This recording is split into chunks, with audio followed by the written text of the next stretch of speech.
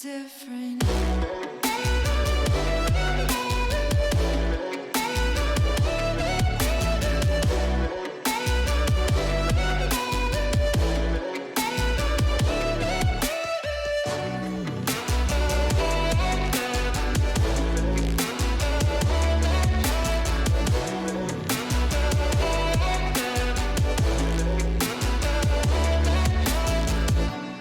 Tell me everything's alright.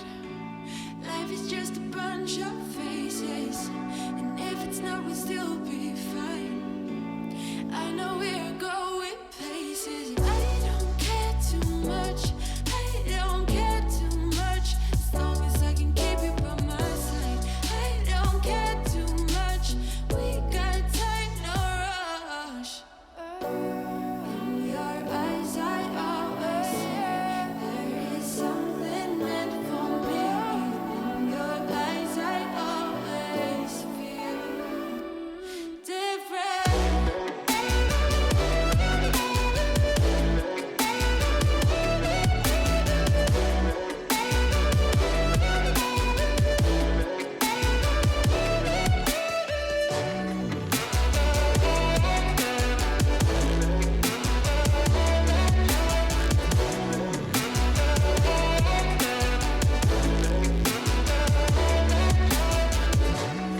In your eyes, I always see there is something meant for me. In your eyes, I always feel different.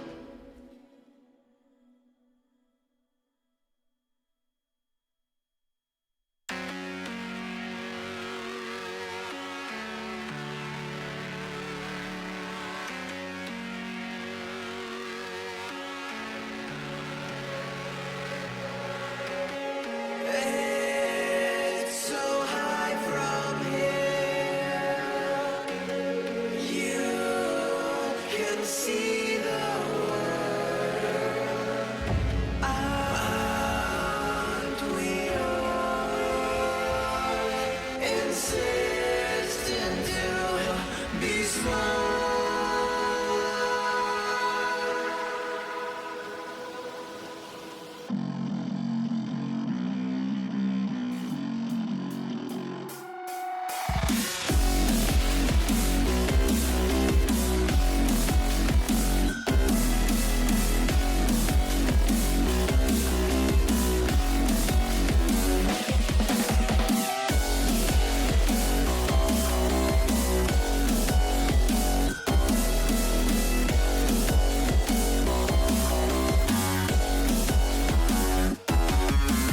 Set aside your subdivine.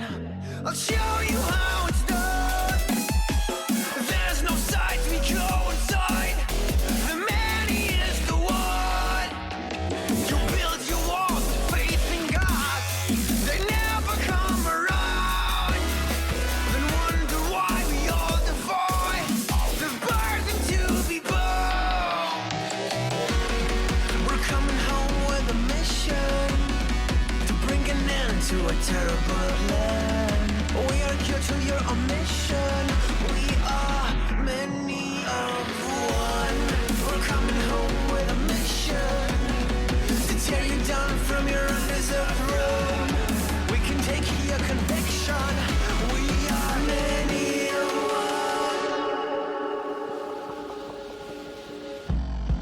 one. You may call it a virus, but we call it the antidote. It's an answer to silence. The future is here to revolt. Go!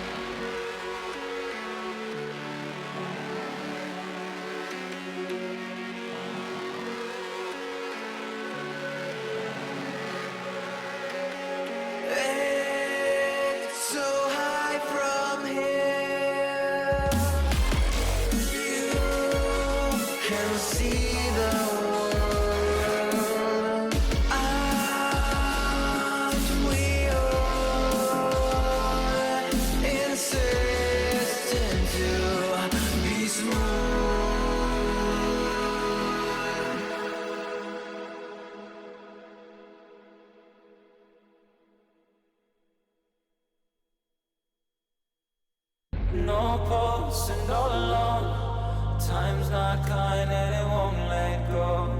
No thoughts left in my head. My mind's not mine and it won't forget. But you bring me back from my darkness black. Cause the soul in me and the heart I have for you. It bleeds for you, it beats again. Oh, you bring me to life. Oh, you bring me to life. Oh, you bring me to life. Oh, you bring me to life. Bring me to life.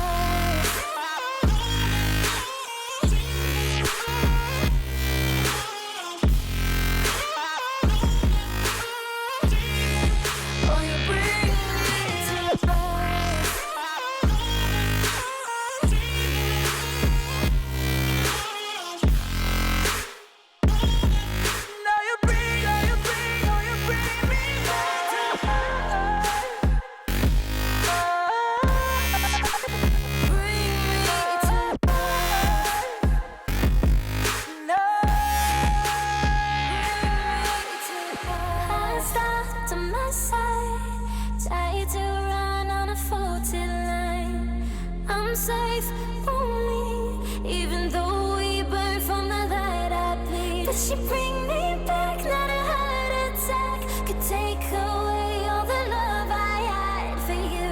It bleeds for you, it bleeds again. Oh, you bring me to life. Oh, you bring me to life. Oh, you bring me to life. Oh, you bring me to life. Oh,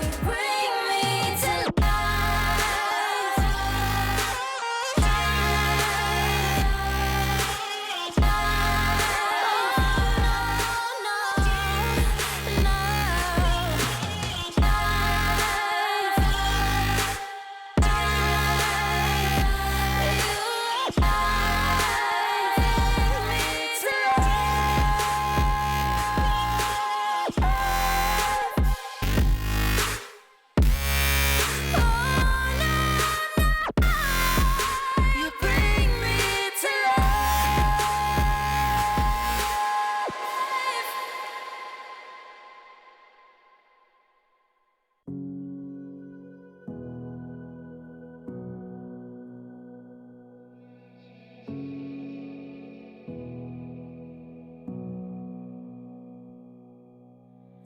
sitting on a bench, waiting for the time to pass, dreaming of what happens next. I see what I wanna be, questioning my destiny, only knowing what I see. I don't even realize I've already made a path, and I can change it anytime. I can't take it back. I know what I want, but it seems so damn far away. I know I sound crazy to the ones who said I know I empower those who dream like me. I know I sound crazy to the ones who said I know I empower those who dream like me. And you say you wanna be somebody.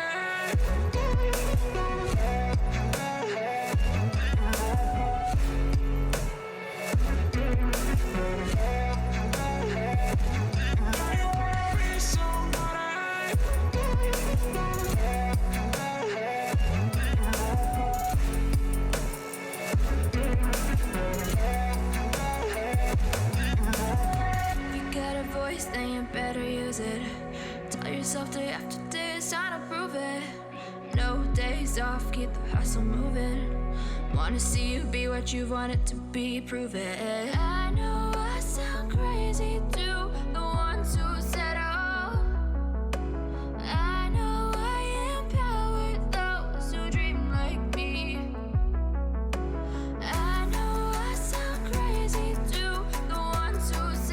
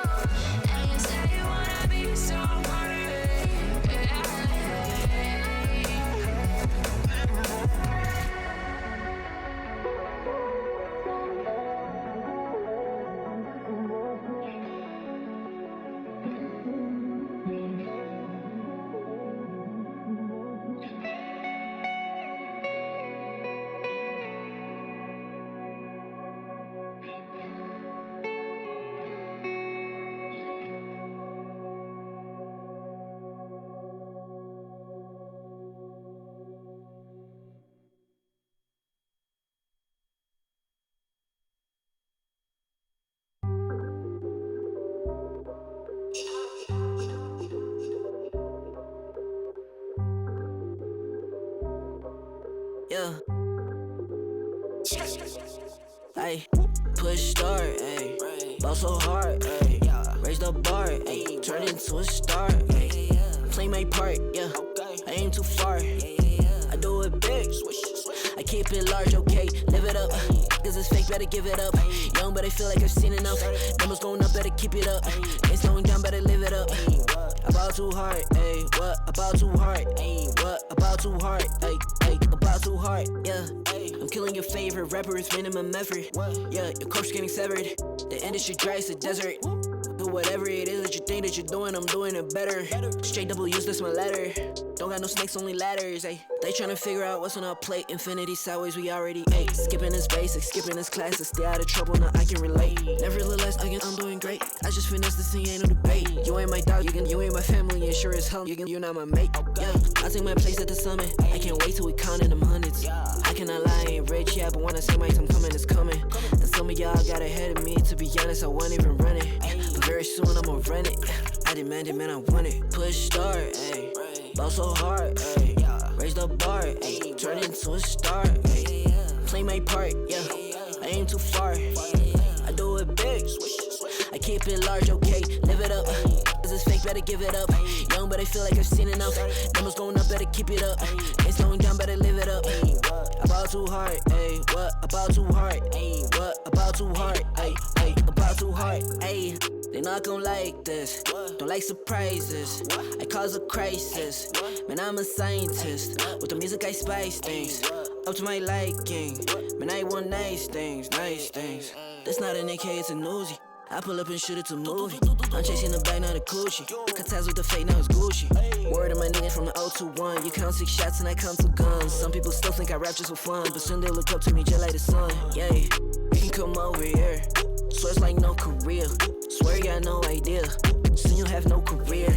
Take a good look in the mirror. They need to know that I'm here. Don't you act like it ain't clear. Yeah. Push start, ayy. Ball so hard, ayy. Raise the bar, ayy. Turn into a star, ayy. Play my part, yeah. I aim too far. I do it big. I keep it large, okay. Live it up. Cause it's fake, better give it up. Young, but I feel like I've seen enough. Numbers going up, better keep it up. Ain't slowing down, better live it up. About too hard, ayy. What? About too hard, ayy. What? About too hard, ayy. About too hard.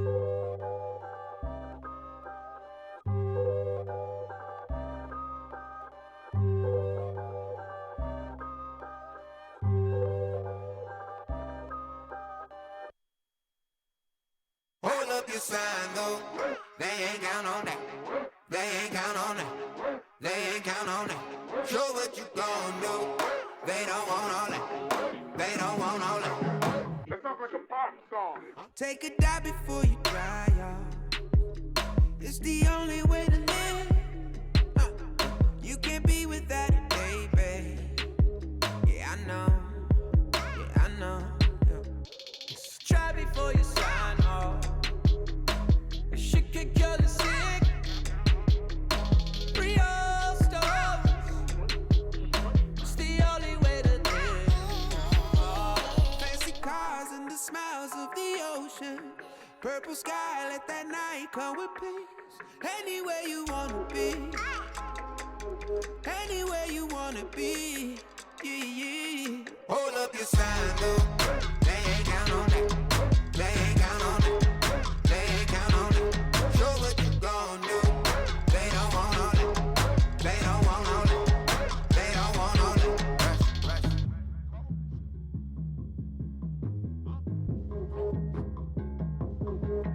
Pick up panel to be right on. Yeah. Cause no one really gives. Don't look back, I'll keep your eyes on. Long ago. Doesn't matter what it gon' cost. Never gave a shit. Real soul. Let it take a hit. Hey. Who's getting high on emotion? Look around. People fight all their life for some peace. Yeah. Look around. Fancy cars and the smiles of the ocean. Purple sky, let that night come with peace. Anywhere you wanna be, anywhere you wanna be, yeah, yeah. Hold up your sign, though. Lay it down on that. Lay it down on that. Lay it down on that. Show what you gon' do. They don't want all that. They don't want all that. They don't want all that. Rush, rush. Take off, take off. Rush at the rush. Take off, take off. Rush at the rush. Ha. Rush. Take off, take off. Rush at the rush.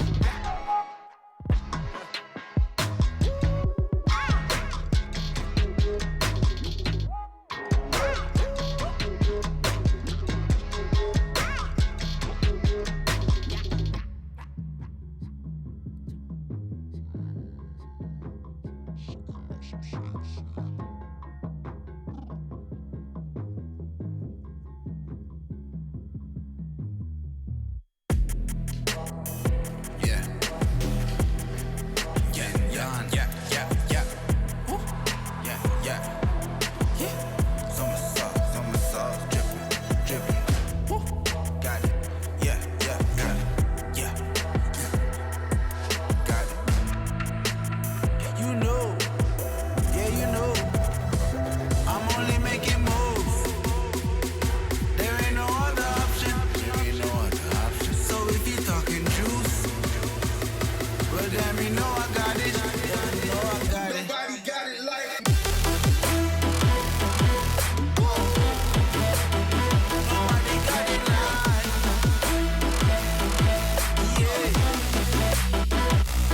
I got the juice. I got it. I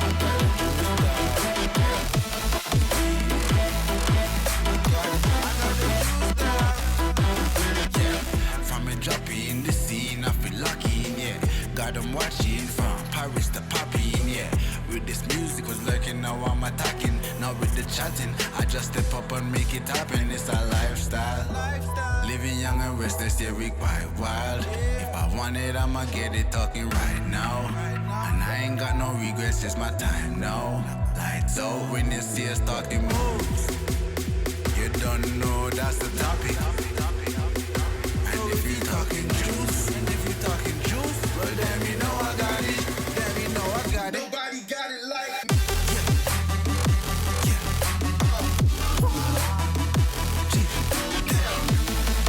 Yeah, yeah, yeah, yeah, yeah. You know it, yeah. Summer sauce, drippin', drippin'. I got the juice, yeah, yeah, yeah, yeah. I got the juice.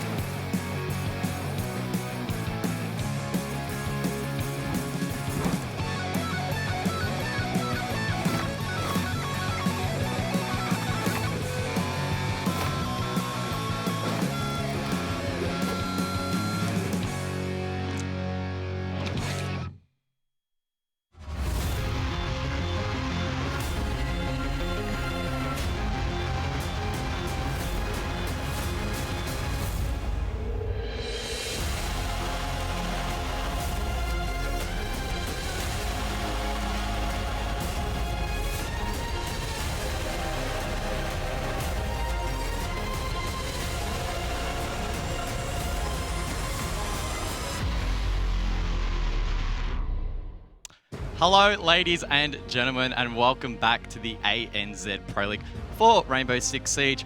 I'm Guz. This is Raven. Unfortunately, last night, Manic felt a little bit ill, so I've come up clutch. But Raven, this will be our first Pro League broadcast together. How are you feeling, man? It is, man. I'm feeling really good. Yeah, it was a pretty last-minute situation getting you in here, but look, I'm pretty hyped, and we've got some really good games ahead. Awesome. Well, make sure you guys get involved in all the action. Socials on screen now at ESL Rainbow Six. You can participate in the poll. You can have your say on who you think will win tonight, and then we will either laugh or cry if we are right or wrong. Are you a big fan of the polls there, Raven? Or? Yeah, I mean, they're always a pretty good indicator, and they seem to be pretty accurate so far. That being said, I do feel like a lot of it is about the household names, the teams that you know, and like I think Manic made a pun last night that as soon as you see that Fnatic logo, that's what you click for. Well, of course, tonight is Playday number 4 here in the ANZ region. So shortly we will whip up exactly who is playing tonight. Before that though, how you feeling? Like last night was obviously some results in there that maybe not everyone expected, and tonight we could definitely have that same trend. For sure. I think obviously the big surprise of last night was Kanga with a big win over Wildcard on Bank. It's a map that Kanga have proven to be really good on, also securing a draw with Fnatic in the first week on that map. So that was a massive surprise. But outside of that, we saw some really strong results. Wildcard did take a massive win over Kanga in that first map. And then, of course, Fnatic with 2 very big wins over Sinister, quite dominantly at the end of the day. All right, well, let's whip up that schedule and see who will be playing this evening. First up, it will be Fnatic Homeless with, of course, the 2 best-of-1 format, followed up by Enian versus Kanga. Walk us through it, Raven. Yeah, some big games, as we said before, Fnatic versus Homeless. Homeless having a great result against Wildcard in that first week, getting a big draw against one of the top teams in the region. And of course, we talked about Kanga with their great performances, both against Fnatic and Wildcard already.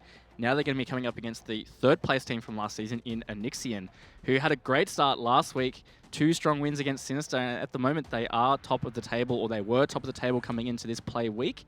So they're looking to continue that form as well. Yeah, I think the ramifications from this Playday will be quite critical in sort of how the rest of the season sort of falls into place. If Enian play really well here, their prospect of finishing in that top 2 and qualifying for the APAC lay-in final will be massive. And we were sort of alluding to this pre-broadcast. That'll also really heighten their chances of getting a new org to pick them up, whether that'll be sort of part-time, full-time. We'll have to wait and see. But if they get that support, I think they're only going to get stronger. And if I'm Fnatic or Wildcard, I'd probably be sweating a little bit at the moment. Yeah, absolutely. And I think especially Wildcard, now that they've essentially dropped 4 points that they wouldn't have expected to have dropped at this stage of the season, seeing Enian in good form, if they get to get 2 wins tonight, that's a 4-point deficit that Wildcard will have to try and deal with throughout the rest of the season. And that's pretty difficult to come back from. And at late time of the season, it can be really hard, and it's a lot of extra pressure. Alrighty, well, let's hone in on matchup number 1. Homeless will be the first team we will be looking at. Raven, this is a team that fought its way up through Challenger League and having a pretty decent impact so far this season, but do you think their form will continue? Look, they have had a great start, and they had a great Challenger League season as well, and they have a great work ethic. I was actually talking to Stiggs coming into this play week, and he was talking about their preparation and just their mindset. And it's quite impressive for a team that has come from Challenge League into Pro League, produced the results they had last week, and just continue to go from strength to strength. I think this is another great test for them and a chance for them to rise to the occasion against Fnatic. And look, it's a possibility. They've had experience against Fnatic with a couple of big matches against them in the online phase of the APAC Invitational Qualifier just a few weeks ago. So they're no stranger to the Fnatic playstyle. Yeah, and I think most of us, if not all of us, including me and you, have probably ridden off these Challenger League teams up against the top dogs. But so far, we've seen Kanga perform really well. Homeless even stole a draw. So, I mean, it's all there for these teams to take. And that really puts, I think, Sinister, for example, maybe even Fury to a certain extent, they could be at a real risk of demotion, because I feel like many had the impression that the teams that were elevated this season would have been at real risk of dropping down. Yeah, that's for sure. And while we do have the roster up here as well, I just want to make a point that the game that Homeless did do really well, and Hayward is a particular member that stepped up for them. He had some great stats and just some great plays that worked out for them last week, and it really added up to the result that they ended up achieving. Well, Homeless do have a tall order up against them this evening. They will be versing Fnatic. Let's bring them up. Magnet, Lusty, Virtue, Mentalist, and Tex. Of course, Aces still is the 6th. I'm sure Twitch chat will be asking, as they always do, but unfortunately, it doesn't look like he will be playing this evening. Fnatic not with the greatest result last night, Raven. A little bit frustrated, I feel, at the way they played, but do you think they'll back it up here with a decent performance tonight? I think Fnatic, again, are just also a team moving from strength to strength with this new lineup. Magnet seemed really happy. That's something that I really took from the interview last night, is he actually said that they feel really happy with where they're at and how this roster is fitting in. And we saw some huge players in there, and it's something that we talked a lot about on the broadcast last night, is that every single one of the players in this roster now, they just have that ingrained ability to be able to just step up and make huge plays. And huge plays they did make. Mentalist clutched out a 1 versus 4, I believe it was, on Clubhouse, which is the first map against Sinister, in a massive effort. And that's just going to be a scary thing to come up against. That's a nice little graphic there. I have that skin. It's pretty cool. I guess the storyline as well for Fnatic is that the groups now have been released for the 6th Invitational, and Fnatic is one of the ANZ teams that will be going there. I mean, obviously this is Pro League, so it's not a direct comparison, but how do you feel they're going to perform there with those groups as they are at the moment? They've definitely got a tough group, and I think it's not going to be easy at all for them, but I think that could be said for pretty much every group at 6 Invitational. It's 16 fantastic teams that have all worked really hard to get there, all had good results, and can all step up. So I don't think anybody will ever have an easy run into playoffs. Yeah, and last night Magnet was sort of alluding to the fact that there's a lot going on behind the scenes that isn't really correlating to their Pro League performance. So look, maybe the team that we see tonight won't be the team that we see later in Montreal, but I still get the feeling that if they do drop maps against Homeless, not only does that sort of lower their confidence, but again, it has the ramification that it could make next Invitational or the next APAC final really hard to qualify for, because we know it's really tight at the top. Yeah, I mean, that's the tightrope that you got to walk, is you've still got to perform strongly in Pro League, but you also want to be a little bit careful about what you show, and that is what Magnet was kind of alluding to last night. But he was very adamant that they were still going to work very hard for Pro League, and that they were still trying to get the points, because, again, it's really important to be getting all of these points early on, because it can really come back to bite you late season, and especially with the Nixian so far in pretty good form. Neither Fnatic or Wildcard will want to be letting them get too ahead, because there are only 2 land spots up for grabs at the end of this season, and you don't want to be missing out on that. All right, well, let's bring up the map veto for the first match this evening. Clubhouse and Border will be the first 2 taken out, of course, and we are going to end up on Consulate. That's an interesting choice. I'm surprised a little bit that Homeless let that one through. What can we expect? Do we think that Fnatic are going to be in a really nice position here, or? I do actually feel really in favor of Fnatic on this map. Consulate was not a great map for Homeless last week against Wildcard. It was the map that they really had it handed to them by Wildcard. And Fnatic have always shown they've been strong on Consulate historically, and also they managed to get a really strong win on Consulate as well. So I definitely think going into this first map, it's going to be all FNC. Yeah, and I think it's interesting that you do bring up that dominant performance against Kanga, because that was on the back of them actually drawing out a map to one of the bottom seed teams from Challenger League. So I think that ability for them to bounce back, have that strong performance, will bode well for them here. As for Homeless, they played Wildcard and got stomped. If we go back a little bit further, they actually played Fnatic and lost to the same scoreline, 2-7. So not voting well for them so far in the veto. Yeah. Question is, will that translate to the match? Yeah, I mean, they're definitely a team that has brought out surprises before. And like I said, I think their work ethic for a team that has just recently been promoted and having their first season in Pro League as a team is it's quite impressive. And I think coming into this match, they would have been prepping so hard. They want to rise to this occasion. They want to make a statement, that's for sure. And yeah, I wouldn't put it past them to be able to pull something out of nowhere. All right, well, Raven has faith. What do you guys think? Let's bring up the community poll for this first matchup, and 89% in favor of Fnatic. Not really too surprised at how that one went, because Fnatic is probably the most recognizable name in the ANZ region. Do you think it's really that one-sided there? I think it's fair to say it is that one-sided, considering the performances Fnatic has put in. Besides that draw last week, every other map they've played has been pretty strong. The double strong maps against Sinister last night, and then the really strong map against Kanga last week. I think it's pretty fair to say they're in great form, and at face value against a team like Homeless, yeah, I think a lot of people would be predicting a Fnatic win. And I guess that sort of raises the question for me, what does Homeless need to do to win this? Yeah, that's a tough thing. I think pull out surprises. I think they've got to catch Fnatic off guard. Fnatic being a great team, you want to keep them on the back foot. You got to keep them guessing, trying to adapt, trying to counter. You don't want them to have the upper hand or be ahead of you, because I think for an inexperienced team, that can be a lot trickier to come back from. Well, Consulate will be the first map, of course. Homeless with the first ban. That'll be a hard breacher off the board for them. We typically see a hard breach taken off on Consulate. It makes downstairs a little bit more tricky to attack, and Hibana as well can use her pallets to get the hatches. Fnatic, what a surprise. They've taken Thatcher off the board, Raven. What a surprise, an ANZ Thatcher ban. I can't say I remember the last time I haven't seen a Thatcher ban in the attack phase, to be honest. And look, it makes such an impact. Thatcher is just such a good operator. Those EMPs making your clear of utility that so much quicker. So without that on the board, it means that there's a lot more thoroughness and a lot more coordination that is required. Fnatic will be starting on attack though, so they have done this to themselves, but they are no strangers to that at all. And of course, they were the ones that took it off the board, so they are clearly comfortable with it. Yeah, I get the impression that Magnet and the team have done a lot of practice, a lot of scrims, a lot of dry running with that Thatcher off the board, because if I'm not mistaken, they've basically banned him out every map so far, to the best of my knowledge. So look, they're confident. I think the fact that they have that coordination to sort of use their soft breach to their full potential will sort of nullify that ban in a sense, and will really punish teams that aren't as coordinated. So Homeless, I feel, will have to be very mindful of that, because I'm sure they're probably used to playing with Thatcher on the board on some occasions. Oh, absolutely. And it's something that if you haven't practiced a lot of, it's not easy just to pick up on the fly. Attack is already tricky to coordinate, even as a solid team. Just coordinating some of the finer details in attack, it takes a lot of practice, and to chuck in the variable of not being able to use Thatcher means there's extra thoroughness of droning. You have to clear potentially an extra floor because you might have to play vertically.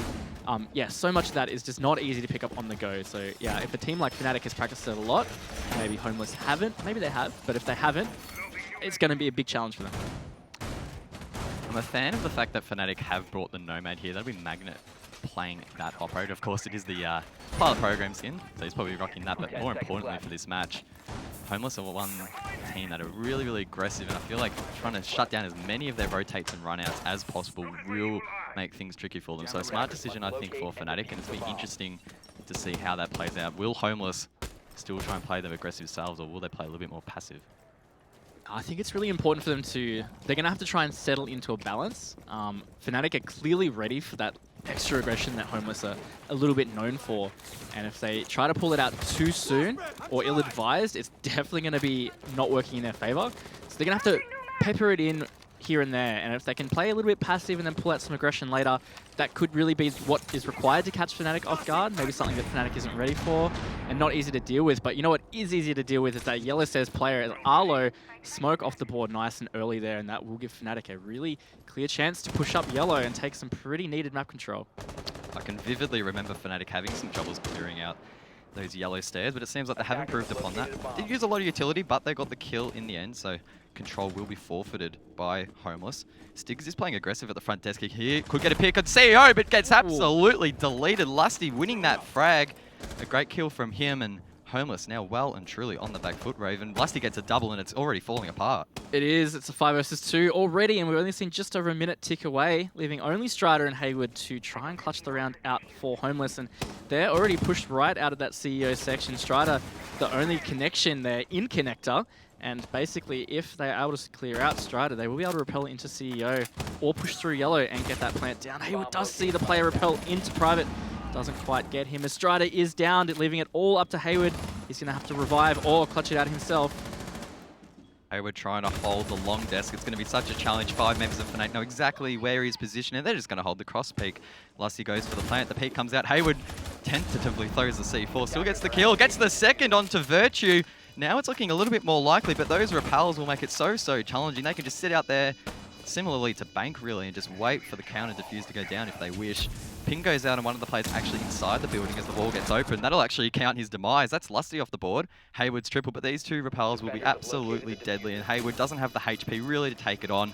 He's going to go for the counter defuse, but Mentalist will swing in as Magnet peaks wide, and Fnatic will take round number 1. A really strong start from Fnatic. A bit of a statement there, saying that they have done their prep. They're really confident in what they're doing, and Homeless better be ready. And look, Hayward looked a little bit ready. That was a great little clutch attempts there, really bringing it down to the 1 versus 2, but just positioning was way too good in the post plant for Fnatic, and they locked out that round pretty comfortably, you could say. Ooh. I can't believe he didn't get that. Wow. I thought he almost got, he just missed it, I think. Must have hit the shoulder. But yeah, as we saw in that first replay there, almost with 2 minutes 20 to go, Fnatic had really set themselves up really nicely. They cleared out yellow stairs with perfect utility usage. That left Homeless not only at the man disadvantage, but Fnatic capitalized on that ground that was forfeited by Homeless, and from there they just fell apart. And the droning as well, I want to note, was really good. It was a 5v2. They didn't rush for the plant. They took their time. They saw that they had plenty to work with. Both players were droned out. Neither of them moved. And Fnatic, despite it being a little bit dicey there at the end, were able to clear them out. Yep, it was really well-disciplined, executed gameplay from Fnatic, and spelling danger for Homeless nice and early here. But they will change bomb site now. Teller's Archives, the split bomb site. An interesting second choice. Commonly the second choice, but you know what? Consulate does have that nice balance of bomb sites. Really 4 viable bomb sites that we see a lot of teams have their own little set that they prefer to play. And it'll be interesting to see what Homeless do pull out here to try and throw Fnatic off in this second round. Not too sure if Homeless are brave or stupid here. We know that Fnatic love to defend this side, so you'd hope that they have some pretty good attacks to sort of counter that. It's going to be interesting, I think, to see how Homeless try and adopt their defense. It looks like they will try and hold over towards Garage, at least try and stop Fnatic from pushing that easily.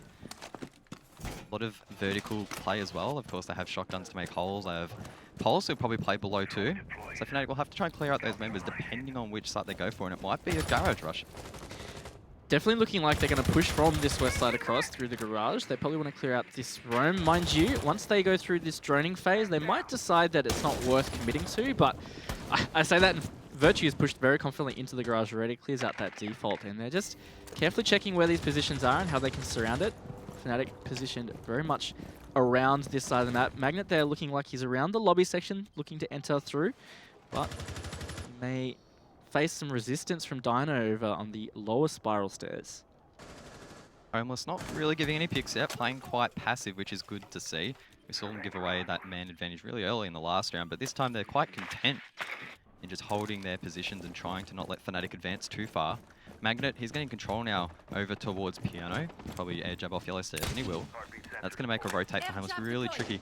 There is a player playing the top of spiral here. Magnet could be in engagement very quickly here. He tries to pre-fire the angle. The shield will protect Dino, who is on his drone, I believe. Air jab will cut him off, and Fnatic, they are gaining ground slowly, but it is slowly. It is, and it's just a wonder whether they're still trying to take this bottom floor section from the garage, or whether they're just cutting the rotates up and they're going to just choke it in the actual tellers section. But half the round ticked off now. There still aren't any real engagements, no damage been taken by either team. May come down to a bit of a late execute here, depending on what Fnatic decide to do in this next 30 seconds. Fnatic still droning out. They love to find that intel and act upon it. Virtue doesn't, I believe, was that a player below him? Might have been all the way through the floor, so the concrete will protect that defender. He's holding a really long angle there towards the B-bomb site below. There is actually a player there, but out of Virtue's line of sight. It could be in his line of sight now as he pre-fires the angle. Must be going off some drone intel. Either way, he doesn't get the kill. Homeless still with 5 members alive, and it could start to pop off here really soon. Yeah, and they're very careful of that flank. They did hear that air jab, and that player has actually retreated up the yellow stairs. So that is a flank that maybe they're not expecting would have been possible. He might be able to get the jump onto Tex. Tex is pushing down the spiral stairs. Lusty is actually getting the plant down. He's going to cancel that off, potentially knowing that there's intel below. He will be safe on those silver lockers, though. And Homeless are going to have to try and deny this. Oh, Hayward from above. The angle will get the kill. The flank watch doesn't suffice, and now it's 20 seconds on the board for Fnatic to try and reattempt the plant. Tex did get one, so that'll be Dino off the board, so no Echo drones will be left to deny the plant, but could give intel. Magnet gets Strider, so Homeless needs to try and hold stead. Hayward gets one back though, as Mentalist will reattempt the plant. Homeless need to try and deny it. Diggs gets one, Arlo as well, but Virtue will come up clutch, but it's not enough. They don't have time, and he gets taken off the board. Anyway, Homeless with a fantastic second round. They're taking Fnatic to the bomb site, where I questioned, was it bravery, was it stupidity? But it looks like it was pretty smart actually in the end. I think all of it was on the back of Hayward being able to get up yellow stairs, which is super unfortunate for Fnatic. They cut that rotate with the air jab. They heard the air jab go off. I guess Magnet potentially not thinking that the player would have continued to push up the yellow stairs, maybe thinking he retreated. And Hayward, the player that did that, was the one that really opened it up for Homeless, getting, I think it was a 3K in the end on that round, maybe even the quad, but regardless, he really opened it up and made it difficult for Fnatic to secure the plant in the end. Homeless will even it up at 1-1 now as we see them move to the Cafeteria Garage Bomb site. That last round, Fnatic did gain some decent ground, but it wasn't really meaningful ground, and they may have had the intel as to where those defenders were late round, but they really struggled to act upon it, and I guess that is sort of one of the tricky parts, really, of pushing that side, is the choke points can be quite challenging if you haven't flushed out the angles from above, for example, in Fnatic. They really weren't able to do that. So, well played by Homeless. Garage will be their third attempted bomb site. They're not going to re-attempt upstairs after they stuffed it up a little bit on the first occasion. So I think it's good that they're playing it to their strengths and not really falling into the trap of over-attempting a site. Yeah, I think especially considering the dominance that Fnatic had in that attack on the top floor, I think it's just good that Homeless give it a bit of space between attempting it again. If they win this one, they may just go for it, but either way, it just allows Fnatic not to continue to go from comfort to comfort, just changing things up, keeping it a little bit unpredictable. And I think you alluded to it, I really like the adaptation of them playing a bit more passive in that first half of the round, not allowing that opening pick to occur for Fnatic and giving them that momentum. Brave from Stiggs, it looks like he may try and attempt to bandit trick the wall. He has a Goyo to protect him, but if that gets shot from above and he's unaware, they could spell his death. I am interested to see how Homeless will play into those Goyo shields. There are a couple of ways you can play it. Try and deny the plant, try and deny rushes, but also you can try and use them as vault spots, forced vaults, which makes it really challenging. If you vault a shield and try and peek an angle, that can be tough. So Homeless might try and do that. It looks like the wall denial has already been taken out, so Lusty with 2 minutes to go will be able to get the wall. Fortunately, Stiggs was able to fall back, so no man loss for Homeless. Yeah, very swift and thorough there from Fnatic to get that vertical control. They really covered the run-out so that they were able to rappel upside down those piano windows and bucket out and clear it with that grenade. So well played from Fnatic. They've given themselves a lot of time now to start setting up for this execute with that wall open. And Homeless are going to have to now just be very careful not to give away too much to Fnatic, not to give them any opportunity to get some momentum. Fnatic doing a lot of droning at the moment as Strider will get concussed on the stairs, mindful that he could get shot from above as well. We've seen Fnatic gain a lot of intel throughout this map. On the second round, they weren't really able to act upon it, as Stiggs makes some nice bullet holes over towards yellow, I believe. Dino, though, he's all the way on top floor, Raven. This could be a big play late in the round. Could be, and there's a player repelled on that window. I'm not sure if they're actually aware of that player, and Dino could be able to get the jump. Oh, the pre-fire coming out does take some damage off of Mentalist. He's taken quite low as Dino loses a bit of health as well. Did see Tex taken off the board outside of this Spectator. Magnet finds one to even it out as 4 versus 4, and this little duel upstairs is not going to continue as Mentalist decides to back away from that. Mentalist probably figuring that his utility can be more useful elsewhere. Magnet, he's using his utility to open some angles from above. Those breaching charges make a nice hole in towards Cafeteria. He's going to try and pre-fire in towards the CCTV room. Doesn't get a pick. There is a player in there, but he can't quite see him from his angle. Fnatic, once again, their time management, it's looking a little bit dicey here. 30 seconds to go. Mentalist will shoot out those smokes, and Fnatic should be rushing in now. Lusty's attempting to plant. Strider, though, gets his double with the C4. That's Mentalist, who was low, taken off the board, but the plant's still going down. He's unable to deny it, as Virtue from the garage will cover, and it's now a 3-on-3 post plant. Stiggs with full HP, but not really much he can do, as Fnatic will just fall outside now, and this round has really slipped away from Homeless. Yeah, not an easy spot to retake. Lusty may be pushing a little too deep, though. Virtue has found one as Lusty's down, so it's a 2 versus 1, essentially, as it's all up to Stiggs. He secures that kill, but the others are playing very passively outside here above the stairs. Stiggs is going to have to push deep, but not have a chance to get that, as another round goes to Fnatic. A bit unfortunate for Homeless there not to deny that plan. There was a great C4 that came out on the yellow stairs. One of those toxic babes really reaching the front of the white van. Homeless once again playing passive like they did in round number 2, and it almost worked out for them. Fnatic had so little time to play with, and that's one site where it can be delayed with the smoke grenades, as you mentioned, or the C4s flying out, but unfortunately Homeless just didn't quite have that on the board, and that white van offered the perfect protection for Fnatic to get that plant down. And then, sort of as I alluded to, that is one of the hardest sites to retake. As we saw, Fnatic just sat all the way outside. They know that it's that 7-second counter diffuser, and there's nothing you can do. Even if you get one pick, you're going to get retraded. So once the plant goes down and they escape, it's basically round over. Absolutely, and we talked about whether Homeless would reattempt that top floor, considering how much they were really dominated on it. And here they are. They are going to give it another crack. Stiggs is going to be onto the Mozzie, just playing a bit more intel denial, and they're pairing it with the Mute, which is a really common pairing that we're starting to see on defenses globally, essentially, as it's just so strong for denying intel, stealing intel as well with the Mozzie, and without the Thatcher on the board, it is not easy to clear. You have to drone that out and physically push and try and clear it in some way, or use other utility like an impact charge or a frag grenade. I guess that's sort of a question I was just thinking about then. Do you feel like on this bomb site, Homeless should be bringing more devices and operators that sort of facilitate that counter game to the soft breach? Because Fnatic are using a lot of that utility to clear the yellow stairs. I mean, we saw them almost deplete it entirely to get the kill on round number 1. Do you feel like maybe more shields could be used? They've got the Maestro on the board too. I think Homeless, they're sort of having that mindset to do it, but they're playing denial not quite there maybe? Yeah, I think what really happened last time was just through that really quick clear on the yellow stairs from Fnatic, it's just too much of a foothold to take really early, and by pushing everybody out of CEO, there's nothing to really slow it down at that stage. They even had really good control of Piano, which means that even a C4 below wouldn't have been possible. And I think it's really common that teams will just burn a lot of utility to clear that yellow position, considering how good it is. If that player is not there in the yellow stairs, you have next to free reign on that complete west side of the building. Well, Arlo is playing there. Once again, a Fnatic are set up to try and take him off the board. We saw Tex there on the bathroom window as Virtue is over towards the yellow window.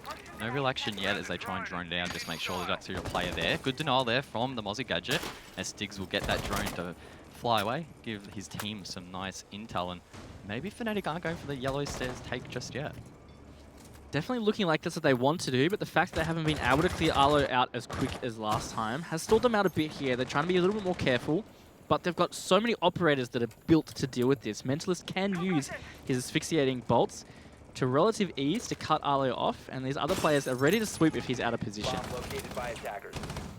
Arlo still on 100 HP. There's multiple members watching his rotate. If he moves, he's likely dead, but if he holds that position, Homeless could well take the round. The flashes start to come out as Arlo will use the first of his gas grenades. That'll deny the bathroom window, and he actually gets out. That's a great play from Arlo, massive for this round, and if Fnatic don't clear him out of bathroom, they could find themselves in a whole world of hurt.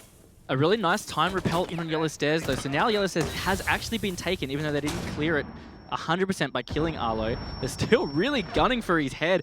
Stiggs has pushed aggressively onto yellow though, taken some shots onto the yellow player, which I believe is Virtue, now downed. They're going to have to try and deal with that as Arlo gets down from below. Nice clear from Tex, but no secures yet. Lots of secures one though onto Stiggs, so it is a 5-1-4. Homeless once again at the man disadvantage in this round. It is effectively a 4 versus 3 as a member from each team has been downed. Virtue could be potentially picked up depending on how aggressive Homeless want to play, but it looks like they are just holding angles in the meantime. Magnet, he's on Nomad, he's going to rotate his Virtue. He gets teased with the pickup, but it looks like Tex will eventually stick it. Arlo's still downed in the bathroom, and Fnatic should now have control of yellow. Strider's probably in the best position to deny that, as Dino's watching Spiral Stairs, and Hayward was off towards the other side. Strider's finding himself now pinched like he did in the previous round. He needs to try and just hold that window, repel him. He's going to get aggressive. How has Fnatic not seen him push in? This could be a big play as Tex gets Arlo, but no, he will finally be taken down. Hayward and Dino now left with it all to do, but Dino gets 2. A nice double from him as Hayward gets 1 as well, and it's a 2-1-2. Fnatic can throw in this round, and Dino gets 4! There's no way he was meant to do that. The shield coming up clutch there for Homeless, and they get a round that wasn't meant to be theirs. Dino just chomps through Fnatic. No chance of getting that plant down. He's killed both the window repel players and both the players pushing through from the yellow stairs bathroom area. What a play from him as Hayward also supported him with that little frag fest there and really saved that round. It was a 5 versus 2 there at the end, guys, and what a fantastic clutch from them to bring it to 2-2. Fnatic are going to be spewing after that round. Maybe I cursed on that round because I was mentioning how important that soft breach is to clear that utility later in the round. Maybe they didn't have the nades. Virtue might not have had the nades. I know Tex didn't have the impacts because he used them in bathroom. They didn't have enough utility to clear that shield, and that just allowed Hayward to play off it and get as much intel as he wanted for free. Got a couple of nice picks, and the round was over. Yeah, even though Arlo was the down player in the bathroom, just the time that it took to actually flush him out and secure that was the biggest difference between the first attack that Fnatic had on that round, on that bomb site. And yeah, just off the back of some great gunplay, Homeless managed to change their stars there. And now they don't really have to worry about that bomb site. They are going to rotate off, of course, because it will be locked for another 2 rounds after this. And look, they've got a bit of momentum now. They're really putting a fight to Fnatic, it's fair to say. And some of the rounds they've lost besides that first one, or the other round they lost besides the first one, actually was pretty close. That round has definitely spiced up this matchup, and maybe part of that round was also the fact that Fnatic's communication might have broken down a little bit. Magnet alluded to that last night, that maybe they drew that map because their communication wasn't quite there and they had some personal issues within the team. Maybe they lost that clutch because they didn't quite have the intel on how to clear that player out effectively. And look, it cost them. Score's now even. Fnatic, of course, are on the attack. Probably not the worst position to be in, but losing a round like that has to be a little bit frustrating. Oh, they're definitely going to be frustrated about that, but I think it's super important that they're able to just move past it, have a positive mindset, and just not worry about it too much. Homeless attempting lobby here might throw them off a little bit because it's not something that Homeless have actually chosen yet. It's another site that Fnatic are now just experiencing for the first time in terms of how Homeless are going to hold it. And it's not an easy one to get the map control. You are going to have to take it vertically, which it looks like we're starting to see some contest there on the balcony in towards meeting. But you do have to get that vertical control, which isn't necessarily easy. It's very similar to pushing that top floor. So if Homeless can stall them out again without losing that first pick, I think they're definitely going to give themselves a good chance to get the round. Upstairs control is being held by Stigs, Dino, and Hayward, trying to stop those Fnatic members from gaining that control, as you mentioned, and then making some nice lines of sight down below. Magnet's on the Nomad, he'll probably be tasked with doing that as well. Virtue actually, interestingly enough, playing below, so maybe he'll try and clear up from below as opposed to above. Yeah, if they can get some intel on Arlo, he might even try and go for a nade as opposed to bucking it out. And well, speaking of intel, Mentalist has gotten the opening pick onto Dino. Homeless doing a bit of a rotate here, looking to flank around as a double. It's Stigs and Strider there, but Fnatic look like they've got some nice drones set up on these flanks, so it's a matter of whether they're being watched. As Magnet gets another one. Not looking too good for Homeless here, losing 2 players in the first half of the round. Fnatic taking a strong advantage moving forward. The flank from Homeless will need to be massive to bring this round back, as it looks like Fnatic are gaining control of the side. Hayward, though, he'll go off once again. That's Mentalist off the board. That's 5 straight for him. Virtue from below could get Stigs, and he does. That'll be the Mozzie off the board, and now Homeless are in a 2-on-4 scenario. Strider needs to go big. Hayward needs to go big once again if they want to win this round. Lust is going to attempt the plant. Hayward is above, but can't deny it. He doesn't have the lines of sight as Strider tries to push in towards Piano. The diffuser is now down. There is a player down. Prone, he actually gets the kill there onto Tex. A nice shot from him, but he has been lowered to health. And once again, a very hard bomb to hold. They can sit outside towards the main door. Fnatic should definitely secure this round. Hayward, he's going to have to do something absolutely crazy on the run out here. He gets one in towards Bathroom. He's going to try and attempt the counter diffuser, but Strider needs to protect him. Virtue gets the nade. They want to Hayward. Well played by him, and it's a 2-on-1. Strider's low. The nade will take him out as well, and Fnatic will come back with vengeance. Yeah, and again, the retake actually wasn't too bad of an attempt from Homeless. It's definitely, like you said, not easy to retake that bomb site once it's down in towards that lobby area. But came a little bit close for comfort for Fnatic. They did manage to get the round though, so now they will be on 3, and it's the last round for the half now for Homeless to try and even it out. I was a little bit upset that that flank didn't work out for Homeless. I think the round by that stage was probably over. Even if they got that kill onto Virtue, it would have taken a big effort for them to actually get their way all the way towards the site and deny it. But, you know, double roam, it's always fun to see. Yeah, and I think they definitely just weren't expecting Virtue to still be in that position. He hadn't ever really made his position known downstairs. He never really felt the need to buck out any of the middle floor, so they just had no chance of knowing that. So unfortunate for Homeless, but yeah, let's see if they can get this defense now. They're going to Archives Tellers, which they did a great job on last time. Fnatic ended up kind of walking into that trap, really trying to plan in Tellers. Have to see what adaptations Fnatic make now to try and get this round.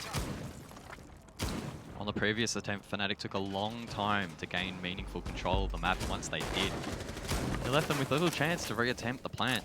So I'm sure on this occasion, Magnet and the team, they're going to be trying to gain control over towards Garage a lot faster if that's the play they're going to go for, or above potentially to flush out the players inside of A.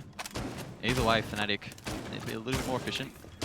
And I guess maybe this is a fault of some of these top teams against the lower teams. I mean, Wildcard, for example, we saw them last night. Yes, they're a team that traditionally do take a long time to set up and have really good groundwork, but on multiple occasions, it just didn't work, and it cost them the round. So hopefully Fnatic, for their sake, don't fall into that trap, because it can be costly. Yeah, and it's definitely something that Fnatic have been guilty of in the past as well, but I think definitely with this roster lineup, it's definitely not been as much of an issue for them. They seem to be able to work through it a little bit quicker, and we're seeing it already, some very confident approaches to the building, which shows that there's probably been some great droning done in prep phase, good drone set up early. Say that though, and Virtue is taken out by Hayward. Hayward just going really strong again for his team. I pointed out in the pre-show that he went big last week in their draw. He was very instrumental in how well they performed, and so far he's been stepping it up again here on Consulate. I think that's 7 straight now. Oh, no, he got killed in the last round, unfortunately, but I think he's got the opening pick in the last 2 rounds for his team, so that's a really good start for him. Saw him get the 4K a couple rounds back. That was pretty nice. He's continuing that form. Hopefully that confidence can really flow into his teammates. Sometimes if you have one player going strong, the rest will play confidently as well. Stiggs tries to peek yellow stairs. He finds himself under the pump a little bit, but he has Hayward to protect him. Stiggs as well has those Mozzie drains for intel. Lusty going to use one of his exothermic charges actually to try and clear out Stiggs from this position. He will now need to fall back towards Cafeteria. Stiggs is draining though, could be taken out. He's unaware that the wall got open. That could have been deadly, but Fnatic just not there to capitalize. I'm a bit confused how he didn't realize he was moving his drone from garage as Lusty approached the wall. Lucky to be alive, but not to be. Fnatic taking some damage there and some engagement. Stiggs is still the only one low for Homeless. Half the round taken away now. Fnatic have managed to get that control of garage, but they've got a lot more work to do because it's not just a matter of taking garage. There's so much headway you have to make if you're going to try and take archives. And if they can't really get any vertical control for it, it's going to be just heads-up gunfights. Lusty did see the shoulder of Stiggs just there, and if Stiggs peeks at all, he will lose his life considering his health. Pretty lucky to still be alive, and he takes a shot onto Lusty. Stiggs just toying with it at the moment. I still don't know how Stiggs didn't get taken out before, never mind then, but either way, Fnatic once again feeling a little bit stalled out by the looks of things over towards Garage. We saw this previously where they had about 25 seconds to go for the plan, and then they didn't have time to reattempt it. So they need to start kicking into gear here. Dino's got full intel as to where Magnet is, so he could be taken out very easily at the moment. Is that player over towards benches? No, that was the Jackal. That's Dino trying to protect that, but no, he'll be taken off the board. Good double push there by the Fnatic boys. Mentalist goes down Spiral now. Tries to pre-fire that angle, but won't get a pick. 30 seconds now, and Fnatic once again just taking a little bit of their time. Yeah, and they have to commit to this now. The Diffuser is down there, and Lusty was the one that dropped it, so Diffuser is stuck in Kitchen with only 20 seconds to go. There is no time for them to be able to do a rotate. Tex will find a frag onto Hayward leading into this final 20 seconds, which means it's a 3 versus 3. Similar HP, but still in favor of Homeless at this stage. Some pings coming out, which is going to be so vital for Mentalist as he takes the entry into Archives. Very much aware of where this other player is down here, but the Diffuser isn't in a position to be planted as Tex does actually get it there. Mentalist can start to cover. It's a matter of whether Homeless can get this denial. It doesn't look like it, so we'll be in post plant now, Guz. Arlo and Strider need to clutch it up. We've seen both these players do it before, but they need to do it now and even out the half. Give themselves the best chance on their attack. Arlo gets one. That's Mentalist off the board. And now Tex, the newest member of this team, needs to try and clutch up. He gets one potentially. Yes, that'll be Arlo off the board, but he gets fragged out. Strider with a very nice kill there will be able to disable that Diffuser, and Homeless will be heading into the half even. They've had some really great retake attempts, and multiple of them are successful now, and so many close. So it's a really great play from Homeless there, just showing that they can keep their head cool in the really tense situations against a team like Fnatic. It's a great signs, and yeah, seeing the half 3-3, I think that really indicates how close the match is so far. It's looking a little bit scary for Fnatic, I've got to say. Maybe do you think this pressure's stacking up for them more so than Homeless now? I feel like it's a little bit of that trope, that classic trope that we always talk about. Homeless don't really have a lot to lose. They're looking like a team that should relatively comfortably, you would think, sort of finish in the mid-range of the PL. But Fnatic, it's do or die for them. If they don't finish in the top 2, that is a major disappointment for them. And if they continue to lose maps or draw maps, especially against these lower seeded teams, and the teams around them end up beating them, man, that is going to be rough for them in the back end of the season. So look, the pressure probably is mounting a little bit, but we do know that Fnatic do have pretty good mental fortitude. We know they bounce back quite well, and they only get better when the map continues. So, still with Fnatic on this one, but Homeless are looking pretty strong. Yeah, definitely you can't take anything away from Homeless. They've showed up so far, and they do only have 3 rounds. A couple of them could have been close or potentially theirs, but either way, it is 3-3, and Fnatic will be on defense now, and it's definitely something that you can see a lot of comfort on for Fnatic. So it's another challenge completely for Homeless now with their attack phase. Looks like they will be contesting with a bit of soft breach, bringing the Ashe and the Zofia. Something that we didn't really see Fnatic bring was a second soft breacher dedicated. They really just had the Zofia for that. And I guess Hayward, he's been getting a few kills here and there, so chucking him on a 3-speed is not the stupidest of decisions. I think that's a pretty smart one if he can frag out and help give his team more and more confidence. That's what they really need against Fnatic, and they've crumbled a little bit against him. So trying not to replicate that here, particularly on this first defense. This is where you really want to get that round up, really push your team forward for the rest of this half and give yourselves the best chance of taking it. Yeah, and there is a single roamer for Fnatic up on this upstairs there, but I think he just vaulted down Statue. He did, so he has yeeted it back to site. Virtue looks like he is just going to play around pipes as well, so it looks like Fnatic is all on site, and if this is cleared quickly by Homeless, they'll have a bit of map control nice and early. It's just a matter of how efficient their journey can be. Lusty was the Mozzie, so maybe he's placed a lot of his pests upstairs just to make that room clear a whole lot harder. Dino opens the hatch. He's in towards admin, trying to see if there's anyone over towards the Teller's stairs. Magnet is below them, but he's not really going to come into his line of sight as Haywood is droning that area out. Homeless taking their time here. Not as aggressive as we typically see them, but I think that them taking this methodically is probably the right approach against Fnatic. Absolutely. I think it's the same situation as their defense. If they give up the early pick too soon, they're going to be too far on the back foot to have a really good solid chance. So I think it's good for them to take their time, just get the control they need, and allow Fnatic to make some mistakes. Mentalist, he's holding the stairs. Smoke is a fantastic operator to achieve that, but Arlec is holding the long angle, so he needs to be careful not to get overzealous or his head will be taken off. Looks like he might be trying to gather intel by wide peeking, but instead he's actually going to ping above. Looks like Homeless trying to pressure them and clear them out of these common positions as Strider will get the wall open. Stiggs aided from above by getting those mute jammers off the board, and the wall now will be open for Homeless to go for the execute. Yeah, this is going to help a lot. They got the wall open, but they haven't given themselves a whole lot of time, at least not comparatively to Fnatic's attacks. Got a minute to go, and I think there's still a mute jammer stopping that last one from being opened. So that Buck is going to have to try and make light work of it, which he has, so that wall can finally go open. Giving themselves around 50 seconds now to clear out mostly techs before they can really attempt to get the plant. They've still got some Evil Eyes to contend with that they have not potentially droned out yet. C4s as well could prove deadly. Smoke grenades could be used also. Tech's not going to use it for the plant denial, instead throw it above. That doesn't net him a kill, and that is now one less form of plant denial for Fnatic as Homeless set up for the execute. 30 seconds left on the board. Magnet has some nice bullet holes that he can use, but Arlo's trying to deny some of those cross angles from Yellow. He sees one player at the cafeteria door, lights him up, but doesn't get the kill, and Homeless are being stalled out.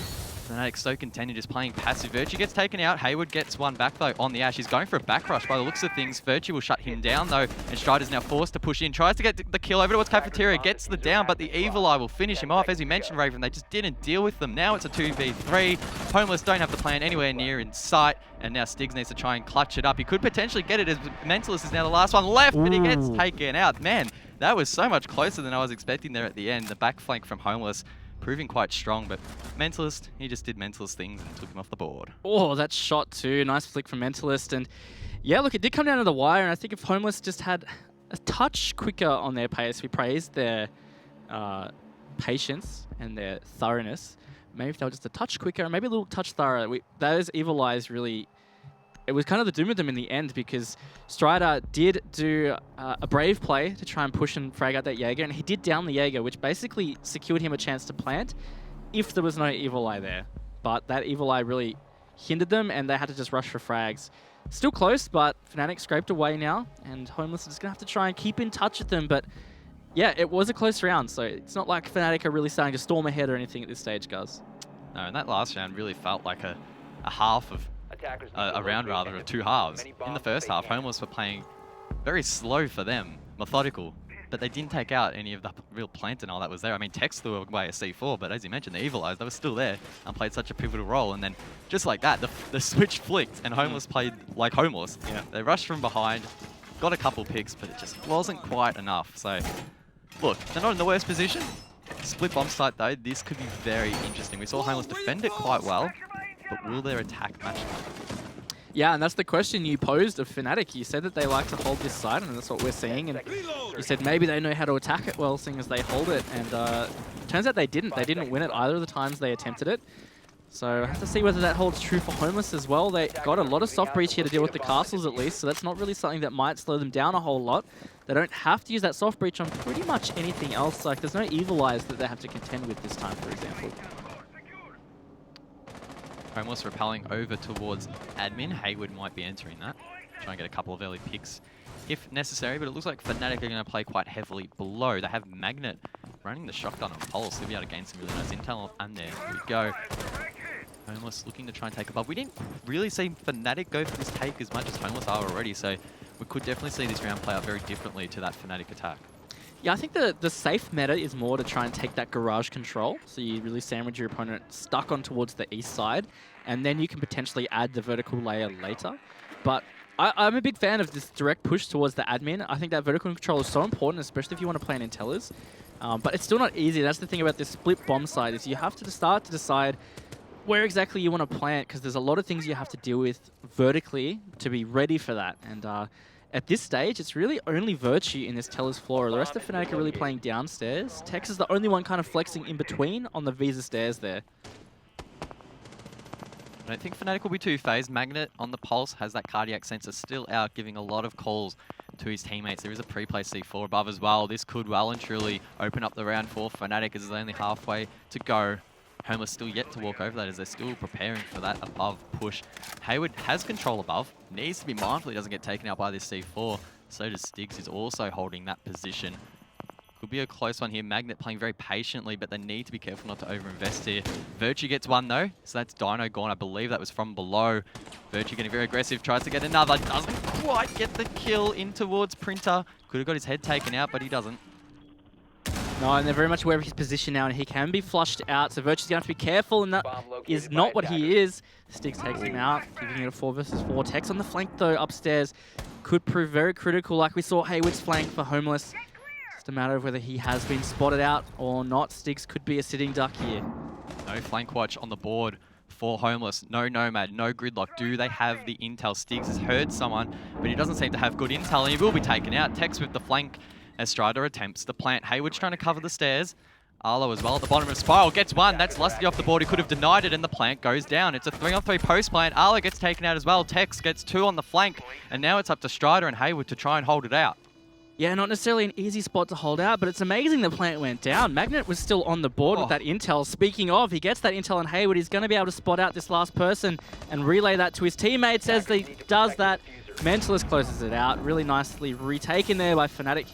They will now get a 2-round buffer, guys. Again, a pretty close round. Homeless did get that plant down. Fnatic just really coming through clutch with their experience. Great poise there from Fnatic to take the round, and when things started to turn against them, Tex standing up massively there. Got 2 very impactful kills on the flank. And despite that plant going down, as you mentioned, so much intel for Magnet to play with. No Thatcher to deny that either, so he was just left by his own devices, still below. No one contesting him whatsoever. He gave out the calls, Fnatic acted upon them. And now it's 5-3, things starting to look a little more dire for Homeless. Yeah, and it's again, not for lack of them having some bad rounds. I think the 2 rounds that they've so far lost on their attack have been pretty good from them. So it's just a matter of them being able to close them out. They're going to have a chance to close it out now on lobby press room, just to try and close the gap. Fnatic really bringing that Mute Mozzie combo again, that intel denial coming so strong when the Thatcher is off the board. Talking about operators, Homeless haven't bought a flank watch once again. Cost them last round, and this is actually something I was thinking about in week number 1. There were a couple of occasions, probably most notably with Derpe, I think in round number 1 in their game on that clubhouse. He was able to run up all the way up blue, almost hit a 3K and clutch the round, because Homeless didn't have flank watch, didn't have drones watching it either. So it seems to be a continuing trend. If Homeless aren't going to be bringing that dedicated flank watch operator, at least set up a drone. Yeah, and I mean, that's actually a common trap in itself, is like you can say, oh, we won't bring the Nomad because we want to bring this. We'll just make sure we set a drone up. That's one thing, but if no one's dead, who's watching the drone? Like, most people are usually actively doing something. So like, it's one thing to have the drone set up, it's another thing to actually have somebody watching it. So yeah, maybe that is the gap for Homeless there that Fnatic were able to abuse, and we'll have to see whether it happens again. A nice drone set up here from Strider though. He's going to get a lot of intel here on the B bomb side in lobby. Actually being able to help them set up a plant. Looks like there is quite the vertical roam happening here though, guys. Could almost mistake it for an upstairs hold, but Dino, he takes Lusty off the board, so that will be Mute taken out. Going back to this upstairs hold though, it's looking very, very similar to how we would even see console held. Magnet at the top of yellow, we've got Tex playing in that position we saw Stiggs play commonly when that Homeless were defending this site. So it's going to be up to Homeless to use a lot of this utility to try and clear it out. Magnet picks up his shield, he'll be able to use that somewhere else, as Stiggs will drone it out. this could be a big, big time waster, and Homeless need to be mindful they don't get sucked in here. Yeah, and there could be a gap in intel. Fnatic don't really have much for on-site besides the Yokais, so if Homeless are able to clear out the on-site Yokais, they will potentially have a chance to ignore the vertical roam, because Fnatic aren't going to be aware of exactly where the plant is, so those holes for denial might be just a little too slow for them to be able to use. But it looks like Homeless are going to try and hard clear this, and it's going to be a bit tricky there, but I say that, and Stigs gets a nice frag onto Tex. Tex may be a little too aggressive peeking that Skylight, and this is a great start to the round from Homeless. Magnet is trapped inside of bathroom as well. If they have a player dedicated to the rappel and the rest go for the plant, he's basically a dead man unless he pulls off a massive play. He's going to use the last of his smoke grenades in a last-ditched effort to try and get away. And he will. He crosses without Homeless taking him out. Does he know there's a player to his right, though? I think he does. He pulls out the shotgun. The drone hasn't spotted him, but the sound cue should be there. Arlo, meanwhile, drops Virtue, so now Magnet and Mentalist.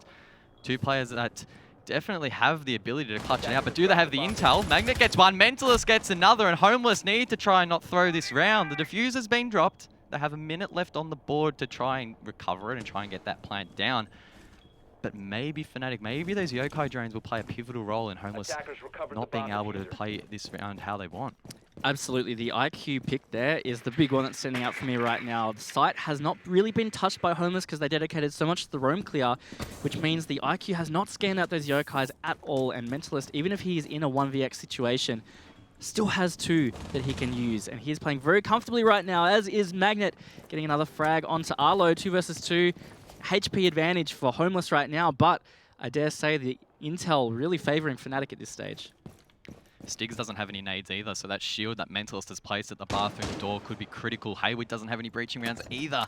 Stigs, though, he's going to try and attempt the plant. Mentalist has the intel and sees the player. He will deny it on its first occasion. Stigs tries to shoot the drone. He will eventually get it on the second attempt, and now Mentalist would probably need to peek wide, but Magnet out of nowhere will deny it. Hayward drops the hatch and gets one. Can he get the second onto Mentalist? No!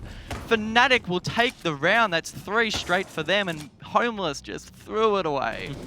It's again another round that looked so promising for Homeless, but they just weren't able to secure it.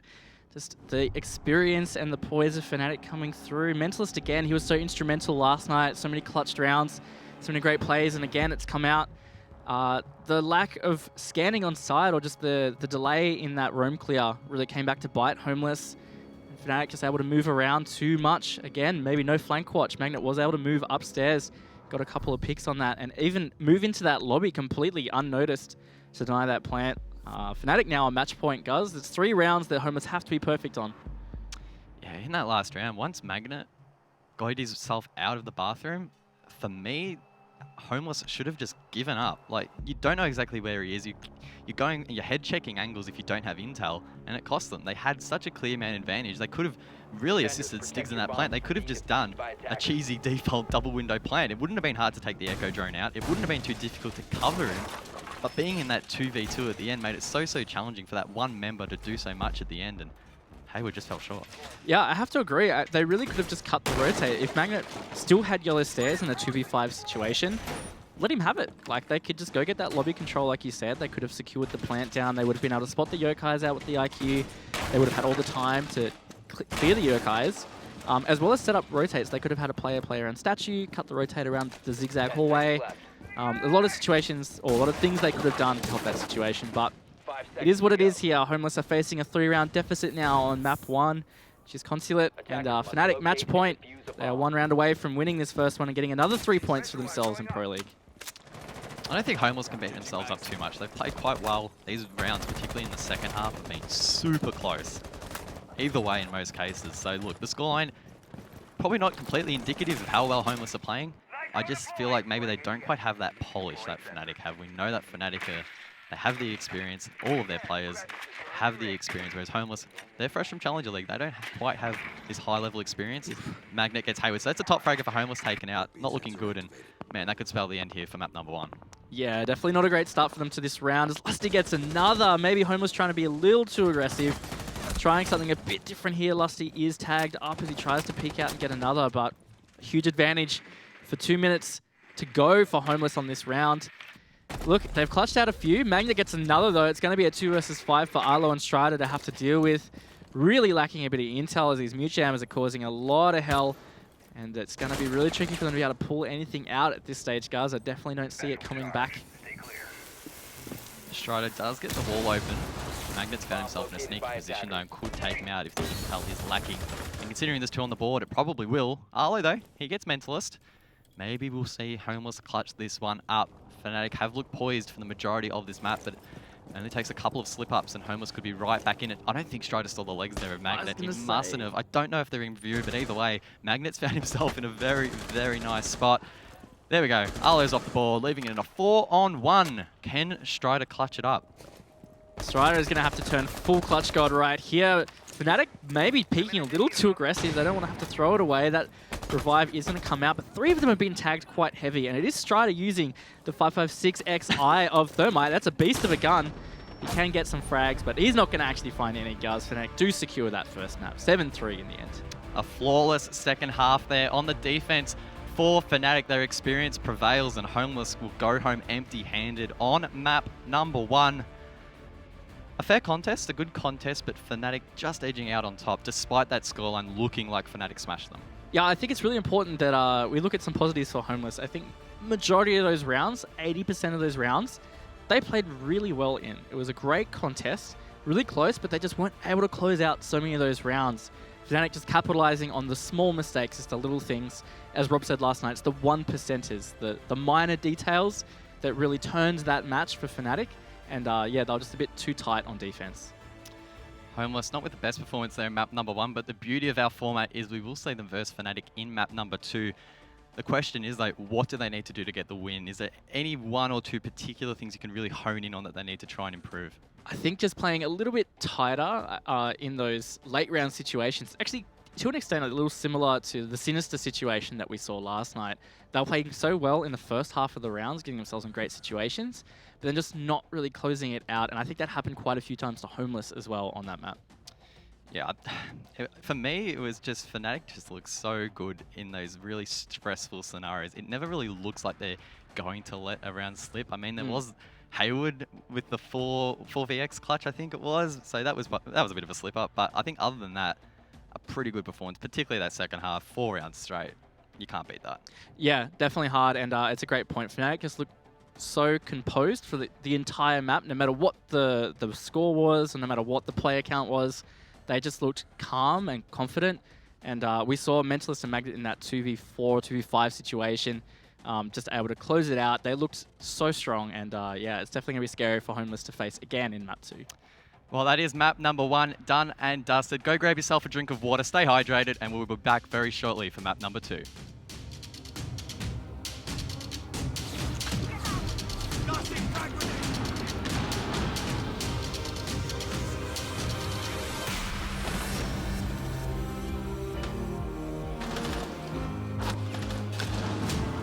Attackers are activating the diffuser.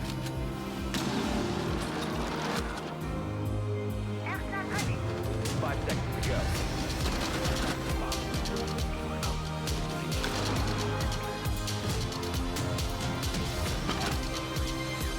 Attackers have dropped the bomb.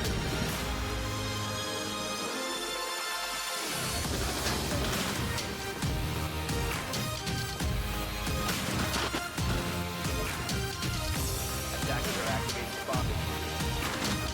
Eyes on the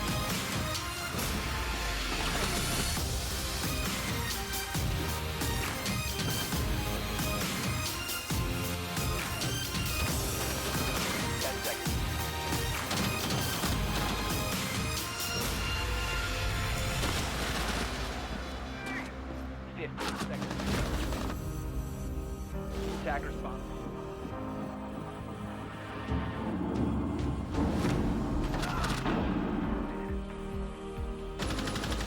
Attackers are activating the bomb. No pulse and all alone. Time's not kind and it won't let go. No thoughts left in my head. My mind's not mine and it won't forget. But you bring me back from my darkness black. Cause the soul in me and the heart I had for you. It bleeds for you, it beats again. Oh, you bring me to life. Oh, you bring me to life. Oh, you bring me to life.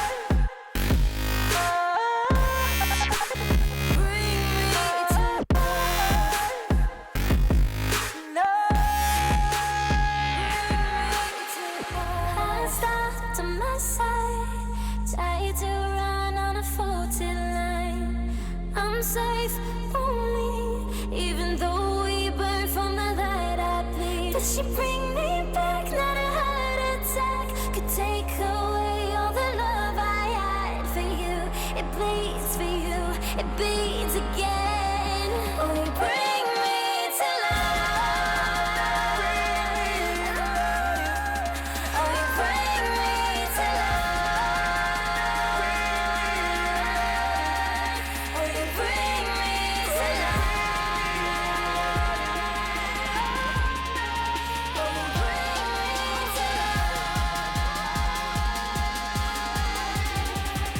you bring me to life.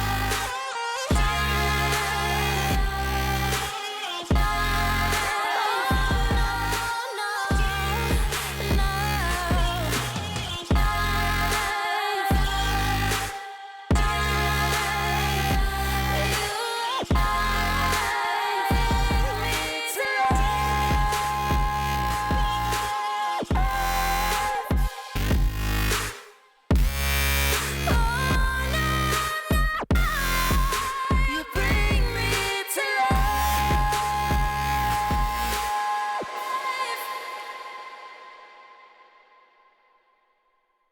Hold up your sign though.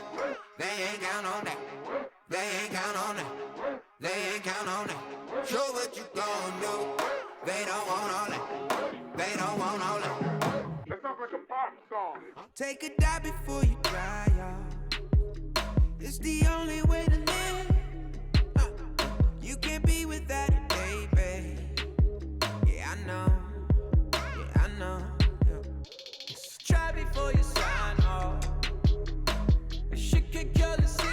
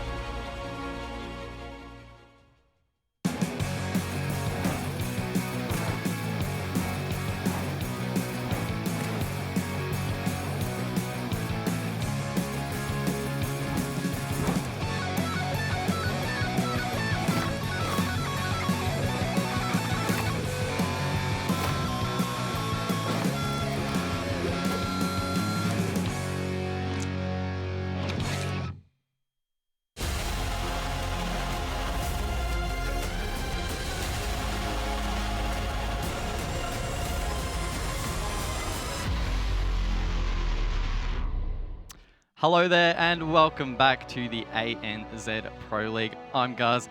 This is Raven and we had a very interesting map number 1. We did have an interesting map number 1. Ended up being a strong result for Fnatic in the end, but Homeless put up a great fight. The scoreline doesn't really reflect that at 7-3, but a lot of those rounds were really close. Homeless are putting in some great efforts and Fnatic were a bit challenged, so yeah, it's going to be interesting going into map 2. Map number 2, what can we expect? We've seen Fnatic struggle a little bit on map number 1 previously and then just wipe the floor map number 2. Are we going to see something similar here? Yeah, historically they are usually stronger on their second map. Week 1 is a great example. They got that draw in the first map and then just absolutely powerhoused on the second. So it could be the case tonight, but it really just depends what tricks Homeless have up their sleeves. Yeah, and I wonder how close the scoreline is going to be because as you mentioned, yes, the round count was not close. It was a 7-3, but in terms of how close those rounds played out, despite it being 4 straight in that second half, most of those rounds really could have gone either way. It was a little bit of sloppiness from Homeless, some really great sort of composure from Fnatic. So look, will that happen in map number 2? We'll have to wait and see, but do you think that's sort of the way it's going to go? It definitely could. It's kind of hard to bet against Fnatic at this stage though, considering really they've only presented one really shaky map for the entire Pro League season so far. This map coming up is going to be their 6th map played for the season. And they drew that first map against Kanga in week 1. Since then, it's been 7-3s essentially. The one they beat Kanga on was even stronger than that. So it's kind of hard to bet against them. But I think Homeless, again, they've shown that they potentially could do. Well, Consulate was map number 1. Let's bring up the veto and see where we will be heading for map number 2. Consulate, of course, is Autoband. And Clubhouse will be the final map. A map that is, I believe, quite good for both teams. Yeah, it is. And look, especially Fnatic. They had a great match against Sinister last night on Clubhouse. And they have proven multiple seasons across with multiple rosters that Clubhouse is a real comfort zone for them. So I think that's got to be scary for Homeless. But they're going to back themselves on Clubhouse. They've had some good performances. They had that draw against Wildcard on Clubhouse, which probably is giving them some confidence to go up against Fnatic on it. Yeah, and that Clubhouse game was really interesting because at the start, Homeless played super aggressive. Like, you would not have expected a Challenger League team to play as aggressive as they did. But then they sort of realized that Wildcard were willing to just step back and let them make mistakes. And then as the map progressed, they continued to evolve, and we saw them play a little bit more strategically, a little bit more methodically, and that really did pay off. They got a really nice draw. Will they be able to back it up against Fnatic? I don't know. It's going to be tough. It's definitely a different beast, that's for sure. I mean, Wildcard are a strong team, but Fnatic have just proven to be at a completely different strength again this season, especially compared to Wildcard's performances so far. So it's definitely not going to be easy Homeless, that's for sure. Well, we think Homeless might look a little bit shaky, but what do you guys think? Let's bring up the poll and see what everyone is expecting from this matchup. In a second, let's bring up the poll. There we go. It's that good. Yes, Fnatic is 83%. Yep. Pretty standard, yeah. Yeah. I wouldn't expect anything less, I wouldn't think. There's a couple of extra percent towards Homeless, but I mean, at the end of the day, I think this indicates exactly what most people will be thinking, and I think rightfully so. Fnatic have not given anybody much of a reason to doubt them at this stage. Some strong performances tonight, and that first map was still quite good, so yeah, I think that's pretty fair. Yeah, I mean, yeah, a couple of people shifting towards Homeless. Maybe they've sort of seen what we've seen in the fact that that match was quite close if you sort of analyze each round. Let's go back to Clubhouse, though. It's a map that we know Fnatic is strong on. What do Homeless need to do to really dislodge them? Because, as you mentioned, they look very comfortable. They don't seem too phased by anything. I mean, last night, Magnet was very adamant that his team, you know, he's seen everything, he's played against everything, he's comfortable against everything on this map. Yeah. So what do Homeless need to do? They need to play their game. I think you made a really great point about how they beat Wildcard with that aggression. I know Fnatic are probably going to be prepared for it, but there's nothing better than when you're all playing in your comfort zone. So I think maybe if they haven't tried to adapt to Fnatic too much and they still play their game, that might be what's needed to actually get some rounds against Fnatic here. Clubhouse will be the map. Homeless on the defense. Let's see who they take off the board. It'll be Maverick. That is absolutely shocking. Maverick never taken off this map, Raven. Yeah, actually, you know what? I think that's that was sarcastic, by the way, guys. Yeah, that was sarcasm, guys. It was very funny. But it's extra good because, like, Fnatic were using Maverick so well last night. Magnet looked so comfortable on Maverick. So I think that's just an extra level of the Maverick ban on Clubhouse here. So nicely played from Homeless. And Fnatic probably going to do, what do we think? Oh, it's a Capital ban. Thatcher is available, guys. Oh, my gosh. What are Fnatic doing? Fnatic must have accidentally picked him. Surely. There's no way that they didn't take Thatcher off the board. Look, you know what? I mean, jokes aside, though, that actually is pretty interesting because despite Capital being a strong ban on this site, the fact that Fnatic haven't gone with their comfort ban suggests to me that maybe they're trying to mix it up here and throw Homeless off a little bit. Yeah, it actually also shows me that they've done a lot of research, obviously, onto Homeless, because actually it's a comfort pick for Homeless a lot. They bring the Capital quite a bit. And he's really helpful for dealing with things like the Bandit trick on CCTV. So getting rid of the Capital, yeah, it's a good ban as well. And I think it'll make a bit of an impact. Nothing too surprising on defense, though. The Mirror Echo off the board means Maestro will still be up, but again, we're not strangers to this situation, that's for sure. Gym and Bedroom, that'll be the first site that Homeless will attempt to defend.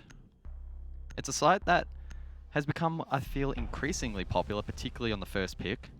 Cache and CCTV for a long time was the place to go, but as attackers have started to figure out more efficient ways in taking that site, defending teams try to mix it up a little bit.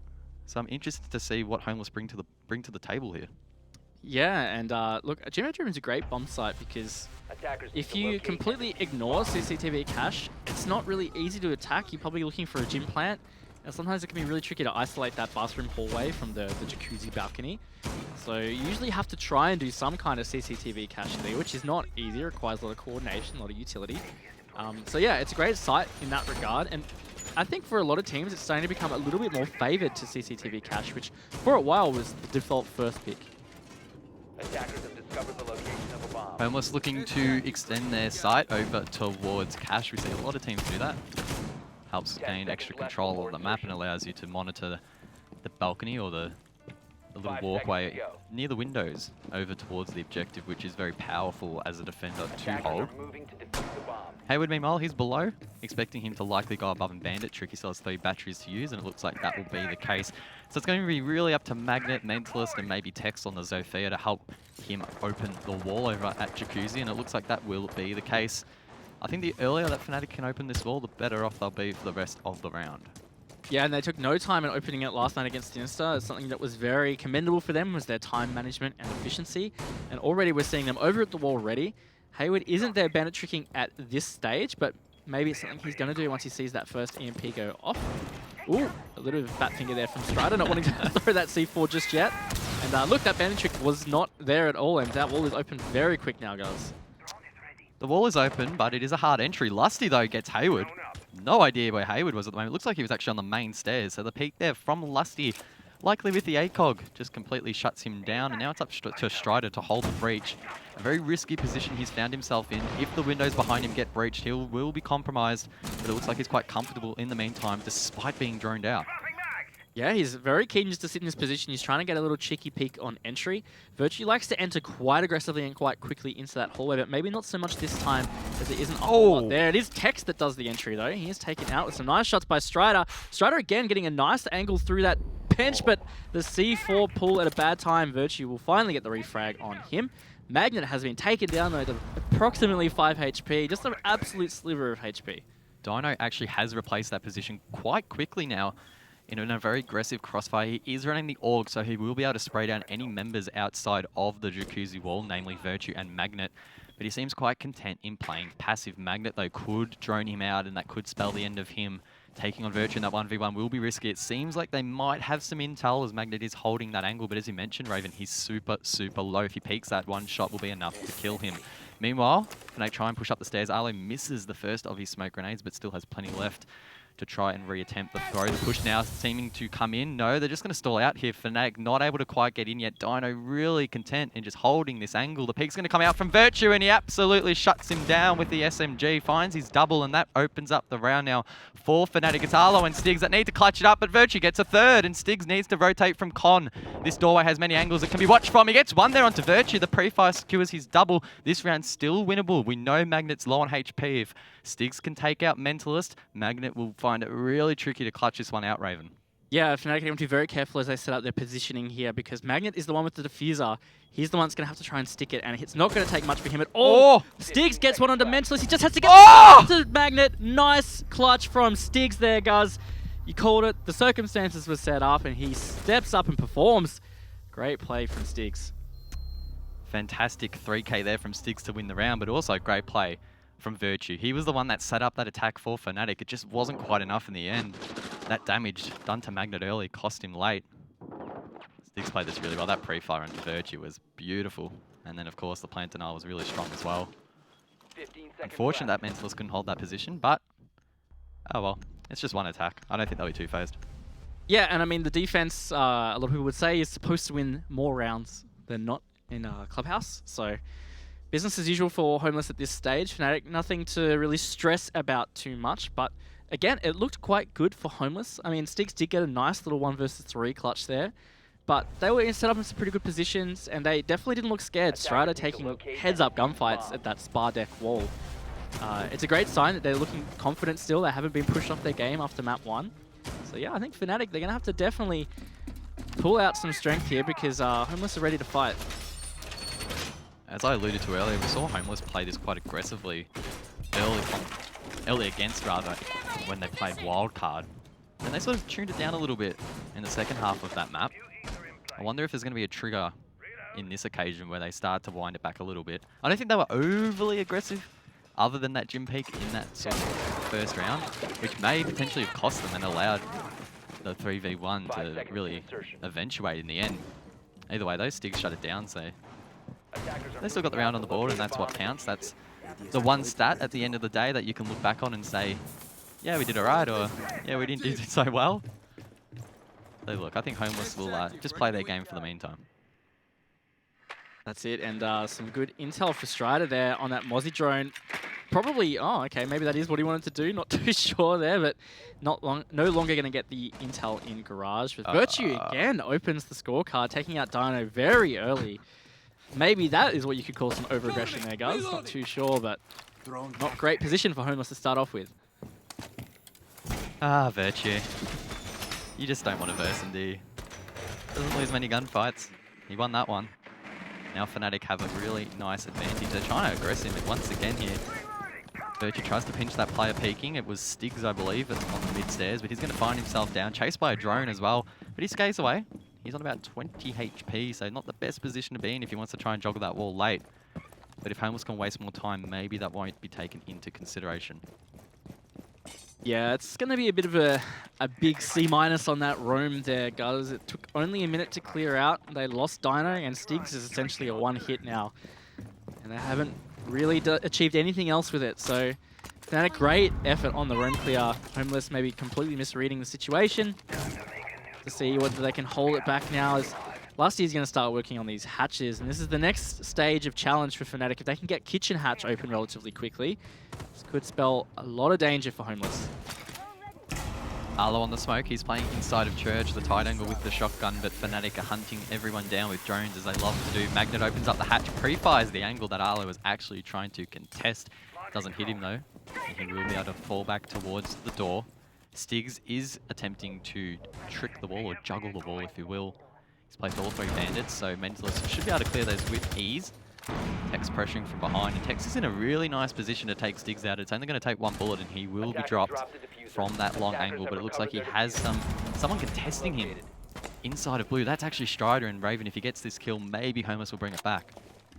Yeah, definitely going to be an important kill here, clearing this blue position. It's such a critical part of trying to hold this bomb site. Hayward has been taken out now, though, so it's a 5 versus 3. It's not looking good at all for Homeless. There is 30 seconds to go, though, so Fnatic are going to have to get a move on for this execute. Lusty does find another, so it's all up to Strider and Arlo. Make it just Arlo. Make it nobody as Fnatic actually get a flawless round, guys. They just look so good on that attack. Classic Fnatic.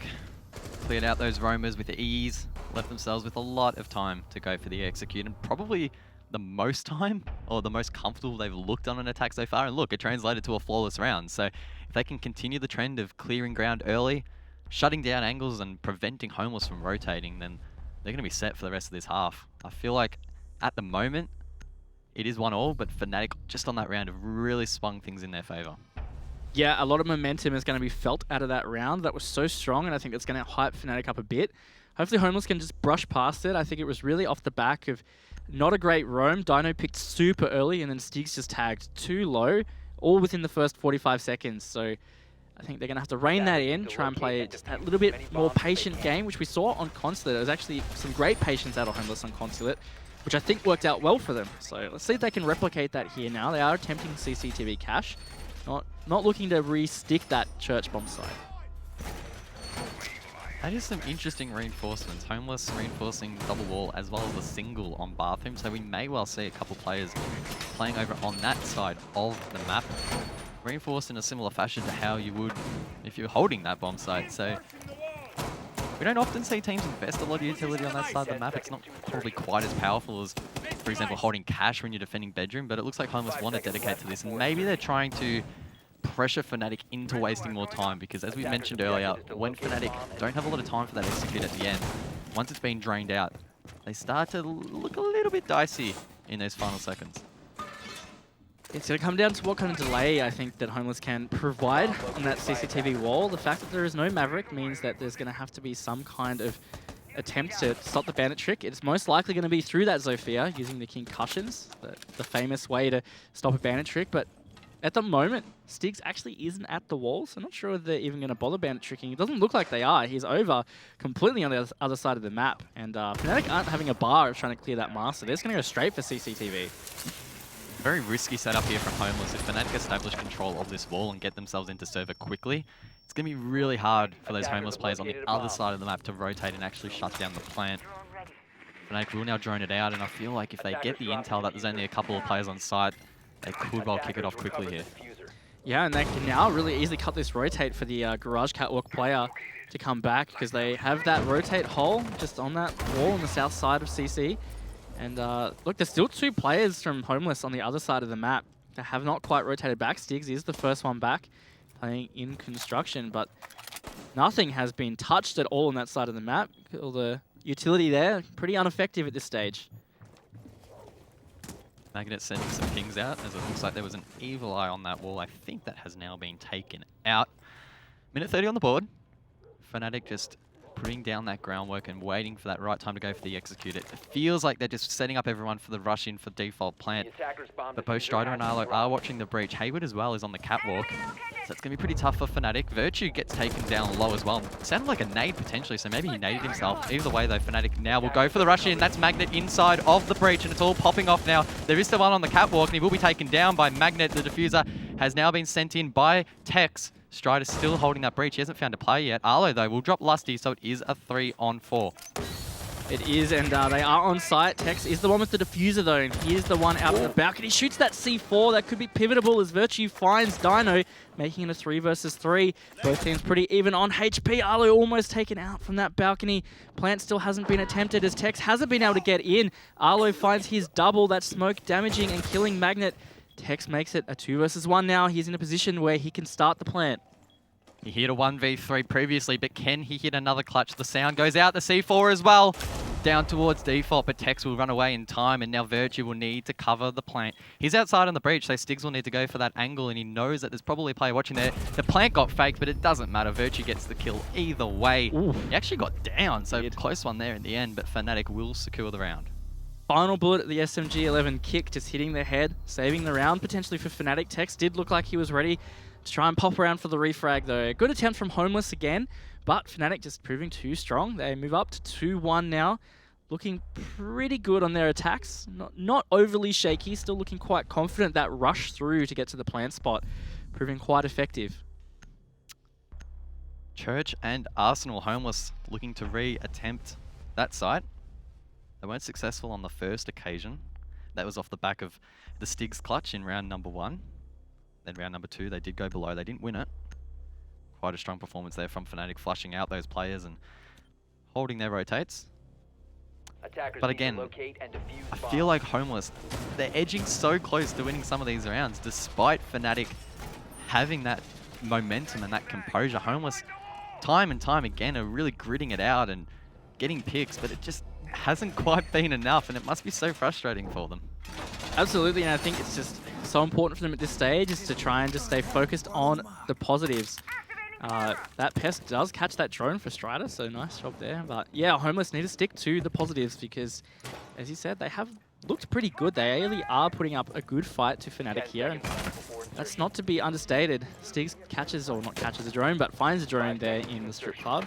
Will shoot that, and they are looking like they're going to attempt some kind of roam again, Guz. Attackers are moving out to locate a bomb and Seen a couple of teams globally trying to attempt this. SSG, I believe, has been one of them. They typically use castle barricades to hold off the rotates, but Homeless haven't brought that operator to the board. Probably not really fitting into their playstyle, as Castle isn't the best. Probably not the best fragger. The UMP is a little bit slow in fire rate, doesn't have the best damage either. It's been interesting to see how Homeless trying to hold this. Virtue, that was almost a kill. And I get the impression that Fnatic are well acquainted in really clearing out this roam, and Homeless, if they're overzealous, they could find themselves in a world of hurt. Absolutely, and as you said, it is a strat that we've seen a lot of teams do. It's kind of been popularized by SSG. Even Fnatic themselves have done similar roams in the past, so definitely no stranger of how to clear it, as they are droning it out very thoroughly now. And Tex pushing through Garage, they've already got quite a lot of control, and it looks like the roam has probably dropped back. Homeless choosing to be a little bit more patient this time, which is great. They haven't lost that early man. They're a minute down. At this stage, it was essentially a 5 versus 3 in favor of Fnatic last time. So this is definitely a better position for Homeless. We did see Tex push down blue on the last occasion and really held off the rotates behind the bar. He'll probably do something similar now, but meanwhile, Magnet alongside Mentalist, the Thermite and Thatcher duo, they'll be trying to get the hatch in bar. That'll give them some nice angles in towards Moto and allow them to drop later in the round if required. And it looks like Raven, that roam really didn't do much. No, it's just a bit of a time delay and they pulled back. Potentially just favouring the fact that they wanted to still keep equal man count coming into the second half of the round. Definitely a slightly slower attack from Fnatic due to that roam, so it's potentially 1+ for Homeless, but has it been slow enough? Will it stall out Fnatic enough is the big question here. So far, Fnatic is just starting to breeze through opening these hatches, which is going to start to spell a lot of danger for Homeless, because it means that execute can come out a lot quicker. Virtue gets the first, that Stig's off the board. Dino follows it up onto Lusty, so that'll be one hard breach taken out, and I'm sure Magnet does have one exothermic left, but Dino drops Virtue. Magnet's still in a position to potentially get the wall open, but he doesn't have a lot of time, and Fnatic don't have the man advantage. They're trying to play vertical, but Homeless, they're holding strong in places where they can't be seen. It's going to really come down to how Fnatic try and approach this round, and if Homeless can really hold off this rush that's probably impending. Yeah, that Lusty pick was huge because they did not get the kitchen hatch open, which means Magnet now has to decide, or Fnatic have to decide, where they're going to use his last exothermic charge. Looks like they are going to opt for the church wall. Does step on a Goon Mine at a bad time there, but he will pull that out. And look, there's not long to go. I don't think Magnet can even use his exothermic charge at this stage. It's potentially becoming too late. They are just going to have to start pushing through as these smoke babes are really denying their push through Moto. Strider still has blue hold as Arlo finds one onto Mentalist. Magnet will start to open the wall with only 2 seconds remaining. He gets fragged out. There's going to be no chance for Fnatic. Great round from Homeless in the end. That roam delaying just enough and the picks working out in Homeless's favor. Yeah, and I guess we called it a roam a couple of times, but I'm sure we can probably both agree that it wasn't really a roam because, yes, they put up the setup, yes, it wasted time, but they didn't actually have the manpower up there. I don't think there was a single engagement on that first floor. It was barricades, it was hatches. That really slowed down Fnatic. And as we alluded to earlier, when Fnatic take that time, when they don't have much left to go for the execute late, they start to look a little weaker. That compounded as well, Lusty taken out on the Hibana, made getting that wall open so tough. We saw Magnet try in a last-ditched attempt, try and get it open, but by then, the round was over and Homeless just cleaned up. Absolutely. Only having 3 seconds left when he decided to open that wall basically just meant that it was too late. There was nothing he would have been able to do. He would have had to somehow freakishly win that gunfight against the smoke. And even then, there were still 3 other Homeless players alive. So just, yeah, the time really coming back against them. Nice round from Homeless. They are going to attempt CCTV cash, which, again, they almost won last time. It came down to that 1v2. Stig's in a pretty good situation. He did down Virtue, so it was essentially the 1v1 as Stig's died. But not to be. And have they made any adaptations? I've got to say, they put so much utility towards the master bedroom side that just did not get touched by Fnatic. So hopefully this time that can be used to better use, and maybe that will be the difference for the round. I like the little 6 invitational graphic there. And I know you've heard this story and you're going to hate me for saying this on stream. But I was sitting at home. I was playing the new 6 invitational event. If you haven't updated the game, jump in, play it. It's really fun. And then next thing I know, I'm here replacing Manic. So I hope Manic's doing all right. But yeah. Oh, well. I'll give up playing that game mode for Casting Pro League. I feel like it's a pretty good trade. Yeah, man. Of course. And I get to do it with you. Having some great games too. Homeless are actually they're performing so well, and I think that's great to see because don't want to see quick, easy matches either way. And yeah, look, Fnatic, they're not taking too much time here with these drones, and actually now they're looking like they are going to invest some time onto the master bedroom side. Maybe in that previous round, Fnatic did drone out that side and just committed to not pushing it because there was so much utility, and now it's just flipped and Fnatic have gone, huh, maybe they thought it wasn't that good, so let's try and target that this time. We'll have to wait and see. Looks like they are droning it out quite heavily. Virtue, one of the soft breaches, is heading over in that location. Lusty alongside on the Hibana. So it looks like it might be a split push. Maybe Magnet's going to go to the main wall on the Thermite. Lusty will generate angles from behind. Talking about Magnet, he's just taken Strider off the board, so that is Pulse well and truly taken up. I'm not sure where that was from. Come on, MC, find him for us. Where is he? I actually don't know. Yeah, maybe Strider potentially tried to get a little over-aggressive there, run out somewhere, but either way, that is the opening pick. So again, that's not going to be great for Homeless. It's intel from the Pulse. They're not going to have a C4 unused. So a nice pick from Magnet there, and now they can make an effort to open the CCTV wall. They will be relying on Tex to deny this bandit juggle. Stiggs is heading there right now, so he may be able to get it. The EMP going down on that mute jammer, and no, he's actually not going to pay any attention to it. He's running away. That means that the wall will go open. Opened a little bit later than their last attack as Stiggs gets Virtue. And as this time keeps ticking down, the chances of Fnatic winning the round begin to dwindle. If Homeless can just waste another 30 seconds, they'll be set up really nicely to deny the execute. Lusty though, he will drop Dino off the board. Stiggs as well is super low, so you could even argue it's a 2 versus 4 at this stage. Homeless's chances just like that, starting to slip away slowly. Lusty gets Stiggs off the board, and now it well and truly is a 4 versus 2. Arlo's holding the breach as best he can, but he only has the SMG in hand. He might be able to get one, but if they retrade it, they will be left in a 3-on-1. Yeah, definitely not going to be easy in this position. Hayward is essentially stuck on that garage balcony because that shield was in his way, but he actually managed to get past those players watching from the bridge. Did not see it happen. Arlo did just get the person entering from the bridge. Hayward has managed to make it into CC.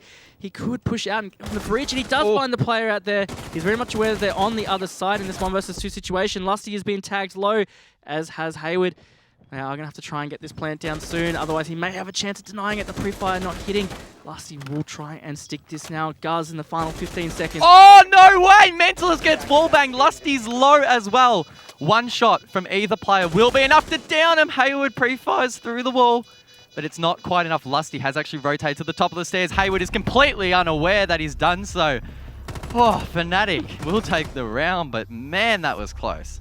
Homeless again, so many just close rounds, 1vx situations that are so close to being achieved. Great play from Hayward, but not to be. Lusty outfoxing the Hunter there and managing to secure that kill. Fnatic will be up 3-2. This is again just going very similar to Consulate. This is pretty much exactly how we saw Consulate pan out, with Homeless ending up equaling it out at 3-3. So we'll see whether they can do that again as they're going to Gym Bedroom, which we saw Stiggs clutch out earlier on. Well, if the scoreline does play out similarly to Consulate, doesn't really bode well for Homeless. They were pretty much destroyed to some extent, at least on the scoreline in that second half. The rounds were close, but they didn't close out a single attack there on Consulate. If they draw out this half, we could well see that be replicated. I like the castle pick there from Homeless, a nice 6 pick there, maybe trying to disguise the fact that they are going to this site. Either way, it'll help shut down a lot of common angles, particularly from the balcony, and it looks like Strider will be doing so. Yes, it is, and that just means that there's more onus on these soft breaches, but they do have an abundance of that. Tex can use his impact charges, as well as Virtue, of course, can use that sledgehammer, so especially those ones on the windows, not going to take too much work for Fnatic to clear here. Fnatic not really doing a whole lot of investment onto the construction side or the cache side last time they pushed this. They really do have a heavy focus on opening up that spy deck wall here, where we're seeing Arlo play right now. And I think if Homeless can delay that just a little bit longer, again, we saw just that simple delay on the church defense was enough to change the stars for Homeless. I think the same can be said about this side. If they just get a slight longer delay, I think they can win it a little bit more comfortably than last time. Just have to wait and see. So Arlo always throws out this Valkyrie camera. Could net him a kill, but the pick doesn't quite come at the right time, and he's going to be taken out. So not only have Homeless expended at Black Eye, but they've also been taken out, and Stiggs as well. And we were just talking about how they needed to waste time, but I don't think they had to be that aggressive, Raven, and it's basically cost them the round. Yeah, we'll have to see whether they can bring it back. They have brought a few rounds back from man deficits, but I think that's definitely not the play. Arlo hit a lot of shots on Virtue, but maybe just getting a little too hungry for that kill. He could have backed away, which would have made Virtue just feel a little bit more hesitant about pushing forward. They would have taken a bit more time. That in itself could have been such an effective delay, but in the end, not to be. They've lost 2 players now. It is a 5 versus 3 with Virtue tag quite low. 1 minute played, and that wall is open nice and quick yet again. Fnatic having a lot of presence now, and it's going to be big pressure on Homeless for these final 2 minutes. Fnatic often thrive in these scenarios. Yes, they have a clear man advantage, but they still need to make the first move and go for the plant. I'm expecting them to go heavy in towards site, try and get some retrades. Hayward, he has a C4 prepped over towards the hatch. I don't think there's a player above there, so it shouldn't net him a kill. Strider's playing quite passive as Dino's holding in towards Con. So Homeless are holding most of the common entry routes that need to be, but do they have the manpower really to win this round? I mean, 2 big players that have clutched out for them already, Hayward and Dino, both on the board. So they've definitely got the frag power, but Fnatic are being very thorough here, starting to surround their opponents a little more. We see them droning out CC cache side. They're going to see that clear, and if they can start to get a lot of control on that side, it's going to really just surround Homeless for this final execute. And speaking of, Strider has been taken out by Lusty. It's just looking too good for Fnatic at this stage. 5 versus 2 as we enter the final minute of the round. Dino was droned out in his position as well and truly being revealed as he shoots through the wall. 50 seconds on the board and is going to be taken down. Hayward needs to hit a 5v1, but Fnatic will have none of it and they're going to take another flawless round. I believe that's the second for the map so far. And Homeless now looking a little bit dicey as they head into the second half. Yeah, and I think just an unfortunate start to that round. Just getting a little bit trying to be too cheeky, a little bit too hungry to make something happen. I think just playing a bit safer, securing a 3-3 would have been a bit more of the play, but not to be there. We'll be facing a 2-round deficit coming into their attack half. And this is where it's do or die for them. They're going to have to pull out some solid attacks, which, as you pointed out, they are yet to win an attack tonight. They did not win any attacks on Consulate. Now this is their chance to show that they can win some attacks, and it's got to start happening now on Clubhouse. CCTV and Cash will be the first site that Homeless will need to attack. Sort of alluded to this earlier that CCTV and Cash might be falling out of the meta, particularly the first pick a little bit. But Fnatic are quite comfortable to go there. I feel like the scoreline is probably helping to boost that, and they'll feel quite content in trying to hold this objective. A lineup that isn't too crazy. They only have one breach denial, so they haven't brought the Bandit, nor have they brought the Cade. So maybe they're trying to play off the default plan. They might be not too uncomfortable with them getting in towards the side. Fnatic probably have the processes and the strats in place to deny that quite easily, you would hope. Yeah, and we'll have to see. And something that Fnatic did last night that I found very interesting is they double reinforced the wall that is in CCTV towards the garage catwalk. And that means that the attackers will have to use some kind of hard breach to be able to create a rotate for themselves to get to the bomb, which is commonly already pre-made by the defense, because somebody usually plays that garage catwalk area and they like to be able to rotate out. It's not something that Fnatic seem to do, so it'll be interesting to see how Homeless deal with that. Looks like Magnet is not going to play that balcony position. Maybe he is around that window area. Probably just going to delay some time, shoot some drones, and rotate back. Have to see how it pans out. And also if Homeless decide to really hard contest this, or are they just going to hard focus on CCTV for now? Interesting to see Magnet holding that garage position, as you mentioned, with the wall being double reinforced. Yes, it makes the entry harder for the attackers, but it also makes the rotate really hard for Magnet. So if they shut down that catwalk, he's only really going to be left to lie down prone and throw out some view mines. Either way, Strider will now get the main wall open. Interestingly enough, the right side of the wall. Stiggs gets the entry, so there we go. That's Magnet well and truly deleted off the server. And garage control should now be with Homeless. It's really curious. They have this mute, but there was no mute jammer at all on the CCTV wall. So Strider opened it for free, and so much intel on Magnet, Stig's able to just pre-fire it essentially and take him out. And it's been retaken by Virtue, so Homeless, this is a massive oversight by them, killing that player and just not immediately taking it. In fact, I'm not even sure they've shot down the garage door, so no wonder Virtue felt comfortable to retake it. A bit of a trade coming out to make it a 3 versus 3, but this is going to be a real painful position now because Virtue is quite safe again on that balcony. Homeless unable to hold off the rotate as Stiggs misses that shot on the rotate. Oh, that player jumping in towards bedroom may have been downed. Arlo could be on 1 HP, it's hard to tell. Either way, Strider is left outside the main breach. It's a 1-on-3 as Arlo's finished off. And this round has really turned on its head. Homeless looks so strong when they open the wall, but now Strider's been forced to push in towards the site. Fnatic should have some intel. They have Valkyrie on the board and they will take him out. Fnatic will take round number 7 and Homeless still unable to win an attack tonight. Just, again, another small oversight from Homeless really changed that round. They started it so well, but just allowing the garage to be retaken, the fact that they didn't even shoot down the garage door, I think, is the biggest oversight. It's almost step one always when you're attacking this side, is you at least shoot that door down, so once you clear catwalk, the defenders don't feel like they can comfortably walk past that door. They think somebody's probably holding it, or someone can peek it. But not to be, Virtue just walked straight back up, and it meant that Lusty could still comfortably play around CCTV, and that ended up opening it up completely. He downed Arlo, he shot the guy that was outside the breach, and that was pretty much the end at that stage for Homeless. Yeah, starting to sound like a little bit of a broken record. It's Homeless failing to control rotates. Maybe they had intel, but as you mentioned, the door wasn't even open, so there was nothing they could do, which allowed Fnatic to regain some really critical control. And despite the wall being opened, they couldn't get in, which stalled them out. The play over towards bedroom ended up being a trade, which again slowed down Homeless's attack, and from there, Fnatic just had full control.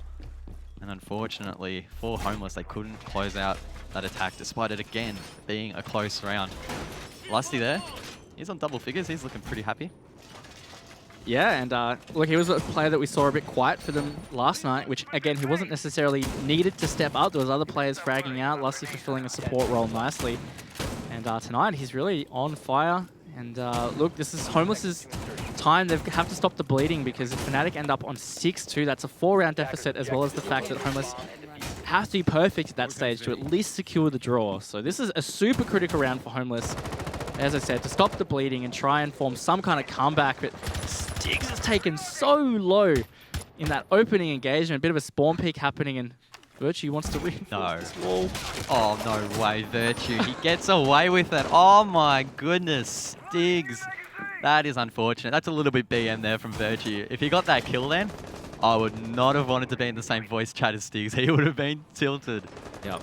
Either way, though, he gets away with his life, and he still have a little bit of utility. Whoa! Okay, Stiggs. Nice settle down. That's Mentalist off the board. He's back with Vengeance, and that's Goyo taken out. Yeah, I mean, he may have lost a lot of HP, but he has won the men account at this stage in the first 50 seconds there. Wasn't a great way to start, but at least he has brought it back now. Something that's different between these teams is Fnatic was so efficient at opening that wall, and is something that's still not been done by Homeless.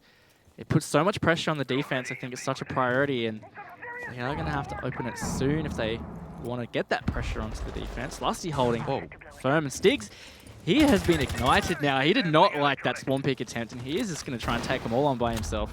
Stiggs has been activated. Dino, though, he gets shut down. Tex with a nice C4 kill. Virtue sees one on the rafters, and he'll get that one as well. So just like that, it's flipped around to a 3-on-3. Halfway through the round, so plenty of time for Homeless to work with. But do they still have the operators on the board that they need to win this round? Lusty is, in fact, the only one on that third floor, and he's not on either of the bomb sites. He's just in construction, which clearly hasn't been droned because Arlo just gets completely surprised. Shot through the window by Lusty. It's falling apart for Homeless. A strong position given up again. Strider is going to open up this bathroom wall, and we're seeing Fnatic retake now. There's another one that's come up main stairs. Almost got the jump on him, and that stun pushing him away, but in this final minute, they've got a lot they're going to have to deal with, Guz, and it's not going to be easy. Tex and Virtue roaming. Name a more iconic duo, and the problem with Homeless is that they have one player on 1 HP. Stiggs could be taken out easily. Talking about being taken out, that's Virtue. So it is effectively a 2-on-2. Tex could get the res, but it is risky.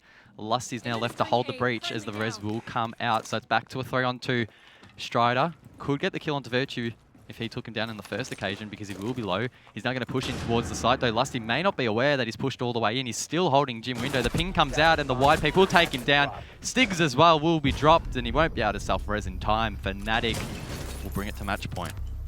Yeah, Fnatic just too good bringing that back. Homeless did have that early advantage. They had the early lead in the round, but not able to capitalize again. Ping's coming out on Lusty at that final moment, but the pre-fire not coming out to catch him as he rotates, and Fnatic on match point now, guys. They have secured themselves at least 1 point from this. Homeless have 4 perfect rounds ahead of them if they want to get a point. Otherwise, we will be seeing Fnatic again with a flaw this evening. Homeless still yet to win an attack. That is not good for them. A lot of the rounds have been close, but none of them have really looked like they've been in a great position to win it. So unfortunately, they could well go home without taking one win on that side. They still have time, though. Plenty of time. They could even bring it back to the draw despite it looking unlikely. They need to start getting momentum, though. They need to get early picks in these rounds. Hold off the rotates. Be mindful that Fnatic are aggressively tag roaming. Try and shut that down and then progressing towards the site. It's going to be a tall order. Fnatic just looking stronger and stronger as the rounds go by. Yeah, and we want to talk about the roam on this church bomb site. Not sure if Fnatic are going to do it, but Mentalist has gone the castle. Virtue on the vigil. Looks like it's going to be a bit of hell for Homeless to be able to drone out this and clear it to be able to actually open the things they need to open, such as these hatches in the wall. So we'll see how it plays out, but it looks like it is going to be this classic roam setup with the castle barricades hindering the push through the bar. Homeless definitely going to have to be thorough here and not give up so much too soon. They could elect to ignore it and push direct. We've seen a couple of teams do that. Magnet's going to do a little run out here. There are 2 players there, Guz. Looks like they might be droning at the moment, so Magnet hasn't seen them yet. I'm not sure if he can see that player in spawn behind the fence. Potentially as he moves, he's going to peek as he sees the movement. Can he get the head? Ooh, No! that's a nice shot. That is a great shot from Strider. That's him denied. And Homeless now could potentially skip past the roam, push in through dirt and get control of site. That's a good start. It's a start they definitely needed to be able to bring it back. So really well played by them. I think maybe speaking too soon though, Hayward looked like he almost hit that door to his doom. There are 2 or 3 Fnatic players around that area that could have peeked it. They are seeing a rotate around towards the billiards side, rappelling up to the top floor, so they might start to clear down. They seem very much aware of this roam, but there are a lot of Fnatic players on this roam. Something that Homeless could have chosen to ignore, but I think at this stage it's too late. They're going deep as Virtue, completely stunned, gets the headshot onto Stiggs. We're seeing some trades come out to make it a 3 versus 3. Lusty is low, but 2 very important players off the board for Homeless. It's not just a Buck and Zofia lost, but it's 2 gunners in Hayward and Stiggs. Virtue still hasn't been taken out. Intel as well on the default camera will spot the player, has rotated towards pool. Lusty's going to try and offer some support from below. He has a C4 and not much HP. If he throws that, he could get a kill over towards pool table. Flashes come out, and he won't be able to support Virtue with that C4 any longer. Virtue uses that to push upstairs, and now Homeless will need to either ignore that once again or push towards the site. Homeless have been baited perfectly by Fnatic into this roam, and so far it's looking a little bit dire despite having the HP advantage. They're taking a long time. Dino though, he drops Lusty. Virtue is also off site last seen, so Homeless now need to capitalize. Yeah, and Strider had pushed all the way down dirt, so he's in a very good position. They could essentially just plant Arsenal at this stage if they can get some cover on that doorway, which looks like might be what he does. He's pushed all the way through into Arsenal. He's holding a nice angle towards Mentalist there, who's trying to hold it down on Church. Virtue comes back though, gets the double onto Dino. Strider is just going to stick this plant. Arlo there to cover, so it will be post-plant now. Fnatic will have to retake. Virtue is going to have to come down those main stairs, as they didn't actually open any of those hatches. Virtue's prone, going for the peak. He's low on HP and will have to hit a very nice shot to really start gaining some momentum for his team in this post-plant. Strider's just going to hold that angle though. He has full HP and the advantage. Both players on the floor just wriggling around, trying to see who's going to be baited first, and it will be Virtue. He's taken out. And now Mentalist needs to clutch it up from blue. He's running the shotgun though, Raven. This is not looking good. Long range is definitely not the speciality of that weapon. He's going to push up with the pistol. Not much time to go, and Homeless will shut that down. And finally, they will get an attack tonight. They will, and it's off the back of a good start. Strider hitting a beautiful shot onto Magnet, who tried to do that run out in construction.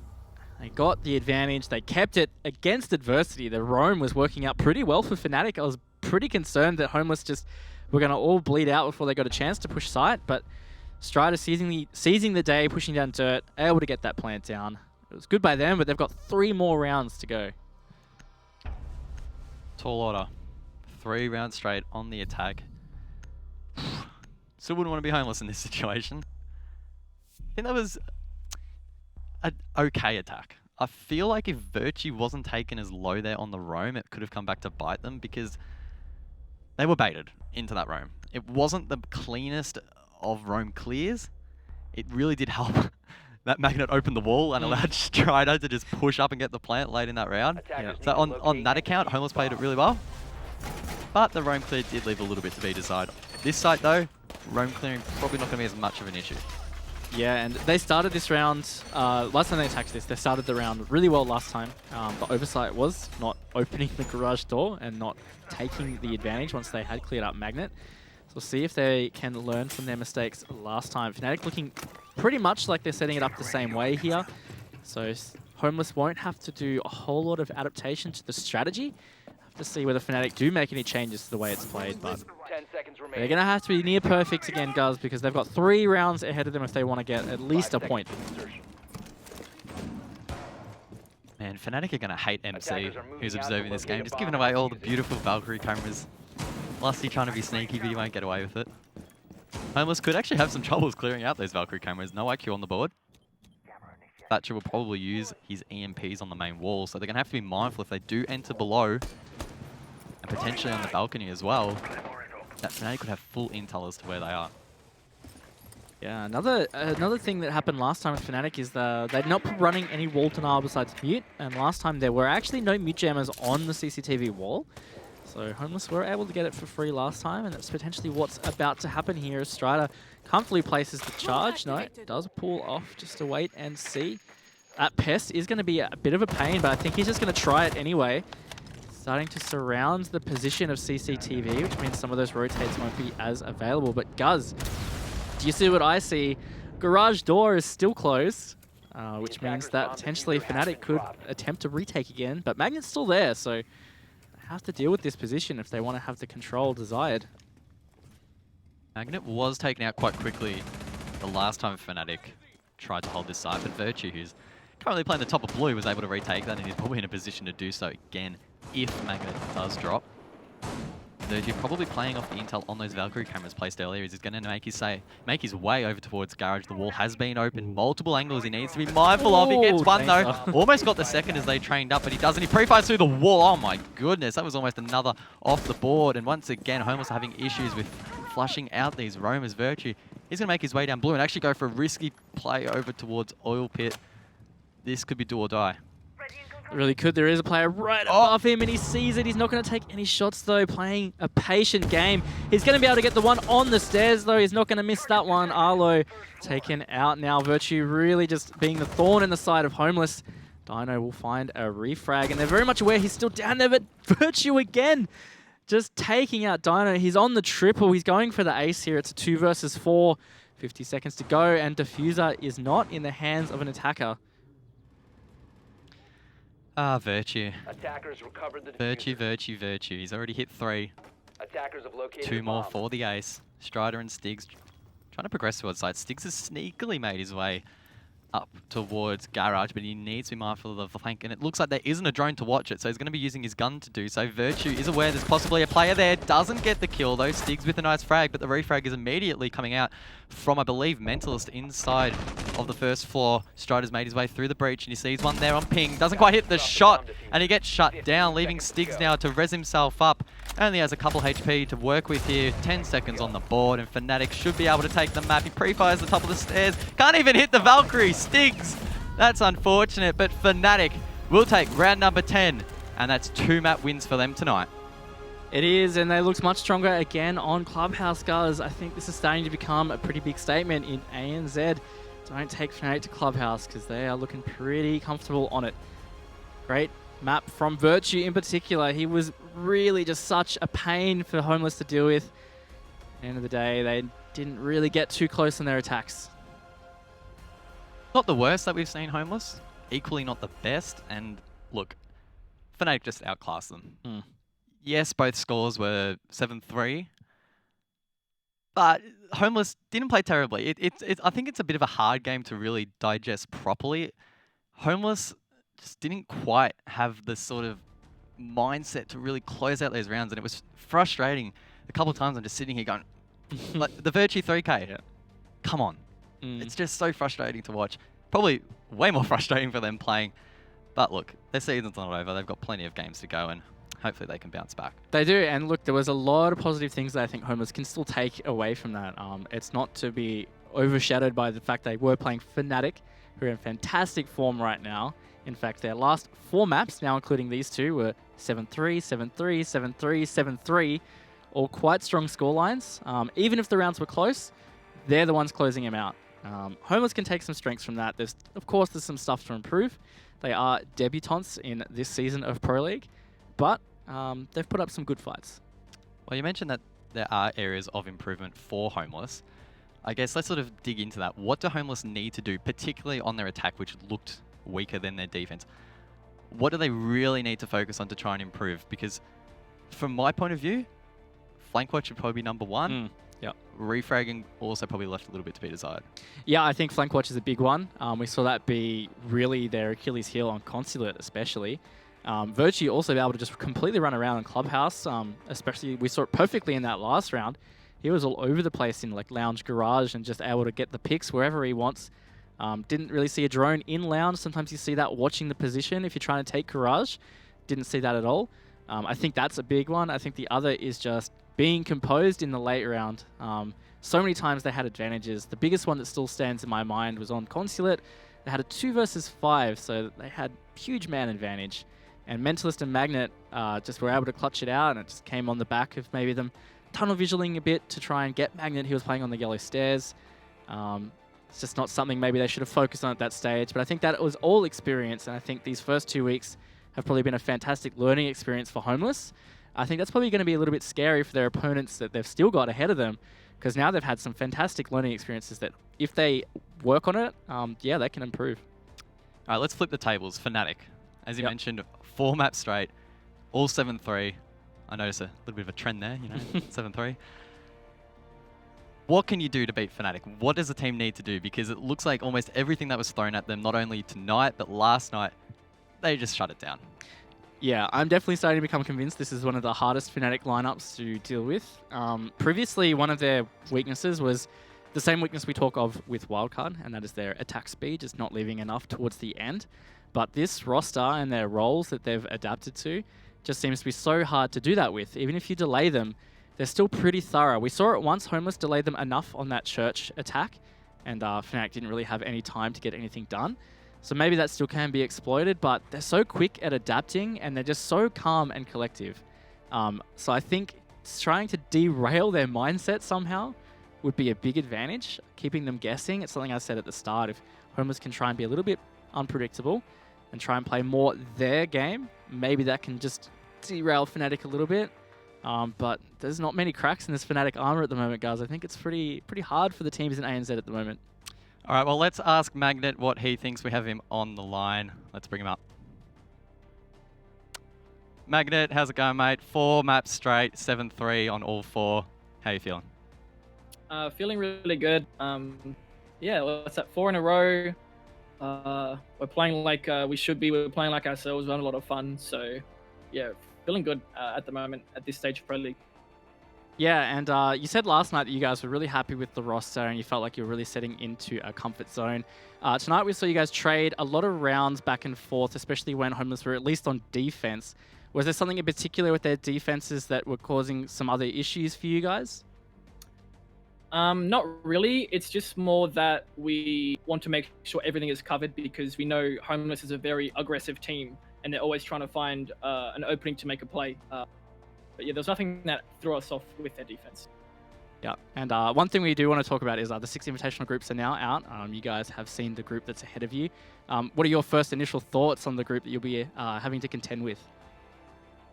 In my opinion, I think it's at the top of every region, right? We have Empire top of EU, Dark Zero top of NA, FaZe, top of Latam, and then us. I believe now we are still the strongest APAC team. We were watching, Diz and I were watching the draws and we're like, oh my God, Group A is stacked, dude. Like, oh my God, watch us get in this group. And we ended up getting in the group. But I think we do a lot better when we have nothing to lose, when we're playing to win, not playing not to lose. So I think it'll be fun. We're definitely looking to get out of groups, which will be helped by our London bootcamp we will be going to. Nice. All right, I'm going to ask you a question that you're probably not going to like, but I'm going to ask it anyway. Do you guys have what it takes to win the 6th Invitational? Yes or no? Give me an answer.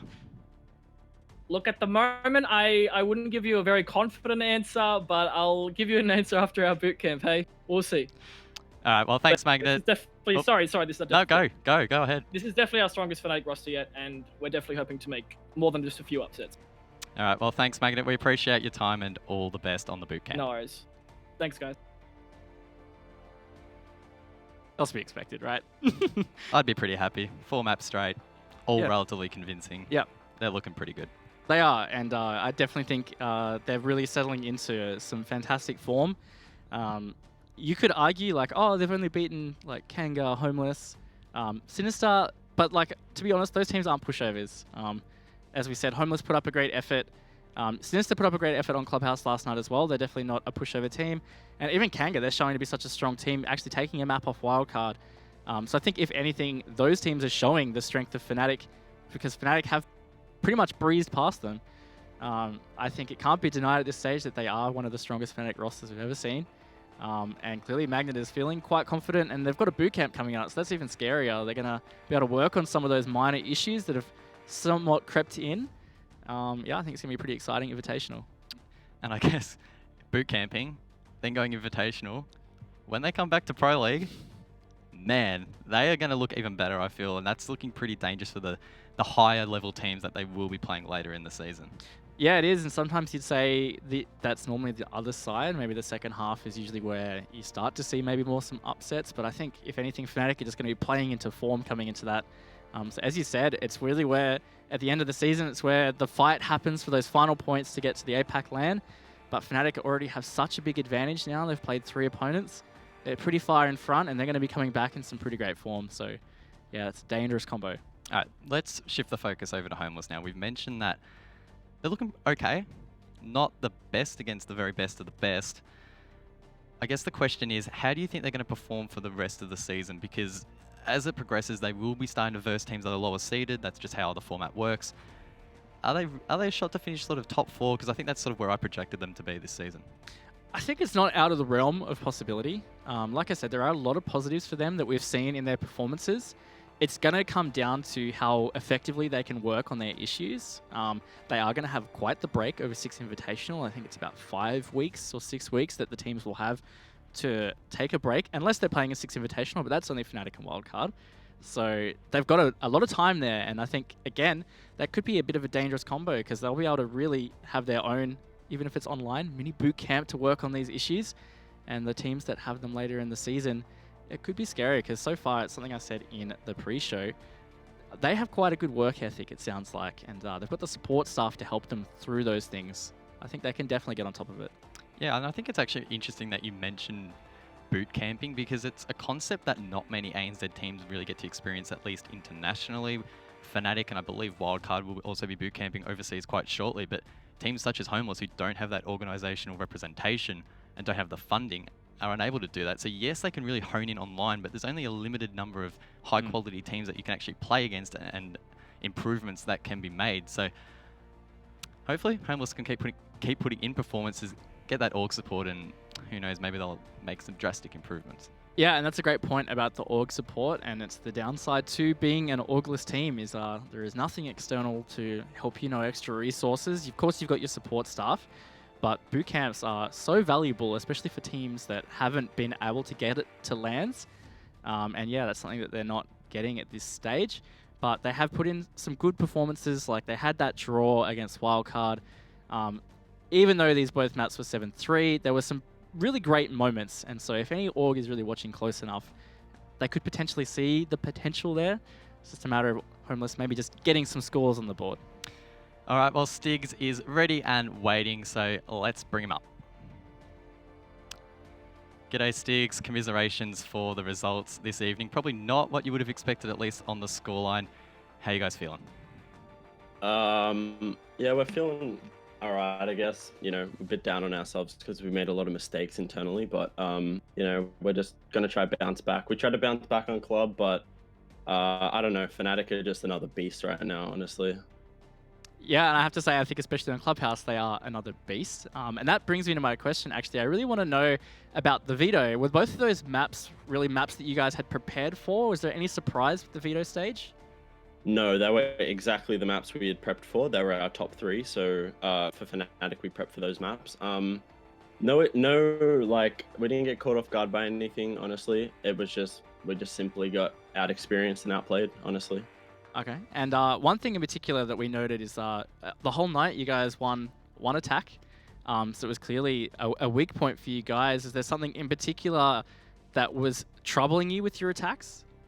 Yeah, I think on my behalf, my gelling wasn't at its best tonight, as well as just the overall team's communication. It wasn't at its level it should be. So that's something we really need to look back on and work on. I guess looking forward to the rest of the season, you guys will probably be versing some of the lower ranked teams. How are you guys feeling? You've just come off the back of Wildcard and Fnatic, and as you mentioned, Fnatic is just another beast right now. Do you guys reckon you have what it takes against these lower teams in the league? Honestly, we back ourselves against any team. It's more of just performing on the day and showing up, which is what we need to work on, which is consistency, which we're trying our best. You know, we're really hardworking. So I think, as you guys said over the break, we'll really focus on our minor issues and sort them out. Yep.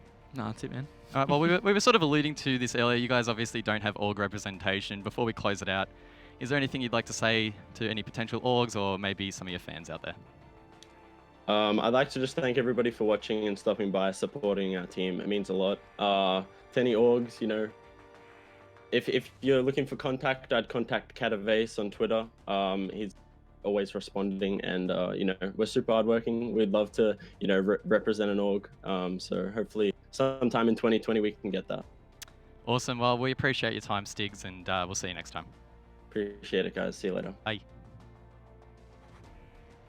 A little bit down in the dumps. Yeah. I got the impression that maybe they weren't expecting Fnatic to be that strong, and if they did, maybe they beat themselves up a little bit too much, because as we mentioned, it was close. It just wasn't close enough. Yeah, I think Consulate was their real chance to strike. They definitely looked better on Consulate. I think if anything, Stigs really alluded to the fact that they didn't meet their own expectations, more so than Fnatic just being stronger than they expected. Definitely were pretty down on themselves. Even Stigs self-admitting that maybe his IGLing wasn't up to par tonight. I mean, sometimes that happens, and that comes with experience and how to deal with it. So yeah, I'm sure they're going to be working on it really hard, and hopefully they can make some improvements coming into their future games. Well, that is Fnatic and Homeless done for the night, but don't go anywhere. We will have a Nixian versus Kanga very soon.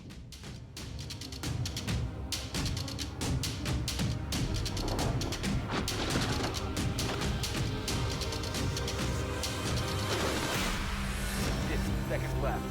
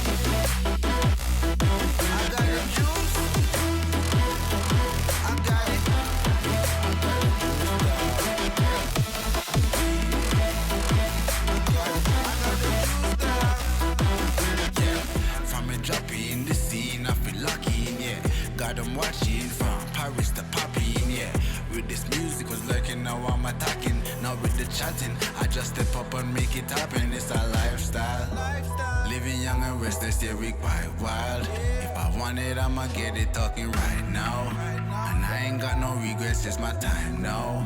Lights out when you see us talking moves. You don't know that's the topic. And if you talking juice, well then you know I got it. Then you know I got it. Nobody got it like me.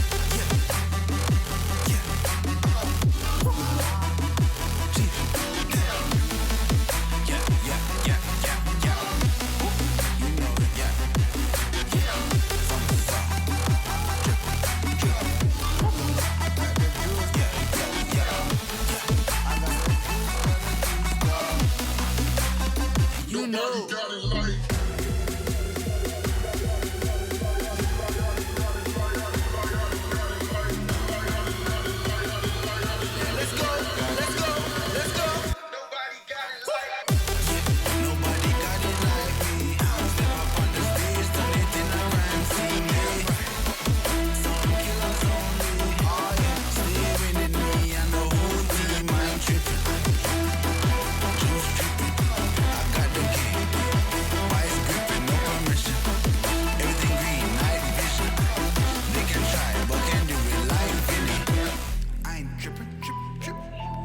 Drip, drip. They can try, but can do it like Vinny. Yeah, no permission.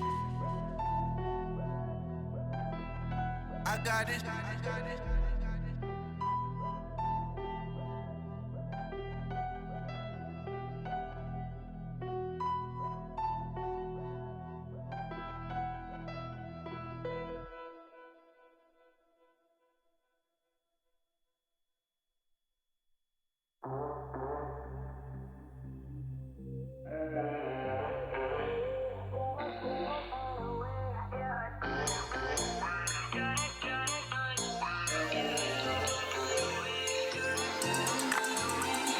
Said I'd find a way to turn my heart into something gold.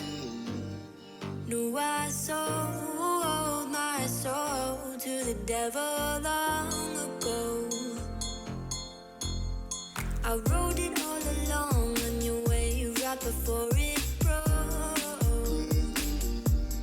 Time was thrown down the well, so I let you go. What I do right now, what I do.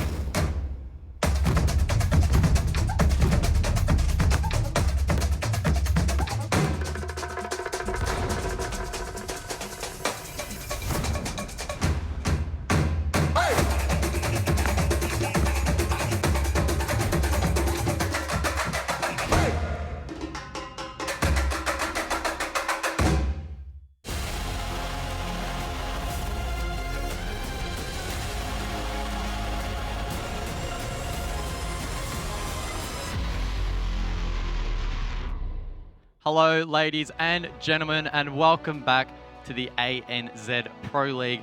I'm Guz, Raven's still here with me. We had a pretty interesting matchup between Fnatic and Homeless, but now it's time to move on to Enixian versus Kanga. It is, and this is going to be a really good matchup because, look, Enixian were in great form last week against Sinister, getting 2 big wins against what looked like a pretty informed Sinister team. And Kanga, speaking of their form, they got a win against Wildcard last night, and that is no small feat as it is. Let alone the fact that Kanga are debutants also in Pro League, just as Homeless are, coming up from the Challenger League. So really strong start to the Pro League Season 11 for them. Yeah, and I guess pre-season you'd look at this matchup and go, yeah, Enixian should have this. But you probably would have said that about Wildcard. Absolutely. And about Fnatic, both of which they took maps off, or at least drew with Fnatic. Mm. So, look, this is going to be on for young and old. I feel like Enixian are going to have their work cut out for them, and they may or may not have done a lot of prep on Kanga, and that could be their downfall. Yeah, I think one thing that might work in favor of Enixian is I'm aware that they scrim Kanga quite a lot, or they had scrim Kanga quite a lot, so these teams know each other quite well, which always creates a really interesting dynamic when it comes to competing in an official. And I'd say this match is probably more so... There's 2 really big things here. So one is obviously what kind of form is Enixian in. So Kanga were able to take a map off Wildcard. If Enixian dominantly trounce Kanga, that could be like a real sign of strength for them. But likewise, on the other hand, like Kanga have been taking these maps off these giants. If they continue that, I think that is a real sign of form for Kanga. All right, well, let's have a deeper look at the Enixian lineup. Let's bring them up. Of course, Enixian was previously under the Oddity organization, so if the branding and the name looks a little bit unfamiliar, that will be why. But if you look at the roster, there might be some unfamiliar names as well. Yeah, some 2 new additions to their roster since last season, being Digital and Geo. And I think Geo is probably a little bit known now compared... Oh, after last week, he had a world famous 1 versus 5 clutch in the first round of his first ever Pro League game. So really great from him. And yeah, look, there are some well-known names as well. I think a standout is always going to be God Legion, pretty well known as a strong fragger in the ANZ region, having some massive games in Season 10. Definitely not a roster to mess with. Now, look, I don't want to throw you under the bus here, but of course you did coach this roster last season. I did. How are they shaping up so far? From what I've heard, they feel really confident coming into this and coming into the season in general. They're very happy with where the roster's at. A similar situation to Fnatic, I would say, where when asked about how things are going, I think the answer is very similar to how Magnet's been answering, in that they're very happy, they feel really comfortable, and they're gelling together. I think that, again, creates a dangerous situation for opponents, because when a team feels like that, it's a lot easier to move through issues and just to deal with adversity within a game. Well, let's put Enixium on the back burner. Let's bring up Kanga, their opponents for this evening.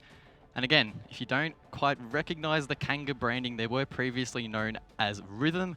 They elevated themselves through the Challenger League, and they're already making a mark here in Season 11. They are, and it's off of different individual efforts. So last week, Worthy went nuts and got, again, another world-famous player. We had 3 ANZ players, I believe it was, in the top 10 global players of Pro League. Worthy was one of them. Fantastic play in CCTV server area of Bank. And that was against Fnatic. On top of that, Wayne Man also had a great week last week, and Thumbnail had a great night last night. On top of their support players helping them. It's just been working so well for Kanga at the moment. And it's going to be really, really interesting to see how they go against Enixian. It's just another top 3 challenge for them to deal with. And I guess another name in that lineup as well to note is Leb. He's a really great support player. Last night, though, he was popping off. And I have to laugh. When he found out that I was casting tonight, there's a bit of a caster curse there. So if Leb doesn't get any kills tonight, I'm fully responsible for that. It's your fault, is it? Yeah, it's my fault. So I'm praying for you, Leb. Please pull through. Yeah, I mean, he seemed pretty pivotal last night again. They were looking like such a great, well-oiled machine against Wildcard on Bank. Wildcard, they played not super great, but they were still playing pretty well. And just the adaptations coming out of Kanga were just so good. And yeah, if they can replicate that, I think it's going to be a bit of danger for Enixian. Well, the map veto is ready, so let's have a look at where we will be going for this first matchup. Cafe and Border, of course, off the board, and we will be heading to Villa. Yeah, Villa. We haven't seen that played at all so far in NZ Pro League. Oh no, Mindfreak did play it, I believe, or ex-Mindfreak, I should say. But Villa has been a good map for Enixian in the past. They had draws with Fnatic, and I believe Wildcard. Can't remember if that was a win or a draw last season, but either way, they've had some strong results on Villa. Pretty unproven for Kanga, so hard to say how that will be for them, but they have let it through the veto. So it's got to say that maybe they were a bit prepped for it, or maybe they were banking on the coastline to see the result. But I love a bit of Villa, so I'm really, really happy to see that get through. Yeah, Villa is a map that really does reward attacking teams that are really efficient, especially in the refragging department for executes. I guess just harping back for a second though, Kanga did verse Homeless in the SI quals, the online portion of that. They actually lost that 7-1. They only won 1 defensive round, and Homeless is a team that you could say would be a similar pedigree to them in terms of the fact that they, alongside Kanga, of course, did make it up through the Challenger League. So if that result is anything to go off, not looking great, but that has been a little bit while ago, and obviously they've had plenty of time to prepare, so maybe we'll see a different team tonight. Yeah, I think notably as well, I remember watching Kanga in SI quals, and they were not playing good. It didn't look like the team that I had seen perform in Challenger League, so I think maybe they were just having a rough time. So hard to judge on that, but I have no doubt they've been doing their prep, that's for sure. I did speak to Wayne Man earlier, and he was talking about how much they had prepared for these teams, and while they had a game last night as well to prepare for, he said they still felt pretty confident in their preparation. Well, we've had our say. Let's see what you guys at home think. Let's bring up the poll. Wow, okay, Kanga with 58%. Okay. Whoa, I did not expect that. I'm actually pretty speechless. I would have expected Enixium to have the majority.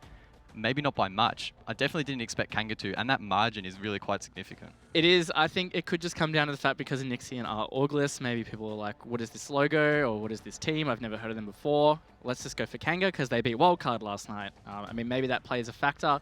I wouldn't be surprised if a lot of people have extra confidence in Kanga because of their results, like having that draw against Fnatic, the win against Wildcard. that does count for something. So maybe not quite misplaced, but I definitely don't think it's quite that disparative. And it was also a really high percentage there for the draw, 23%.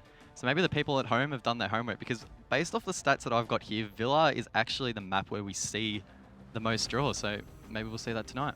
Could do. And you know what? I think it's because traditionally Vintage Villa was a common word actually spoken in NA Pro League earlier. Vintage Villa is where it's super defender sided. You see teams go 5-1 or 6-0 up in their half, and then another team comes back.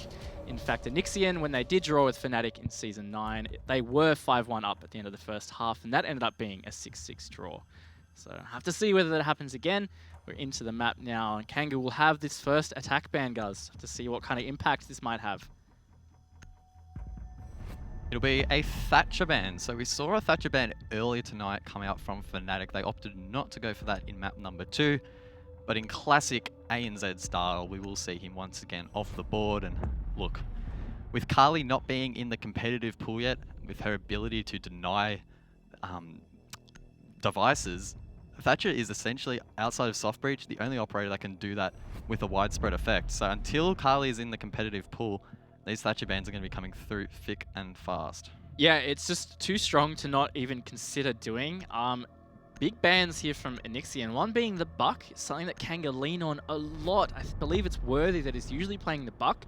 Not only is he quite effective with the verticality, but he's quite a strong fragger on the Buck. Thumbnail was playing it a little bit last night, but either way, it's something that Kanga now won't be able to lean on. And likewise, the Kai just kind of a complementary ban with that Thatcher. You don't want to have to clear that Electric Claw from below. It just makes it a little bit trickier.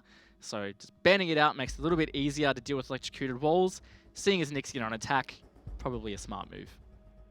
Looks like Dining Room and Kitchen will be the first site that we see on display. A little bit unusual. Some teams do opt for that site. It makes me think a little bit of Clubhouse when teams go to Gym Bedroom over the other two primary sites. It's a pick that can throw off your opponent, and if you dislodge that first attack and put some doubt into their minds, particularly on a site that some may argue isn't as strong despite it statistically being quite strong, that can play in the mindset of the attackers, and that can really help things sort of compound and allow the defenders to really get on top.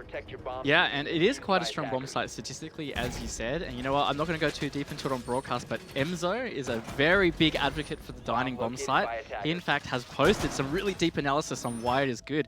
So if you want to check out Emzo on Twitter, you'll see a really great breakdown of why this bomb site is strong and maybe why you should consider it a little more in your ranked map pool. Kanga will be choosing it first, and standing out to me here is they've got the mute. We're starting to see a lot of play of mute, and then often mute and Mozzie together. Not seeing the Mozzie this time, but Kanga used a lot of mute last night. Mute, another fantastic operator that 5 seconds to go. sort of pairs nicely, I guess, with Thatcher, who we mentioned is banned. Can deny not only walls, but also a lot of competitive teams will use it to deny intel. We see really strong teams such as Fnatic use their drones so efficiently, and if Kanga can deny that intel to a Nixian, that'll set themselves up really nicely to play a nice fluid defense, which it looks like they're going to try and attempt. That it is, and this is going to be a telling tale here, is whether there's a roam clear that Enian are going to play into, or whether they try to ignore it. And with Dining Kitchen, it's a little bit hard to ignore the vertical play that the defenders might try to pull out. Red will be able to get that drone through Laundry though, so they can drone outside pretty easily if they wish to. One drone has gone deep that Worthy will find, and he's going to look to make some holes vertically, just in case that roam clear does come from above. Whoa, okay, Thumbnail in the basement, a place where we don't see many frags go out. He picks up one, and that's Golden taken out. God Legion. God Legion. Did I say Golden? Yeah. You know what it is? A Nixian with their names, because you can't see the first 3 characters at the top, and it's still frustrating. I remember you guys saying it last week in the broadcast, you and Dev. Struggling with the names, but yes, they have added some extra letters to the start. This is Digital on the Thermite though, pushing very deep into Laundry here. Gonna hold a nice angle towards Kitchen, might be trying to catch that Maestro off guard. It was a great start from Kanga though, getting that opening pick and taking off a strong fragger like God Legion is always good to have in that first minute. Worthy still holding this position, trying to be mindful of anyone that could come up these pantry stairs. It doesn't look like there's anyone there at the moment. Leb's trying to hold the laundry wall. I believe they're trying to blow it open with the thermite, but they might not be able to do so with that Thatcher ban. They could throw some utility over the top to try and get rid of it, but it looks like Digital's having issues. Worthy gets one on to Vast as Digital's already pushed all the way in. He gets one there on to Unit, and he gets a second. He's finally shut down by Leb, but himself will be traded out. Geo is trying to cover the plant as Red will attempt it. Thumbnail and Wayneman now need to work side by side to deny it. The C4 comes out, but it won't get the planter. Wayneman does try and kill him as he runs off, but doesn't quite get the down, and he gets away with his life. Geo still in position in Kitchen, will get nice. 2, and Enixium will kick off this map with a bang. That was a great display of teamwork there to be able just to take that site. Nice shot from Geo, that flick onto the Valkyrie. But nice team play there. They didn't bother to try and clear that vertically. They were having some difficulties potentially or just didn't want to do it. And it was a nice push in from Digital with a counter push in through the sheets. I believe it was Geo on that IQ getting that play done. It was Red actually. And yeah, they were able just to frag it out and get that advantage. So Kanga, that early advantage slipping away. Nixian securing that round. And Kanga going to switch to Aviator Games Room now. Nixium looking good so far. Some nice aggression. Really playing into their hands. 6-bit coming out, so we're not going to see Goyo. Wayman instead jumping once again onto a mute. We saw Leb play it in the previous round and actually did a decent job at holding back what could have been an even more devastating rush, but unfortunately he was then traded out quite quickly. So it looks like Enixium aren't afraid to just full send it in towards the site. They have the confidence and the aggression to match. So Kanga needs to be mindful of that, because I think that Villa is a map that when all else fails, a rush with really solid refrags can work. Yeah, I have to agree with that completely, and that was a perfect example of how it can work. So, nice shot calling there potentially from Enixian. To see how Kanga make these adaptations now. Not as easy necessarily to do the same on Aviator. A lot of ways that you could enter bomb site, but so many angles to be held. That 90 hallway, a very critical key to that. So I think Kanga will probably dedicate some utility there. And it looks like they're also going to dedicate to hold these main stairs. Just delay a push into Study. I think it's going to be interesting to see how Enixium try and approach Study. They could try and get the wall, or alternatively, they could just map clear from the other side. With those mute jammers on the board, it could be quite tough. We saw in the previous round, they just couldn't get Laundry open. And yes, that opened up for a big play from Digital, but if Kanga were watching that with more intent, maybe that play wouldn't have come out and then Enixium wouldn't have won the round. Geo, though, he's getting lit up. Not quite sure where that was from. Either way, he's going to be low on HP now, so hopefully he can get those air jabs out. Must have been Worthy going for a peek because he was also lit up at the start there. He's going to crawl back to site, licking his wounds on about 10 HP or 5 HP. Either way, he's one shot. Study is definitely going to be difficult to take though, because we also saw that Kanga open up that floor in front of, and especially when there is no Thatcher, you can maneuver that thermite charge onto the floor just to blow that line across the bottom of the reinforcement. Still doing the job that you'd like to get that line of sight. So the fact that Nixian can't do that is meaning that they're going to have to go below. We see them here on the first floor, potentially using that IQ to clear some of those mute jammers so they're able to actually do something more on site. Okay, Unit, the SMG gets to work, and that'll be God Legion taken out. So Ash is no longer on the board.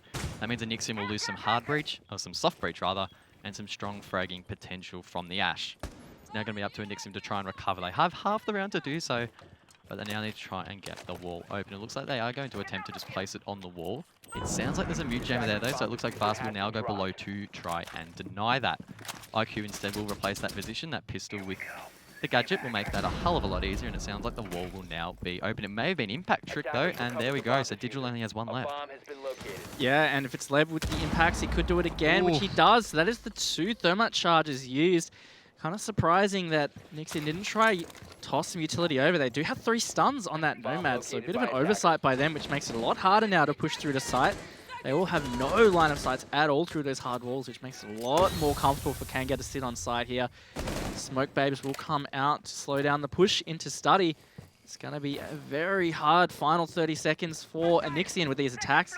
They're going to have to try and make some kind of pinch happen. Red gets things going, and it's basically up to Enixian to frag out Kanga. They just need to hold strong. They've done very well in denying the hard breach, but now they need to try and stop that rush from crushing this defense. Thumbnail, who gets one onto Vast.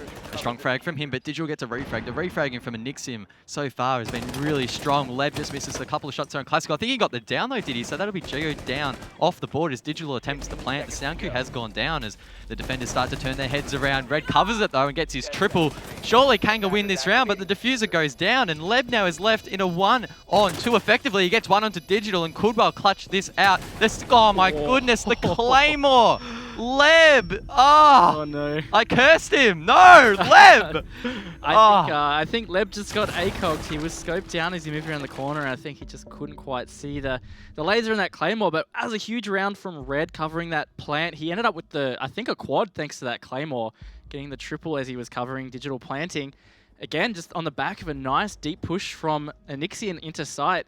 They've secured another attack round, guys, and I think, again, we alluded to it, Villa, every attack round is a fantastic win, basically, because traditionally it goes towards defense, and I think especially we see a Thatcher Buck ban. Definitely makes it hard for attackers to be able to deal with those walls. Enixian didn't even deal with the walls. Yeah, that's 2 rounds in a row now where Kanga have played quite well into the Thatcher ban. The hard walls that are so critical in taking both kitchen or dining from laundry and then taking the A-bomb site here behind the bar by opening the study wall. They haven't been able to do it on either occasion. But Enixian have just had the presence of mind to set themselves up to refrag. The plant went down in a position where they couldn't really deny it. No one flanked from landing, for example. No C4 came over as well. And they won the round. So look, Kanga are playing well into their bans, except for the fact that they're just like, oh, Enixian rushed. Oh, we're not denying it. Oh, the round's over. And unfortunately for Leb, he was left in a winnable position, but didn't quite have what it took.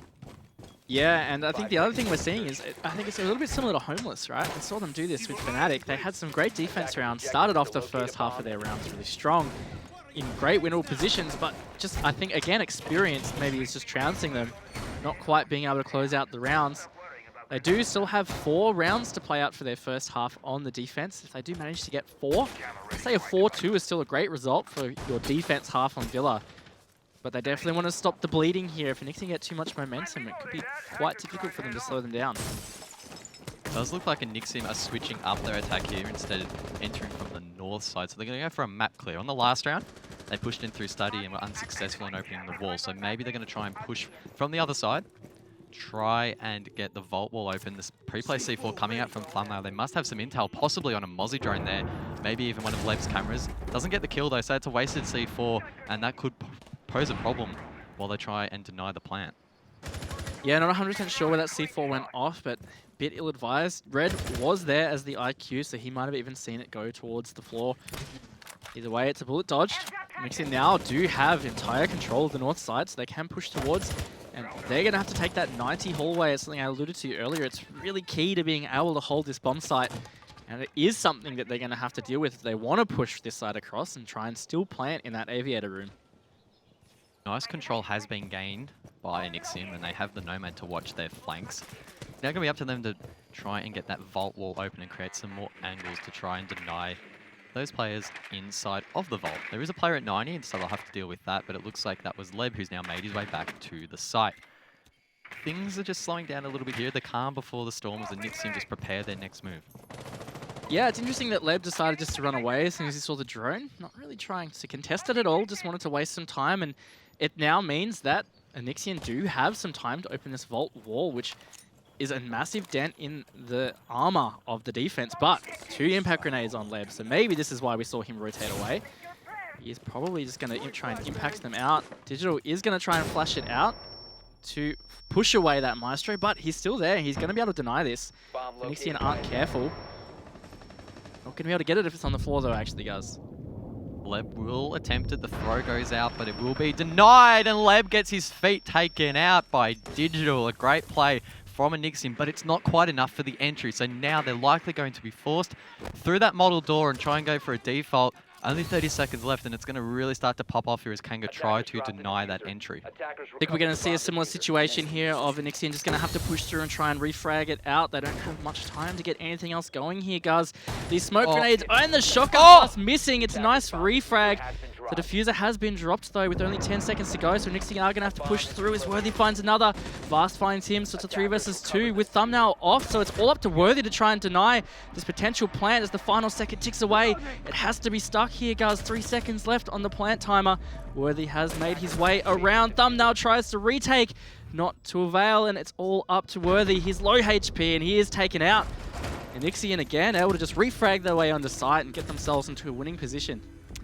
And the thing is, if Thumbnail had that C4 that he didn't waste earlier in the round, I'm fairly confident that they had intel as to where exactly that plant was going. At least there were pings around the objective, so hopefully they did. And he would have just been able to C4 straight up. Maybe even he could have potentially gone for a floor bang. I'm not exactly sure where the plant went down. I think it was just next to the bomb, so it should have been. But either way, unfortunate for Kanga. And they're, again, just faltering at that final little part of the round. And as you sort of said earlier, getting some homeless vibes. They set up the round so nicely for themselves. They're playing into their bands, and then when the action hits, just freeze up a little bit, and Enian just play their game. Yeah, and even to bring it back a little further, talking about like the 1%ers, the small detail mistakes that can cost you a round. Leb, yeah, he wasn't able to get that impact trick because the thermite charge was played low. But he stuck his body in that doorway straight away and he was fragged out. And you know what operator you need when it's 15 seconds to go and the attackers have to refrag it out the site? Let me guess. Maestro. Yes, the bullet hose man himself, Maestro. Imagine if Leb had that older and he could have just pre-fired and sprayed in towards that aviator doorway. There's no way that 2 people would have got through that. So it's just those small things that can really come back to bite you. Kanga, they're getting themselves in great positions, but they're not able to close it out. And that's how we're seeing Enian up 3-0 on their attack phase. I hope Leb doesn't DM me later tonight. Like, guys, you cursed me. You have cursed me. Come on, Leb. I am vouching for you, man. Go big, please. I want to get hype. So unfortunate. Oh, he's on the Valkyrie now. Not going to reprise the Maestro, and they are defending a different bomb site. It's going to be the Statue Trophy bomb site. We'll have to see what changes they've made. One big thing here is a very interesting castle strat. They haven't fully reinforced that master wall, and they've chucked a castle barricade on the weird little window in the cove that's in front of that wall. So it's not something I've really seen before. Be interesting to see how Enian try and approach that. They have had issues opening up hard walls so far, but it hasn't really stopped them from winning rounds. As you can see, they're still 3-0 up, relying on their fragging and their late round communication. So maybe that setup will throw them off a little bit. Thumbnail's playing a long way offside as Unit gets the first pick. So that's Sophia off the board. A castle shotgun inside of the walking closet Raven. What? Oh, and that was below as well, I think. That angle is dirty. It's a great use of that angle and the shotgun from Unit.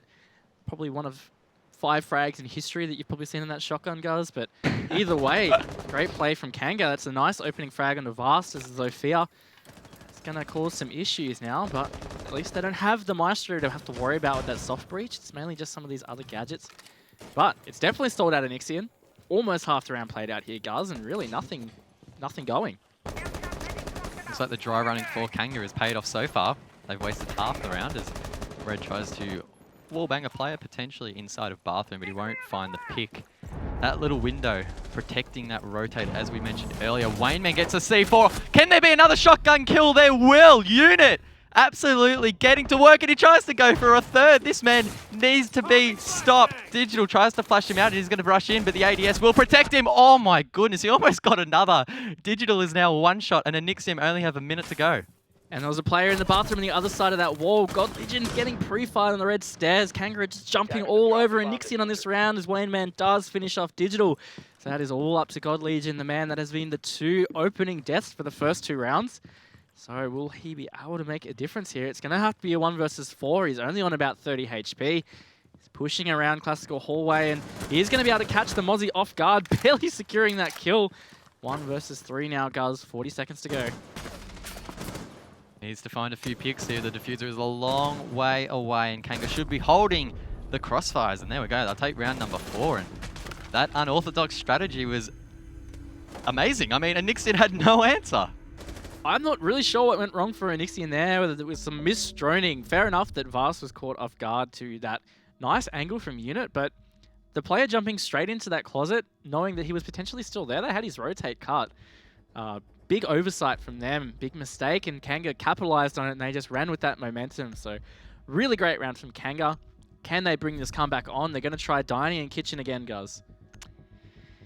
Man, the UMP is so last season. Shotgun Apparently. it's the sleeper gun. I mean, no one plays it, but I swear every time I see someone use it, they actually go off. And I mean, Enixian just didn't expect it. And funnily enough, Digital is actually a little bit lucky himself to get that final kill because all 3 flashes were denied and he only just got the kill and he was almost taken out himself.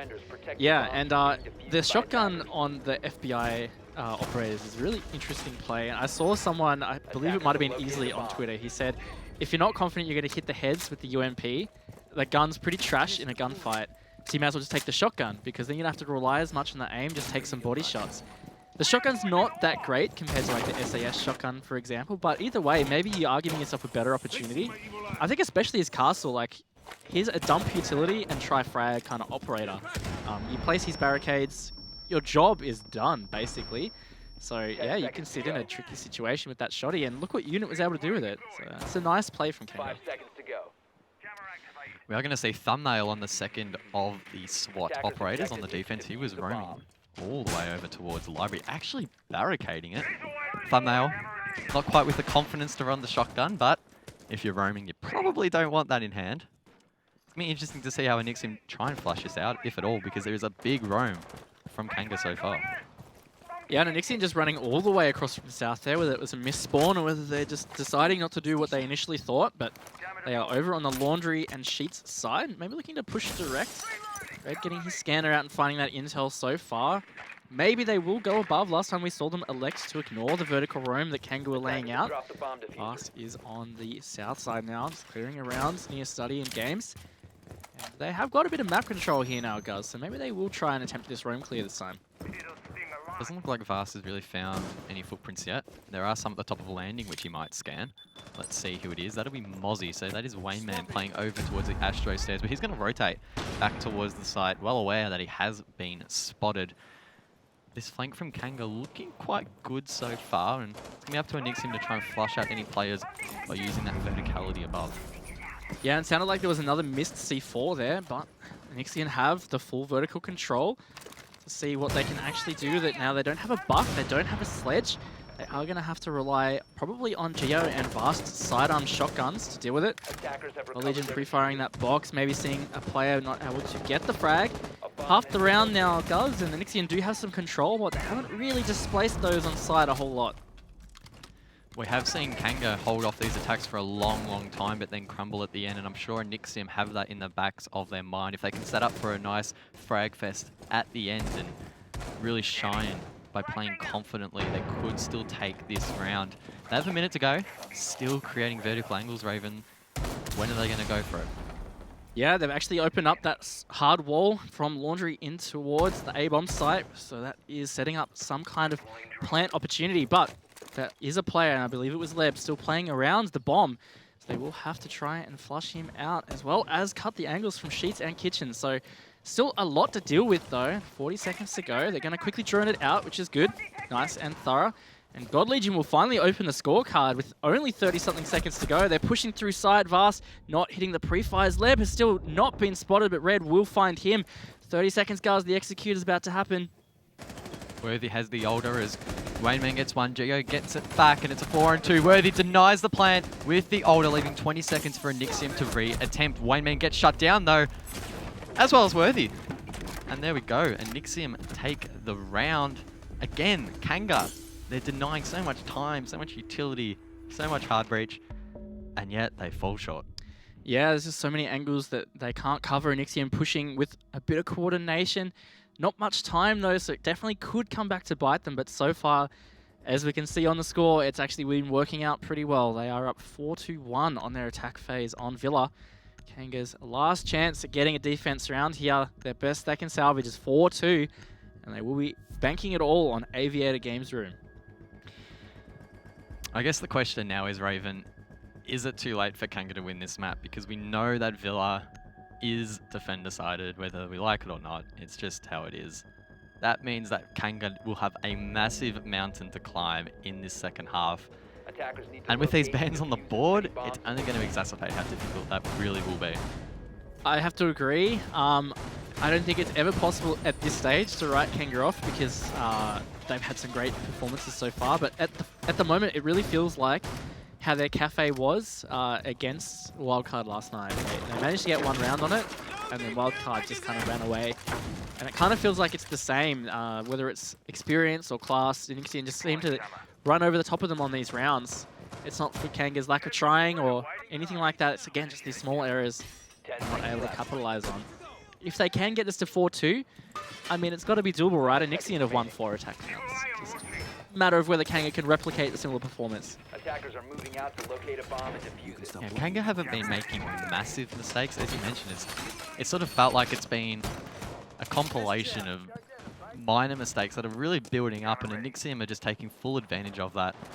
As I keep sounding like a broken record, Enian, they haven't had much luck in the hard breach department. These bans facilitate that. But they've just backed themselves in gunfights, and unfortunately, Kanga just haven't quite had the answers late in these rounds. That's so true, and it's just kind of come down to, again, the coordination in their final push. They're just, Kanga are not able to refrag it out, and maybe they've been caught off guard. And even if there's a man advantage in their favor, it's going back the other way. Again, and looking like this clear from the north side is the play for Enian. They have entered through the bedroom and taken statue. Thumbnail's going to rotate below to join Worthy. So there are 2 players off site this time, trying to do the aggressive roam. We questioned Thumbnail's use of his C4 last time. He can hold that in his pocket maybe a bit longer. Could be the difference. And it hasn't even been Thumbnail. I think there's been a couple of occasions where we've heard C4s go off, but there haven't been many kills. So maybe if Kanga can hold those on for later in the round, they might have some more luck in denying the plant, because they haven't really had much luck. I mean, there's been, at least from what I've tracked, 3 plants so far. With these bans, that really shouldn't be happening. Yeah, absolutely. And almost half the round played out now, though, guys. So Enian starting to have that time work against them. They are ready to push towards 90 as Digital's holding a nice rotate there from Study. So, God Legion's going to be surprised, though. Maybe no drones coming through into Library. God Legion's just having no luck on these entry frags at all. He's been shut down a majority of these attacks, which is definitely working in Kanga's favor. It's just the second half of these rounds that they're unable to secure. Digital is going to be able to freely open this vault as Red finds Thumbnail. That's another roamer taken off. So 4 versus 4 now, guys, as we enter this final minute. Starting to look more and more dangerous. Leb tries to juggle the wall, rather, with that impact grenade. He's successful on the first occasion. Digital will reattempt, knowing that those impact nades are off the board. Worthy on the flank. He'll get one. So that's Red now taken out, and Enian are at the man disadvantage. That's going to make their playstyle of running in and refragging all the more difficult. Vast is going to set up for it. He's going to smoke off that cross and is going to make his way in towards the site. There are holes below to try and deny the plant. Whether or not they try and plant, there will be another question. Vast will attempt it. Digital fantastically will shut down the flank. Vast is forced to fall off that plant as the smoke grenade will flush him out of that position, and he now goes to the default. Unit's going to use another smoke grenade. He still has one in hand, and he can waste even more time. Geo gets one, Digital as well, and just like that, the tables have turned again. Kanga now in a 2-on-3 and another wasted C4. Leb fortunately has some plant denial, but it's not going to be enough as they just shut it down immediately. Vast will go for the plant. Leb gets one there onto Digital, but the plant is successful. They need to try and retake the site. Leb in a perfect position to get this player prone. He pre-fires and gets him. Hopefully he doesn't hit a claimer on this occasion. There is a player inside of Study. Prone. If he pre-fires this angle, he surely will win it, but Geo, he gets the double. This man is the beast at clutching out in post planes. He did it against Sinister. There's a 1 versus 5, and he hit another one. Kanga will throw around once again. And Enian playing so well at the moment, and Kanga just do not have an answer. Such strong players in the clutch situation they are proving to be. I don't know how many times we've seen post plants held out really well by not just Enian as a team, but Geo in particular. Well played from them. They've ended up with that attack half at 5-1. That's a very strong position to end that half on. And I think a big highlight for us, or a big thing that I want to highlight especially, is I think we both had a very similar reaction. Wayne Man just tossed that C4 out completely into Africa. This is nowhere. It got nothing, and it could have denied that entire round. There were 2 people basically where that diffuser was. If he had tossed it over towards the vault door, that round, I think almost 100% could have been Kanga's. And the thing is, we saw that Leb had an Evil Eye there. Was it up after that C4 was thrown? It got shot just before the C4 was blown. So they went for the plant, they shot the Evil Eye, and then he threw out the C4 in like answer to the Evil Eye being taken out. I still feel like that should have been enough intel for them to know that the plant was going behind model and being able to deny. I guess he expected that maybe after the Evil Eye got taken out, he'd rotate towards the study floor, but that would have been a super risky plan. And Enian played the percentage game, and it paid off, and they're looking like they should really just bring this home strong now. Yeah, so again, the small details, the small mistakes for Kanga, and I think the scoreboard shows that they're not playing bad. Like, they're getting quite a lot of frags. Even Unit, he's on 5 assists, so there's a lot of impact being had here, but just not being able to close that stuff out. I think a big thing for me on Enian is seeing Gio and Red at the top of the scoreboard. Red in particular, more of the support player for Enian, so he's having a big game, and he was actually one of the most consistent players for them last week. So a good season for him so far. Spelling massive danger here for Kanga.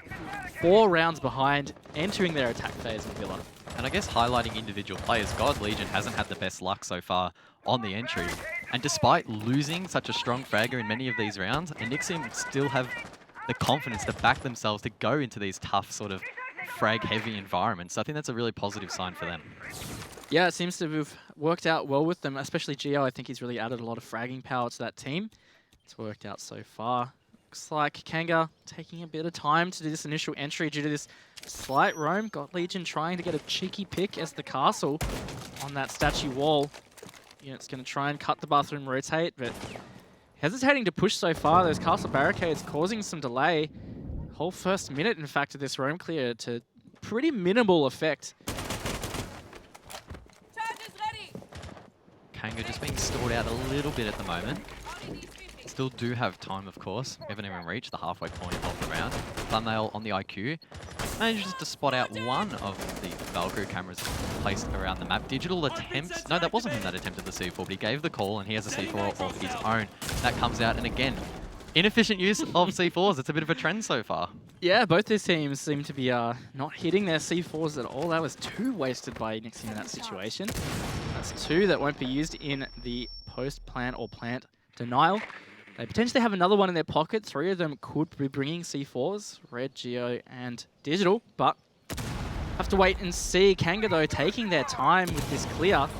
They've got the vertical control now. They're going to start trying to displace these players on site. They're going to have to work a little bit quicker so they can secure and execute, because it's something that was happening with Enian as well.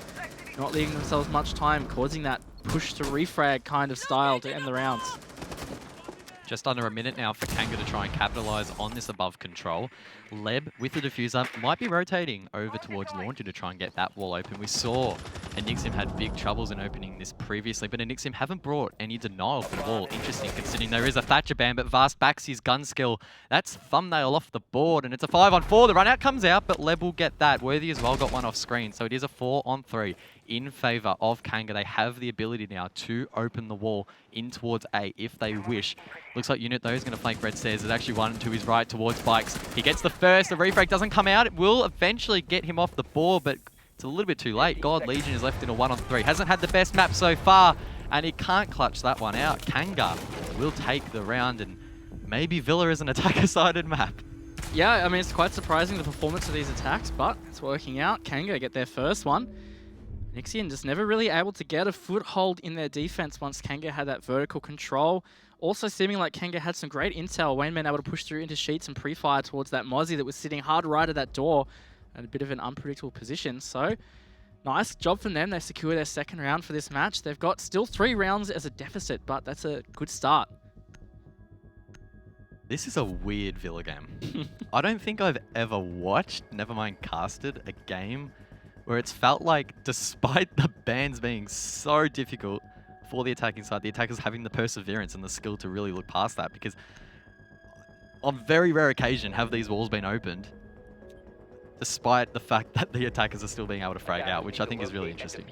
Yeah, I think maybe it's just forced these teams to play different play styles, and it's just somehow just changed it to be actually favouring the attackers. Maybe it means the defenders have tried to play a little too aggressive or get into weird positions too much. Really sure the exact cause, but either way, this is what is happening. Enian will be defending Aviator Games. And we'll have to see what they pull out for this one. Kanga were looking pretty good on this bomb site most of the time. Again, it was mainly the late rounds. See whether it's the same for Enian. You know what, Guz? What I want to see is an actual C4 kill. I want to see C4 actually connect. I was just about to ask you that because you alluded to maybe the defenders are playing too aggressively, and I guess the catalyst of that is the fact that they're just yeeting out C4s like they're in infinite supply. And of course, every operator can only have a maximum of one. So once it's gone, it's gone. And I believe there's maybe been like 1 or maybe 2 C4 kills in these 7 rounds. So both teams are having real troubles despite having this intel and despite knowing some of the common spots on this map.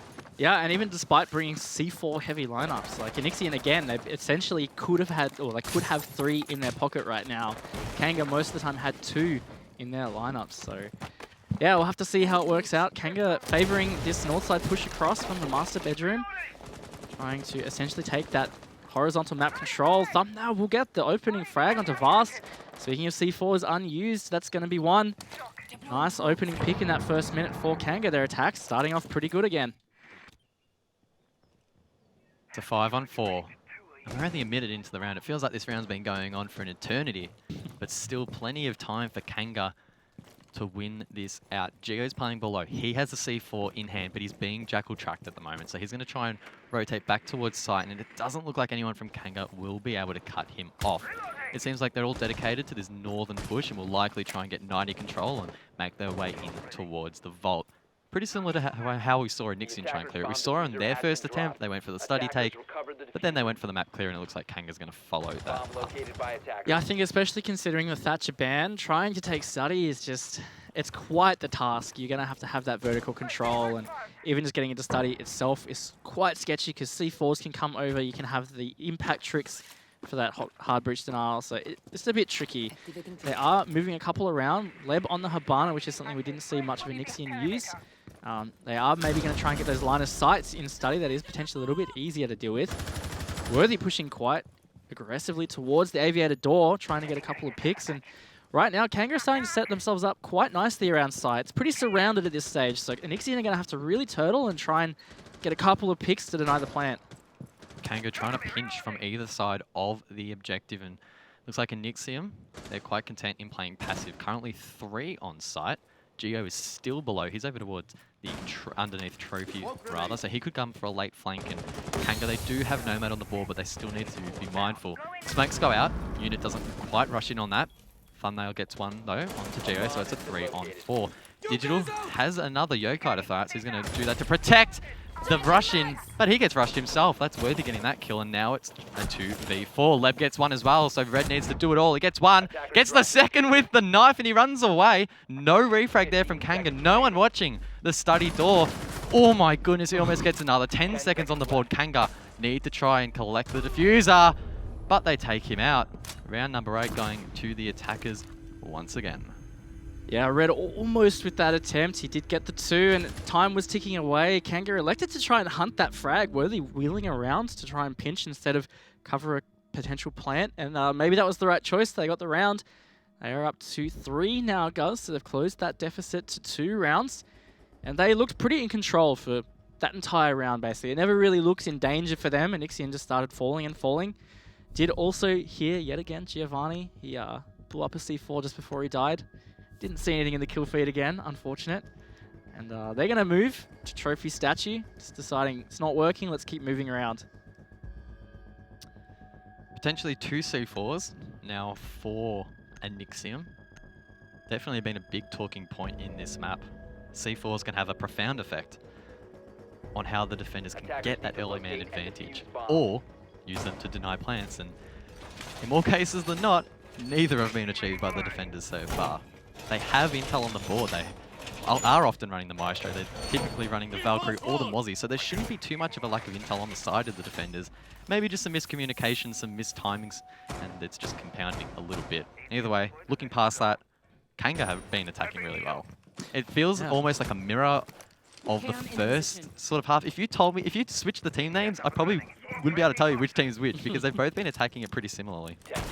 Yeah, I think if anything, Kanga looks a little more methodical in that the first half of their rounds are looking a little bit more tidy, or they're getting a little bit more done. But either way, like, you can't deny Enian got 5 attack rounds. But Kanga, they're looking great on their attacks, and you know what, I think that was true for their game against Wildcard as well. And probably what threw Wildcard off was that their attacks were just so good on Bank. Seeming to be the same on Villa here, so that's great, because one thing I challenged Kanga last night, as I said, they've only had good results on Bank. So is that their map pool extent? Apparently not. They're looking okay on these Villa attacks. Defense is not as much, and all this aggression refragged at least, but looks like maybe Kanga trying to do a quick attack here, but it's fallen apart, guys. 4 versus 1, maybe a really bad decision there. Diffuser is actually stuck on B side with a mad crossfire. Might not be Kanga's round this one. Thumbnail's going to have to clutch it at himself. Thumbnail left in a 1-on-4, and you were just mentioning how more methodical Kanga looked, and then they just do that. They rush in towards the side, and there really wasn't any reason or anything to suggest that they should have done that. Either way, though, they did. Doesn't quite work out. There are a couple members low now for Enian, so the clutch isn't impossible, but Thumbnail doesn't get a pick with those grenades, and it makes it just a little bit harder. He's now stuck at the bottom of Astro. Could use this as a attack timeout. It looks like he might try and clutch it out, but either way, it's looking pretty improbable. Yeah, I think you and I are just really trying our best to cast a curse Kanga here. You talked about how you reckon you curse Leb. He's not getting many frags. And sorry, Leb. I talked about their methodical attacks, and they rushed to their doom on this one. So, well, maybe not. Thumbnail does still have a minute 25 to play in this round. He is pushing up into every single goo mine possible that he can find, meaning that Enian know exactly where he's coming from. And they've got a lot of utility to deal with. This one attacker. This is, mind you, to save the round, to get a potential still win for Kanga, because essentially as soon as Enian get this round, it would be only a possible 1 point. Enian would move to match point should they get this, and Thumbnail almost. He gets wallbang through the barricade, and eventually he will be shut down. Enian, they will take a defense, and funnily enough, that is only the second defensive win so far on Villa. Yeah, it's what? That's not normal at all, and I have to really question, I don't know what exactly the decision was for that rush, whether they saw something or whether maybe it was a bit premeditated, but it really failed, and maybe a really bad decision, or yeah, you could say bad decision, because it didn't work. Yeah, I think that the scoreline would suggest it was not a great decision. Yeah, maybe just simply they wanted to try and catch Enian off guard, but they didn't do it based on intel. Either way, now Kanga have 3 rounds that they will have to try and salvage if they wish to at least secure 1 point and the draw. Enian are on match point, and they'll try Aviator Games Room again. Heavily outplayed last time, so see whether they can make some adaptations. Man, that last round was weird. I know, I don't understand the thought process behind going for a rush when you've looked so good for 2 attacks. If they had have lost a couple of attacks, then sure. I mean, not that they would have been able to because of the scoreline, but theoretically, if they lost a couple of attacks, maybe you go, yeah, these bands are tough, let's just rush it. But they weren't playing that poorly, so yeah, potential oversight there. Either way, they're still in with a shot to draw it. Saw them draw against some of the other higher placed teams. Will they be able to replicate it here? I feel like 3 straight on attack on Villa. Definitely going against the odds. But I mean, this whole match has been against the odds, let's be honest. Only 2 attacks so far in 9 rounds. That's pretty unprecedented. Based on our stats from this very match, it wouldn't be against the odds for them to get the 3 attacks in a row. So definitely still a possibility. Big adaptation that I'm seeing here with Enian though was that 6-pick, Geo 6-picking off of the Mozzie onto the Maestro, adding the additional anchor operator and also the additional on-site intel. I think definitely Evil Eyes was something they could have really benefited from last time with Kanga's attacks, so see if it helps this time. Kanga wasting no time at all to try and get in towards Master Bedroom. Again, opting for this north to south clear. And, look pretty efficient so far, and if they can do it efficiently, it's going to put a lot of pressure on Enian. And speaking of, Vast has been taken very low.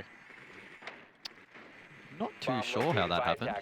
I glanced away for a second and look up, and Vast is 1 shot. Either way, he's going to try and hold the stairs with God Legion over towards the south. He's instead going to rotate below. So maybe Raven will see another C4 play. Let's hope that for these defenders it will pay off. A couple of C4s on the board. Probably the play for Vast is unlikely to win a gunfight. So if he can stick below, stay alive and get a C4, that would probably be enough. Yeah, it looks like Worthy maybe is on the hunt. No, he's going to repel up towards 90 window. That could be Vast's opportunity there if they're aware that he's on that window. Vast could go for the run out. Could be worth it. He might get fragged out easy, but if he kills Worthy, it's utility and a good position to take out. See what the decision is, but all of a sudden, guys, we talked about the efficiency, but half the round's played out now, and they are starting to surround site, making a bit of progress. Looks like they are going to take 90 now. Worthy holds it as Thumbnail comes around. And yeah, look, it's looking pretty good for Kanga at this stage. Likely try and set up to open the wall in towards Vault. That'll be Leb's responsibility. He is the only hard breach for Kanga, playing that Hibana. We did see a Nixium, digital namely, playing on the Thermite. It looks like Kanga trying to mix it up. Leb is actually over towards Study, so instead they're going to make some angles from there. Maybe not enough to make an entry, but enough to make a Nixium feel a little bit less comfortable on site, which for these last second rushes is ideal. Yeah, Kanga are definitely setting themselves up for, looked like an aviator plant. They're going to get those study holes so they can cut the rotates. And Worthy is going to finally shut down Vast on that roam.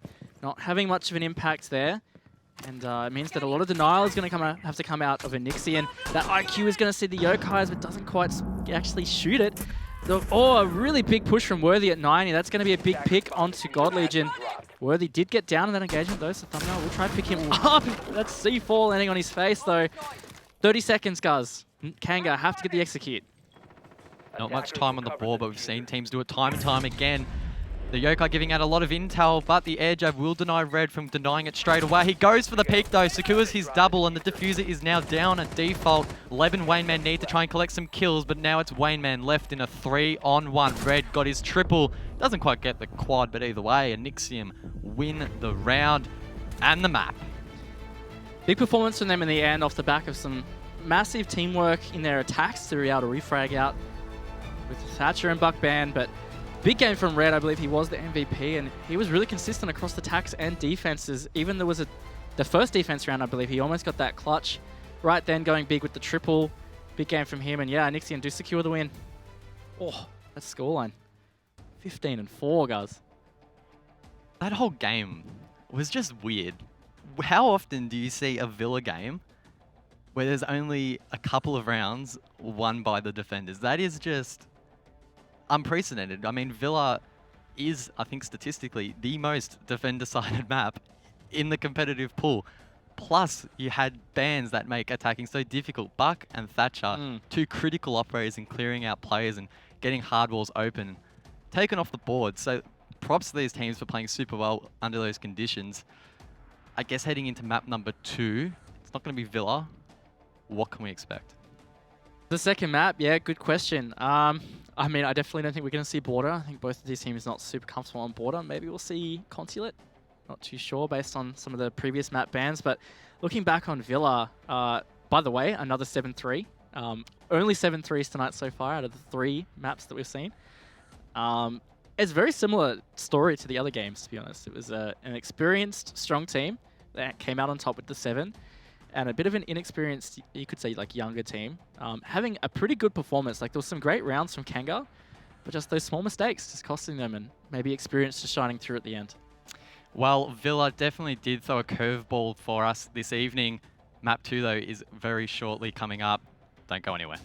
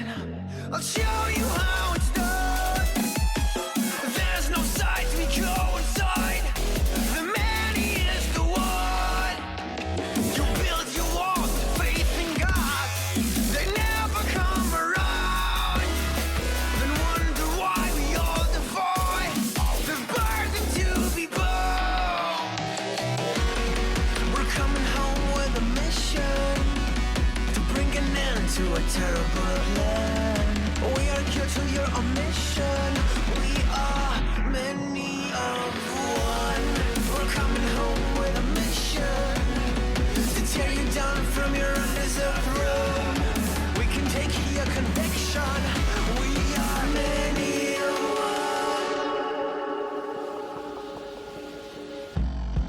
one. You may call it a virus, but we call it the antidote. It's an answer to silence. The future is here to revolt.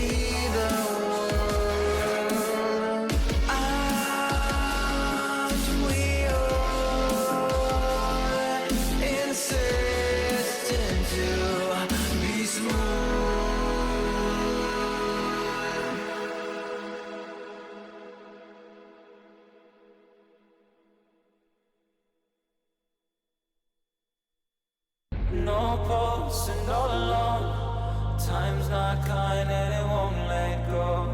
No thoughts left in my head. My mind's not mine and it won't forget. But you bring me back from my darkness black. Cause the soul in me and the heart I have for you. It bleeds for you, it beats again. Oh, you bring me to life.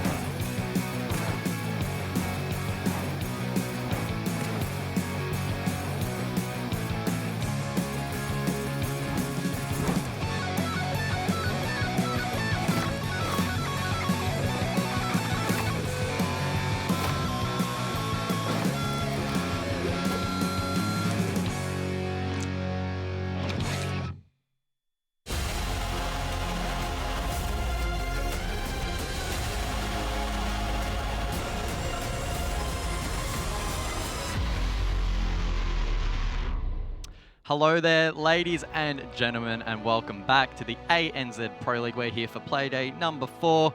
I'm Guz. This is Raven. We just came off the back of a 7-3 between Enixium and Kanga, falling in favour of Enixium. A little bit of a strange map on Villa. It was strange in that we saw a lot of attack rounds won, not traditionally seen, but it was a great display of teamwork, basically, with those attacks. For two different reasons, we saw Enixium having some great coordination to get some refrags onto site, not really leaning on attempted hard breach or vertical play. Whereas Kanga, on the other hand, we saw a bit more methodicalness and a bit more structure through their attacks. But we did see one rush that really kind of ended the map for them, essentially. Yeah, and I guess now we're not going to be playing on Villa. That's going to be auto-banned. Yeah. What are our expectations in how the next map's going to play out? Because if it is a more balanced map in the way of attacker and defense, we might not see as crazy bans or as crazy attacking strategies at least. Yeah. Do you feel like that's going to maybe favor Enixium or maybe Kanga? I think, at least in terms of experience, you got to say that favors Enixium, going to a more structure. That being said, Kanga have really shown that they can play a structured attack, as well as add in essence of unpredictability, which really works well for them against Wildcard on Bank. One round that did work fantastic and unexpectedly for Kanga last night was after a long rehost, they did a rush, and it caught Wildcard off guard. It was beautifully executed. I think that's kind of what they tried on Villa, but this time, not the same. Well, the map veto is ready and waiting, so let's bring it up and see where we will be heading for this second map. Of course, we are going to see... so Villa wasn't auto-banned, so that's because of the new ban? I think there's a new change with the vetoes. Either way, we're not going to say Villa. Yeah, I think most teams usually won't play the same map back-to-back. Kanga wouldn't want to. Not a good decision, usually. Clubhouse? Yeah. We've already seen it once tonight. We saw Fnatic beat Homeless on it, 7-3. All the maps tonight have actually been 7-3. Yep. Which team's looking hotter going into this one? Look, and Enian have always had a couple of issues with Clubhouse. It was always a bit of a maybe a bad omen last season, but they've got a new roster, 2 new players that have really reinvigorated the way they play. So that's a dangerous combination coming into Clubhouse. Again, they're quite an experienced side, and Clubhouse, especially on attack, requires a bit of coordination and a bit of stuff to do. But Kanga have proven they can do that. So I think this one's going to be pretty even. Villa, to an extent, was kind of even. Who knows? Kanga definitely have a shot, but I think just based on experience, probably Enian might take it. Well, unfortunately, you guys were wrong in the very first of the community poll votes. Let's whip it up for map number 2 and see if the tides have shifted. No, Kanga is still going to be pretty heavy favourites heading into the second map. And based off Villa, I'd say that's pretty surprising. Me too. I'm still kind of putting this down to a bit of an org effect. Like, Kanga Esports is a pretty big brand within ANZ, and I think a lot of people will probably recognize them and helping them support them. Whereas Enian, of course, they're out on their own. They're orgless at the moment. Enian is just a team name. People probably don't recognize them as much, so I think that's probably swaying it a bit. As I said before, I'm still kind of leaning towards Enian for this, I think, just based on their experience and the way their roster has changed. I think they're just looking pretty good at the moment. Yeah, and heading to Clubhouse, it's a map where we could well and truly see another Thatcher ban on the board. We didn't see it in the previous matchup. If it comes out again, is that going to have a big impact on how it plays out? I don't think so, because I think, again, the Maverick would probably be available unless we see a Thatcher Maverick ban, but that would be pretty chaotic and difficult to deal with. So we will have to see, but you know what? I think Thatcher is just such a common ban. I wouldn't be surprised at all if it comes out, especially from Kanga, seeing as Enian will be the ones starting on attack. Drum roll, please. Let's see who the first ban will be. It's going to be Maverick. Yeah. Shocked, surprised. Yeah. Big oof. I think the same situation as we had with the Fnatic game on Clubhouse earlier. If it wasn't going to be Thatcher, it was almost definitely going to be the Maverick. So Enian going to ban out. The Capitao is going exactly the same way we saw earlier. That is how the Fnatic Homeless game played out on attack bans. Just helps with bandit tricking if you can't use that Capitao asphyxiation bolt, as well as the fact you can't use the Maverick to Maverick trick the wall open. Defense bans, guys. Do you think we're going to see any surprises? Mirror is already a pretty classic one. Last ban coming out for Kanga. Well, I hope it's Echo, because I accidentally I've got my match tracker here on my tablet. It's not going to be, it's going to be my share. In the last matchup, I accidentally filled out the bans for this matchup, and it was 1-for-1 up until they took Maestro off the board. So that's a bit unfortunate, but look, it'll mix it up a little bit from what we saw earlier in the night. That it will, and it is Kanga going to be starting on defense, which has usually been the strongest side on club, but that has changed a lot lately. And after seeing what we saw in Villa, I'm not prepared to say anything about defender-sidedness because it clearly might not be the case. And Kanga are going to go to Church Arsenal to start off with, I guess because of that Maverick ban. And no Kaid. Maybe they will 6-pick to a Kaid. Oh no. He's pretty helpful because, again, I mean, they can EMP it, sorry. But they'll have to use 2 EMPs at least to get 1 hatch. It's good use of burning a Thatcher utility. Did see Basement played a little bit earlier tonight. They were, particularly Homeless with Stigs, were utilising that bandit. So it is interesting to see that Kanga have fallen off that. And that could play a big role in how the late round plays out, which has been a real focal point of this matchup. If there isn't enough denial to stop them from getting in behind the bar, and Enian are just going to run riot like we saw in Villa, even without being able to get the walls open. So I feel like if Enian play really strong hard breach, Kanga could be in a bit of trouble. So it's going to be up to them, I think, to delay as much time as possible, try and stop them from getting in, try and force them into those choke points. Yeah, I think Kanga, I wouldn't be too surprised they try and pull out a bit of aggression again, especially players like Worthy, Unit, and Thumbnail. They like to move around pretty freely and try some really unpredictable, strange roams. I think especially seeing Worthy on this Jaeger, would not be surprised to see him leg it up, and that is what he's trying to do, but he's just running not looking too good for him. He's on a treadmill. Oh, he's back. Worthy, he's back. Oh, there we go. We'll have to see what happens there, but we are in action phase. Enixian already have approached the building, and Unit is going to put some goo mines into dirt just to make sure that push comes down, they get the sound cue. We have heard a charge of something go off somewhere, potentially a hatch from the Habana being opened. And no engagements at all. And it looks like Kanga are all on site, so no potential roam. Maybe we'll see a re-roam later or some kind of flank. We did see Fnatic and Homeless both attempt to roam, or at least to set up above, which did waste quite a bit of time for the attackers. On this occasion, Enixian will have free reign above, and it's only going to take them a minute to get the bar hatch open. That really opens them up for the rest of the round as we see the Buck, I believe that's Vast, opening up the floor above as well. So Kanga already starting to feel the pressure vertically. That main wall as well, an angle already generated. And Enixian with really nice time management thus far.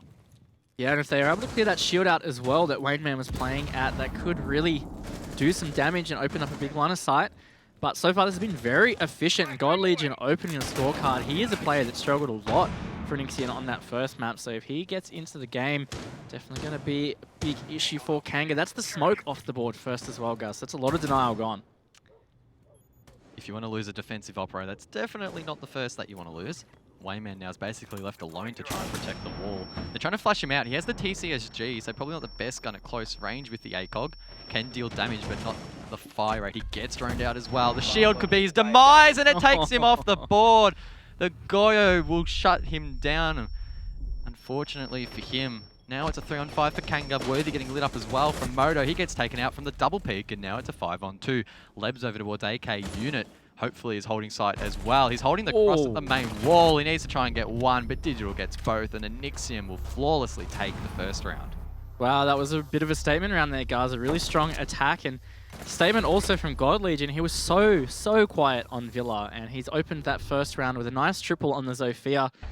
So good, strong attack there. Kanga left a bit reeling. They're just going to get away from Church, and they're going to go to the gym bedroom now. They have to lick their wounds and figure out what to do differently. And we've seen this a couple times. These lower tier teams, they may have a stronger map 1. Then map 2 starts to drop off. And if you've lost the first map 7-3 and you drop off for the second map, that's when things don't start to look good. Yes, it's early days, but I think that attack was pretty indicative in the approach that Enixian is going to take. They are not taking any prisoners. They took so much control so early. Kanga had no response. The Goyo on Goyo, that was a real tilter as well. Enixian really expending their utility wisely, and Kanga just need to try and grasp it back slowly. I am quite surprised that Wayne decided to really stick it near that shield. That hole was open in front of him, and it was pretty clear they still had the ability to clear that shield, and he was sticking right next to it. So maybe not a great decision from him. We are going to see a rehost coming out though, called by Kanga. So we are just going to go through with that, but yeah, that was a great attack from Enixian, and quite different to their Villa attacks. We talked about maybe their just reliance on coordination and refragging in Villa. This time, that was really methodical. They opened all the walls, hatches, beautiful use of utility. It was very different. Yeah, and it's interesting that you note that they opened the walls and the hatches because they were actually able to. They had a lot more utility to use to enable that to happen, and it really only, I think, exacerbated Enixian's strong fragging potential that they carried over from map number 1. I guess that sort of raises the question, what do Kanga need to do to deny that? Because once the walls are open, they look vulnerable. What do they need to try and do in that phase to try and slow down Enixian? I think one thing that Kanga could do to play to their strength is I talked about how before they've played a little bit unpredictable, a little bit aggressive. I believe Worthy was going to do a roam, but he was held up by his little treadmill in blue there and never actually made it to the top floor in that first 30 seconds. So I think that's something that they can do next time, just to play a little bit more aggressive, because if they can slow down Enixian getting that progression, it might change the way the round plays out. But you know what's scary is even if they do that, basically what we saw with the Villa attacks was 30-second executes with nothing happened utility-wise. And Enixian won 5 of those 6 attacks. So even if Kanga do slow that down, it's still not going to be necessarily easier, but I think that gives them their best opportunity. And I guess if they are looking to slow it down, I guess that raises another question. How do you actually go about doing that? Because we saw in the previous round, Enixium had full control in like a minute, I think it was. Yeah. No castle barricades above to try and do a flank or a roam. As you mentioned, maybe that was flaunted by the little treadmill there. Either way, though, they had absolutely no time wasting above. Kanga were all forced to turtle on site, and Enixium just tore that to shreds. So do you feel like a more roam-heavy playstyle could actually work here for Kanga, or is that maybe a little bit too risky? It's going to be risky, but I think that's probably their best chance. Giving Enixium too much map control definitely just seemed like it worked against them. That is just one round, so that's all we've got to go off, at least for Clubhouse. But that's just what it seems. I think giving Enixium too much map control too early, they looked very efficient. They ticked every box for that attack then, right? Like they got the vertical map control completely, very quickly. They got their hatches open. They got their angle into church. They cleared out the utility with the line of sights. Kanga were just completely pinched. Perfect execute. So yeah, Kanga just have to derail that somehow. You would say that's going to have to come with the roam if it's early stage. And it's just going to have to be calculated. They're going to have to play with maybe a little bit of extra intel to enable that. And then just play naturally. Worthy is a player, like I said, that he plays pretty unpredictable, pretty aggressive. Thumbnail the same. I think those two players might have to step up for them. Yeah, well, we are, of course, only one round into Clubhouse, so maybe let's just put that on pause for a second. Let's take maybe a more global view at the impact maybe of this match, I guess, in the standings of ANZ, because the Enixian are looking really, really strong so far. And if they do take the full 6 points, 3 from each map tonight, that only elevates their position and their lead even further against the teams of the likes of Wildcard and Fnatic. Do they realistically have a chance to finish in the top 2? Because if they don't falter against these lower teams, that's massive compared to the higher seeded teams that actually did. Yeah, I think that's a great point to bring up. So Kanga did manage to get the win against Wildcard. So that's 3 points in that head-to-head that Wildcard didn't get. So yeah, if Enixian gets 6 points out of this head-to-head, that definitely does put them at, like, you know, a bit of a lead. And likewise, Wildcard got a draw in the first week. So I was talking about it in the pre-show for this match. That creates a 4-point deficit between Wildcard and Enixian. That's quite big for like that top section. If you think about last season, it came down to that final week, and I think all Oddity needed were 2 points, or Enixian. They needed 2 points to make the LAN, or they needed an extra 2 points out of those games, which they didn't get. Wildcard scraped through. Right now, they're looking at a 4-point lead if they can close this map out. So that really is, like, it could potentially just be the difference. And I guess a 4-point lead at any stage of the season is quite significant. But it's almost hard to sort of look past the fact that we're actually only in the second week. Yeah. And having a lead that big can really have a flow-on effect, not only just raw standings statistically wise, but I think Enixian will be able to thrive off that confidence and really be able to just have the mindset that, yes, maybe we can actually do this. It isn't impossible to sort of knock these teams off. Let's sort of switch sides though. Kanga is a team that I think have performed quite well, considering they are from the Challenger League. Are they performing well enough to avoid relegation? And if they are, maybe let's have a look at what teams could actually fall under that line, because in ANZ, the top 2 teams will automatically go down to Challenger League. Bottom 2 teams? You said top 2. Did I say top 2? Yeah. It's okay. Top 2 will go to the APAC finals. But yeah, I do think Kanga do.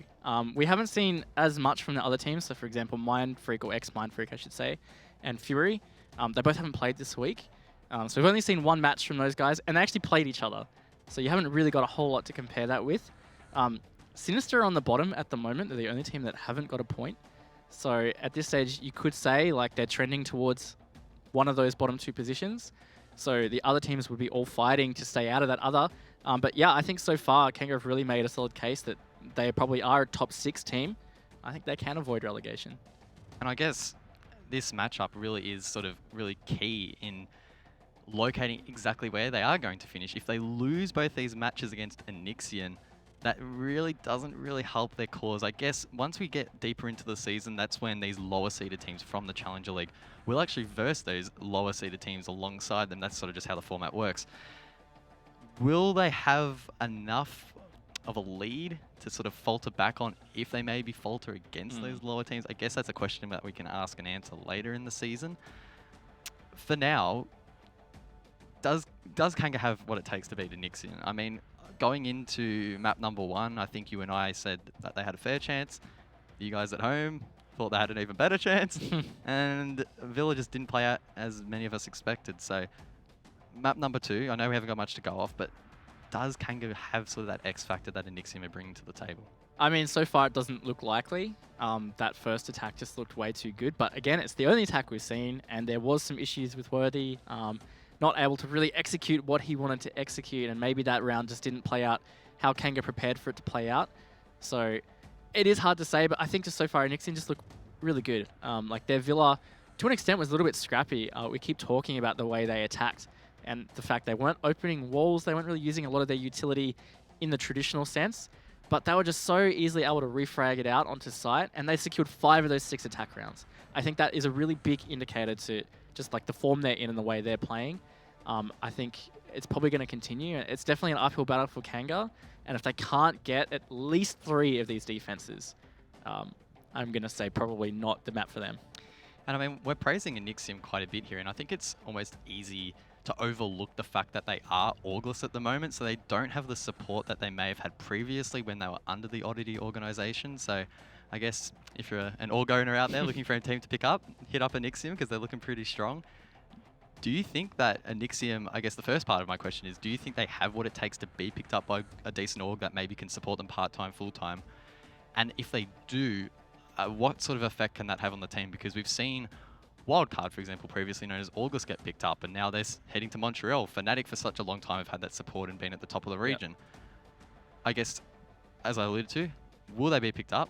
And if they do, what's the effect of that? Yeah, I mean, I think they will, and they've proven for over a year that they are a top 4 team. Season 9, they finished top 4. I believe even Season 8, they finished top 4. Season 10, they finished 3rd.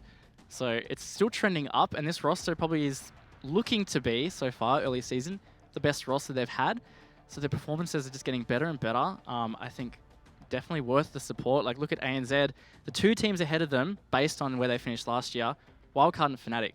What are those teams doing? They're going to 6 Invitational. And right now, Enixian are potentially looking at taking a land spot away from one of those teams. So looking at that, yeah, I think looks great. And with a bit of support, maybe it could be, or more support, could be a bit scary. Do you think it would be fair to say that Enixian have improved since last season? Because we know there was a bit of a change at the helm. I mean, you were coaching them. I know you're going to hate me for bringing this up, but you were coaching them. You're not coaching them anymore. You've obviously become a caster. I don't know why you'd want to do that, but anyway. How are you feeling this roster is comparing now that we've had a couple of weeks to see them? Yeah, I mean, it's still early, but so far it's looking really good. It's definitely different to how they've been playing the last 12 months, but it's hard to argue that it's not working out better. They've been closing out more rounds. They've had some pretty strong performances, and just in general, they're looking very confident. And yeah, it's just hard to argue with that. And again, if they end up closing this out, hard to argue with that result. That's another 6 points that would be essentially flawless, undefeated. So early days, but it's looking pretty good. Well, we are finally back in the map. Isn't it great? You don't have to listen to us as much anymore. We still have to listen to us. Yeah, they stopped. You know what I mean. You know, the casters start the game. We did start the game. Yeah, of course. We just wanted to talk. We just didn't want the game to go on any longer. Yeah, exactly. We have the power. We don't really. Bit of an unfortunate rehost, either way.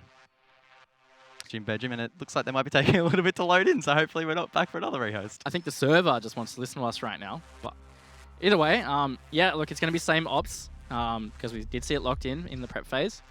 Fun fact, if anybody didn't know, even though with a rehost you have to use same ops, different players can play those ops. I didn't know that. Just as long as the lineup is the same. So that's... Oh, are we going in? We are in, guys. It's going to be the round starting out now, and Kanga, they are Gym Bedroom. Didn't really see much of their setup at all before the rehost was called last time. And Enixian, they've got the same lineup as they had in that first attack. It's a pretty well-rounded lineup to be able to deal with a lot of things. Two hard breaches, the Thatcher, and then just 2 ways to deal with soft breaches. Yeah, it's very well-rounded overall. Guess what, Raven? What's that? Unit's running the shotgun again. Unit is running the shotgun. No way! Well, we saw him on Villa. He had a really nice angle in Closet and got a couple. Not quite sure where he's going to play it here, but I am very excited to watch it because it is a weapon that we don't see played very often. And could make for some fun and exciting gameplay. It could, and it's always exciting to see like these really small changes to, I don't know whether you could call it meta yet, but we are seeing a big shift towards using the FBI shotgun. But it's always interesting to see how it starts to become a thing and how it works. So Unit might make that spot on Villa a thing now. Maybe we start to see a lot more people play Closet with the FBI shotgun, or even just play Closet with shotgun. But yeah, maybe he'll find a little spot here that's a little nifty. See how we go.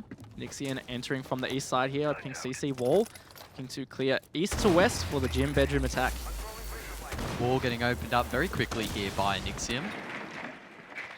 Red using the first of his exothermic charges. He'll probably save the second for the cash wall, if required. If not, Digital should be able to help him out and create some angles to flush out Worthy and Wayman, who are holding this side off the map. Gold Legion, he's at the top of Garage, so it does look like Nixium are going for a take here of CCTV quite heavily. Try and gain control and really start to push their attack forward. Yeah, and they're going to have to be really careful. There's two players playing around there. Worthy on a flank as well. Below, he is going to catch the buck off guard. That's a big pick onto Vast. Worthy's going to piece out through blue and run through the Arsenal away from there. At the same time, Red is just going to work on that wall, open it up, and be able to take cash now as those roamers have cleared out. Have to be careful of a long angle, potentially through that construction wall. They will still have to be careful of Worthy as he is on the roam. Minute 30 to go, and Nixium have gained some decent traction, but losing Vast isn't the best. Leb is using his yokai drones to gather some intel in Con. So once these Nixium members start to push in, they will be fully spotted out, or at least called out by these... Was that the yokai that was shot? The yokai, yep. Okay, well, Red has X-ray vision apparently. They've great shot by him, and that'll really deny a lot of the intel that Kanga was trying to gather on this side of the map. Geo gets one though, Wayman off the board. 4v4, a minute to go. I think it was the drone that spotted that yokai, and you know what? Another fun fact. I think yokais are easier to spot on drones. Digital finds another frag onto Unit though, so 4 versus 3, looking pretty good for Nixian. God Legion does get that frag onto Thumbnail. Worthy trades back. Geo has been down, so it's essentially 2 versus 2 if they can't get Geo back up. Worthy and Leb both playing around that main stairs area, which means that they can only get some pixel angles towards that con door to try and deny Worthy can rotate around to Jim. Geo is going to get potentially picked up by Digital here. I don't think that can really be denied. And that means it will end up as a 3 versus 2 for this final 30 seconds, Guz. Nixium still with a healthy amount of time left to try and mount their attack. Leb and Worthy still in strong positions though. Worthy's able to hold the con door. Leb's been tasked with holding the entrance to con, as well as the exit to his left. There is a player there, he pre-fires it, but misses the shots. 10 seconds left on the board now. Worthy has been flushed out of bathroom, making that con entrance even more powerful as God Legion gets one.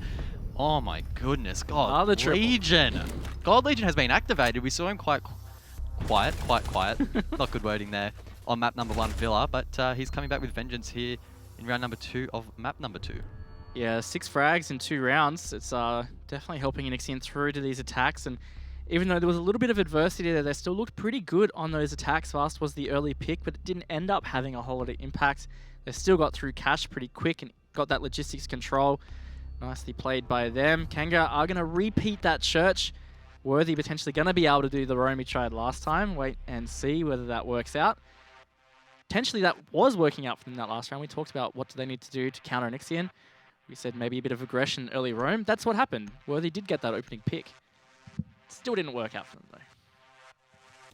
So many of these rounds tonight have been close, particularly from these lower tier teams. We saw on this map earlier, Homeless taking it up to Fnatic, but he's not quite having the finesse to close out some of these rounds, and Kanga beginning to give off this vibe here on their second map. Didn't quite give off that vibe on Villa, as neither team really had a lot of success on the defense, and part of that was just the sheer aggression that the attackers were bringing, but Nixium have slowed it down a little bit here. Much more methodical for this map, and I guess the bans have definitely facilitated that so far. Yeah, absolutely. It's allowed them, look, they're bringing the exact same lineup again, and I honestly don't think their attack lineup will really change until they face some kind of adversity, but at this stage, this lineup is just so well-rounded, it's able to deal with everything. And I think, like you said, that's really enabling them to be a bit more methodical and thorough, and that's tricky for Kanga to deal with, on top of their ability to just frag or trade those kills. So yeah, it's definitely going to be tough for Kanga. I'm curious to see the differences here. Worthy is still on site, so maybe not going for that room. I guess one key difference that I noticed is the shield that was placed at the black boxes. It wasn't a Goto shield this time because we saw previously Wayman actually got killed by his own shield, the one that unit is sitting behind it. Yep. Thanks, MC. Hearts in chat for MC. What a goat. It is a really powerful position though if they are going to try and deny that entry. And I guess not having it as a Goto shield is definitely a safer bet. Yeah, because at least then if it gets cleared and he is playing at it, he'll just take a bit of HP damage, but not actually get fragged out. So that's a good change so far. They do still have the Goyo. But some quick entry here from Enian in this first minute. They've taken vertical control. It means they can start opening their hatches and potentially start getting the church wall open, which probably is going to be the attack they're going to do it for. They're a bit worried about a Kaid maybe being 6-picked, but it hasn't happened, so those EMPs wasted, but at least creates a bit of safety. And so far, some good progress here from Enian. Hatch drop comes out though from Red. He's looking to get this wall open ASAP. Still over 1:30 on the board. Unit could try and deny it though. Is it in time? Just. He will deny the wall and the Habanas, but the exothermic charge will be detonated. He uses that shield, as we previously mentioned, to give him some coverage. Digital did drone that out though, so they are aware of his position. C4 comes out and it'll be another wasteful C4. That's definitely been a trend so far tonight. And Kanga might find this even more difficult now to deny the plan. Yeah, Thumbnail's pushed up aggressively though. It's something that we talked about, his unpredictable aggression, but he will get traded at least by God Legion again, getting another frag. Nixian opening unit just left looking at Moto, fragged out by Red, caught sleeping.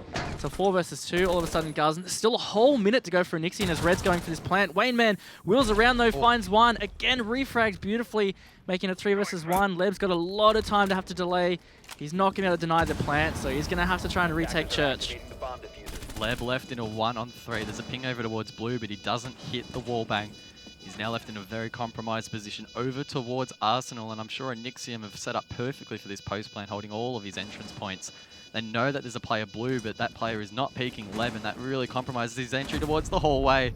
And Enixium will shut it down. That's Geo with the final frag, and that's 3 straight for Enixium. It isn't. They're just looking really good on these attacks. Everything's working out well for them. They're progressing so quickly. The fact that they're able to clear out Church and still had a whole minute for that plant. It was, I think, a 2 versus 3 at that stage, and then it went down to that 1 versus 3. Just so hard for Kanga to counter. And it's not looking too good for them on Clubhouse so far, Guz. It's, again, following a very similar trend to what we saw with the Fnatic game on Clubhouse. They shot out to that really early lead, just looking too good on their attacks. It's the same thing here, and Kanga, they're going to change it up again. Going to cache CCTV. Just continuously changing these bomb sites, trying to get something happening. We haven't seen cache defended yet by Kanga. They went Arsenal, then they went over to Bedroom, back to Arsenal, and now they've finally taken this bomb site. Probably the only 3 bomb sites we will see tonight. Bar is very, very rarely seen in competitive. I think it might have been defended successfully once in like LATAM this season. Yes. I mean, that's LATAM. They're crazy over there. They are. Very different meta. Very strange meta compared to us at least, but hey, it works for them. And I just wish we would see more bars, to be honest. I love seeing those off-meta sites be developed, like something new happen. It's really cool. I mean, it's almost like teams maybe dry run it, have okay strats possibly, but just don't really have the confidence when there's 3 sites that are arguably better, so that's why we don't see it. Yeah. But yeah, it does break my heart a little bit. It would be nice. Because I mean, that site used to be quite hectic back before the rework. Yeah. Definitely made for some interesting plays, but unfortunately, we don't see it anymore. F's in the chat. Maybe one day it'll rotate back in, but for now, yes, it is these main 3 bomb sites, and Enian will be attacking CCTV cache, and looks like their priority again is this Kennel's wall into CCTV. They're going to have to drone it out and make sure this bandit trick isn't happening. They've got a couple of things to counter it. One thing they don't have is the Zofia though, which is usually the easiest way to counter it, is some kind of stun. But they have the Buck. He could go below, frag grenade it, buck it out. Their best option. Definitely potential for Thumbnail to pull it off. Red tries to drone below. It gets taken out though. So it looks like Kanga are trying to deny as much info from below as possible. I think Worthy and Unit are actually holding a really strong position inside of Lounge, trying to give Thumbnail as much presence as possible, protection as possible. Unit's actually all the way in blue. He is so lucky to not die. Worthy, though, he doesn't quite have that same luck. He will be taken off the board, and now it's effectively a 5v3 to the players on site. Unit needs to try and get back, but even still, only a slither of HP, and he's only really going to have a C4 that could impact this round if he hasn't used it already. Yeah, and he's gone to garage, so I think they're just going to have to be careful about cutting that off if they want to enter lounge. He's sitting over at that spot under the stairs. Leb is there to back him up, but I think that means the Buck will be able to get in and do his job. Clear out those charges. The wall will go open. That's some alright time management there with half the round ticking away now. Enian can get ready for an execute, but one thing they will need is maybe a little bit more garage control if they want to get this plant. That was almost big for Fast. He uses the skeleton key from below to flush out the player on that con wall. Almost netted himself a kill, but it wasn't meant to be. Leaving it still in a 5-on-4. Kanga do have garage control, which is strong for them, but Leb has been droned out his position well and truly called out to the rest of the Enian lineup. Thumbnails found his way all the way back to... Oh my goodness, Unit with the C4. We've seen a C4 kill. Unit on 1 HP will be successful. Leb gets taken out from garage, and that opens up the round nicely, though, for Enian, despite that IQ being taken off the board. Yeah, Thumbnail and Unit both been tagged, so it's going to make it even trickier for Kanga here. Enian being very careful about players potentially still on the roam. Unit is still on the roam, and he is running to that oil pit, which was checked by Red, so he's going to call that clear. This could come back to bite them. He might be able to get one on the stairs. Oh, he just sees the feet, but misses completely. Vast tagged up, but gets Wayne Man. That means it's all up to Thumbnail on site here. They're going to know it. Unit is taken out, and then is Thumbnail. Another great attack from Enian. They're on a bit of a roll here, Guz, and it's starting to really bounce away from Kanga. Really beginning to snowball here. 4 defense losses straight. They've tried all 3 of the primary sites. Maybe it is time for Bar, I don't know. But either way, something is just not working for Kanga. They look strong for the majority of the round.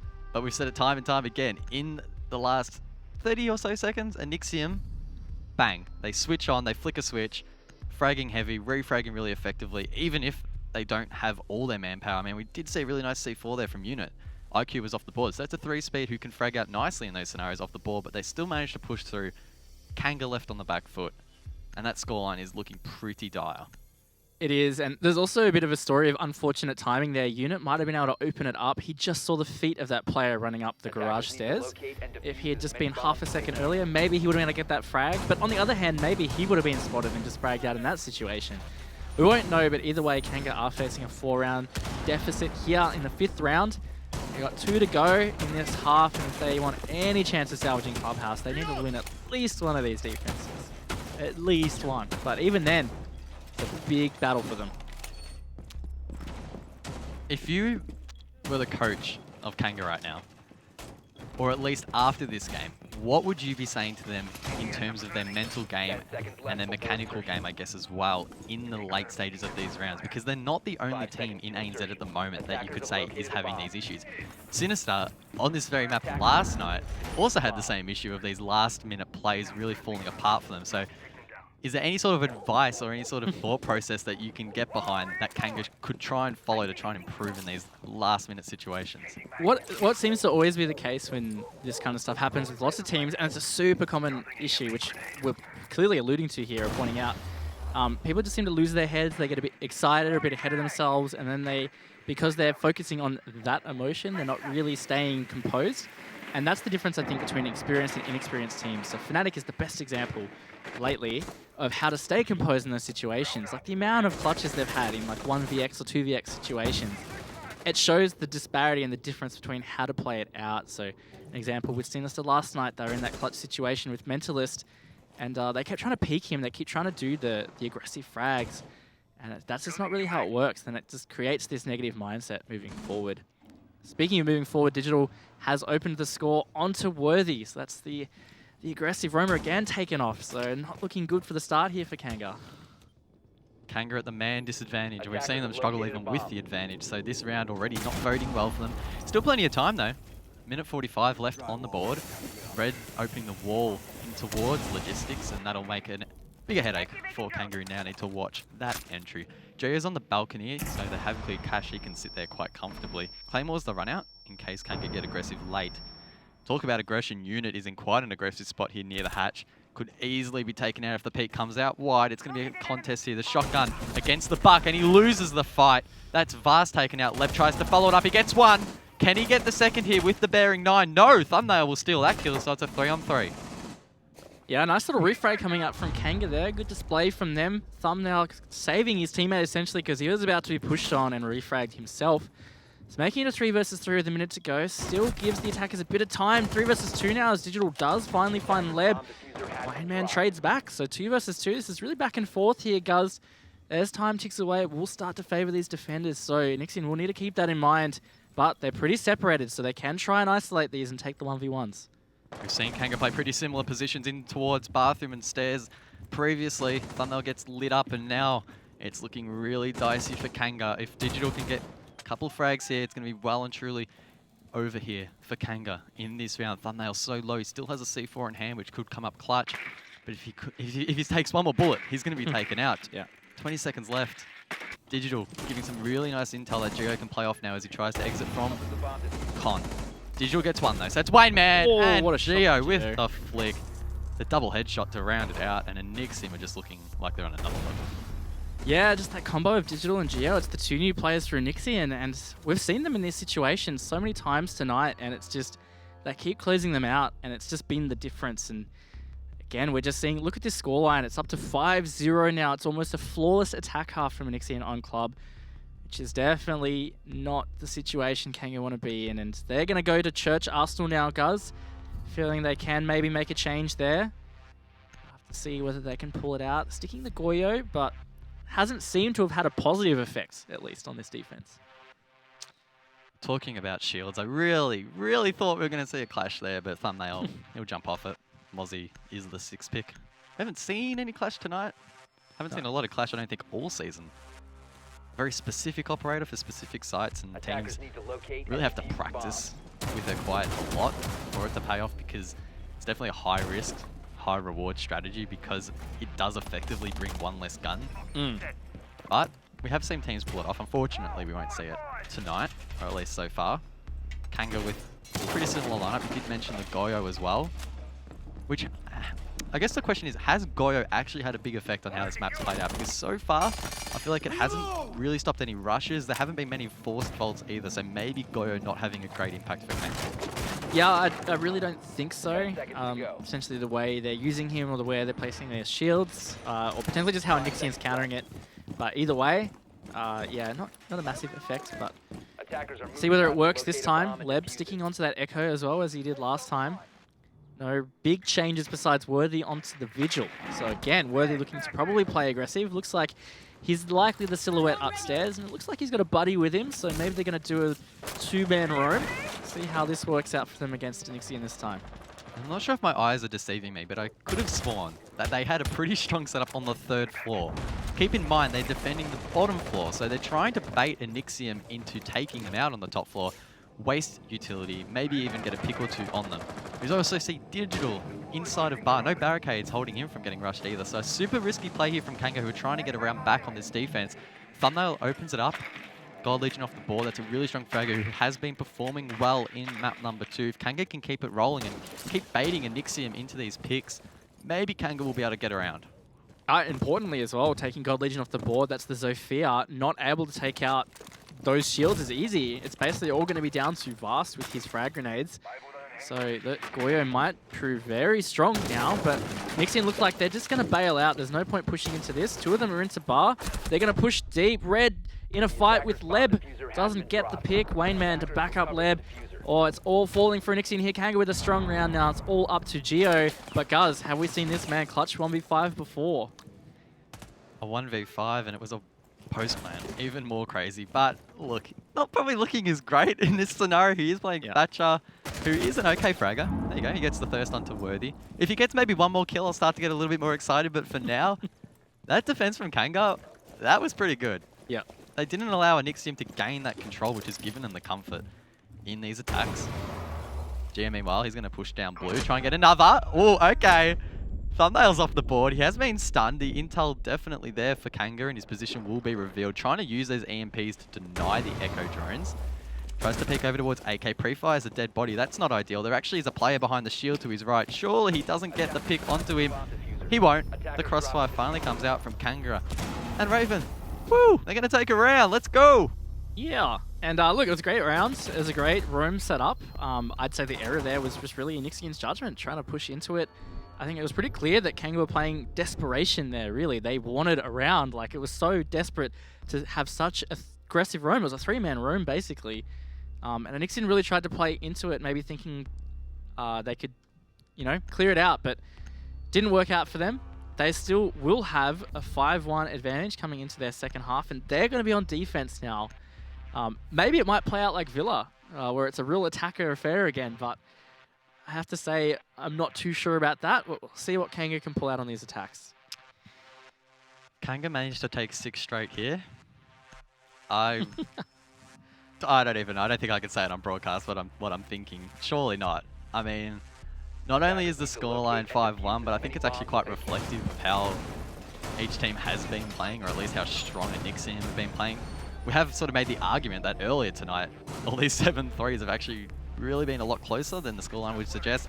But I think that 5-1 probably is leaning in favour of Enixian quite heavily. They've been playing so well on those attacks, albeit just the last one where they sort of got caught out by the roam. Switch of halves now. They are on the defense. They get to sort of play a bit more passive, play their game a little bit more, force Kanga into making that first move, and maybe that's where we'll see them slip up. Yeah, I agree. I think that scoreline is very reflective of where exactly this game is at. They are going to defend Church, and they're doing a roam as well. Man, this is really coming into meta now, some kind of roam for the Church defense.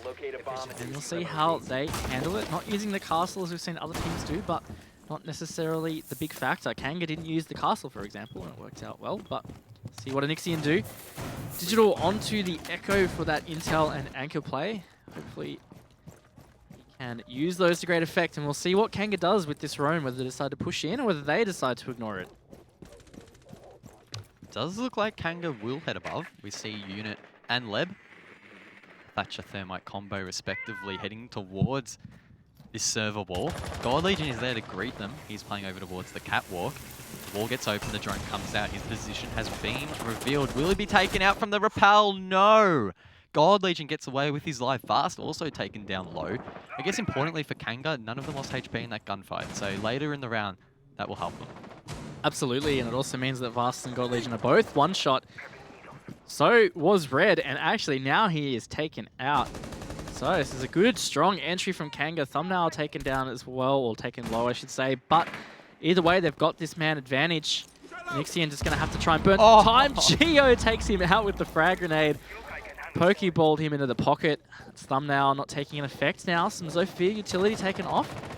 Pretty helpful, and look, it's a good entry from Kanga, but they weren't able to secure those roam frags, so it could come back to bite them. We'll have to wait and see. There is at least one still roaming. That'll be Mozzie and Jim. Vast is super low in that position. If they can cut off that rotate, it should essentially be a free kill. Not quite sure where the Jaeger is found himself. Is he back on site? I'm not too sure.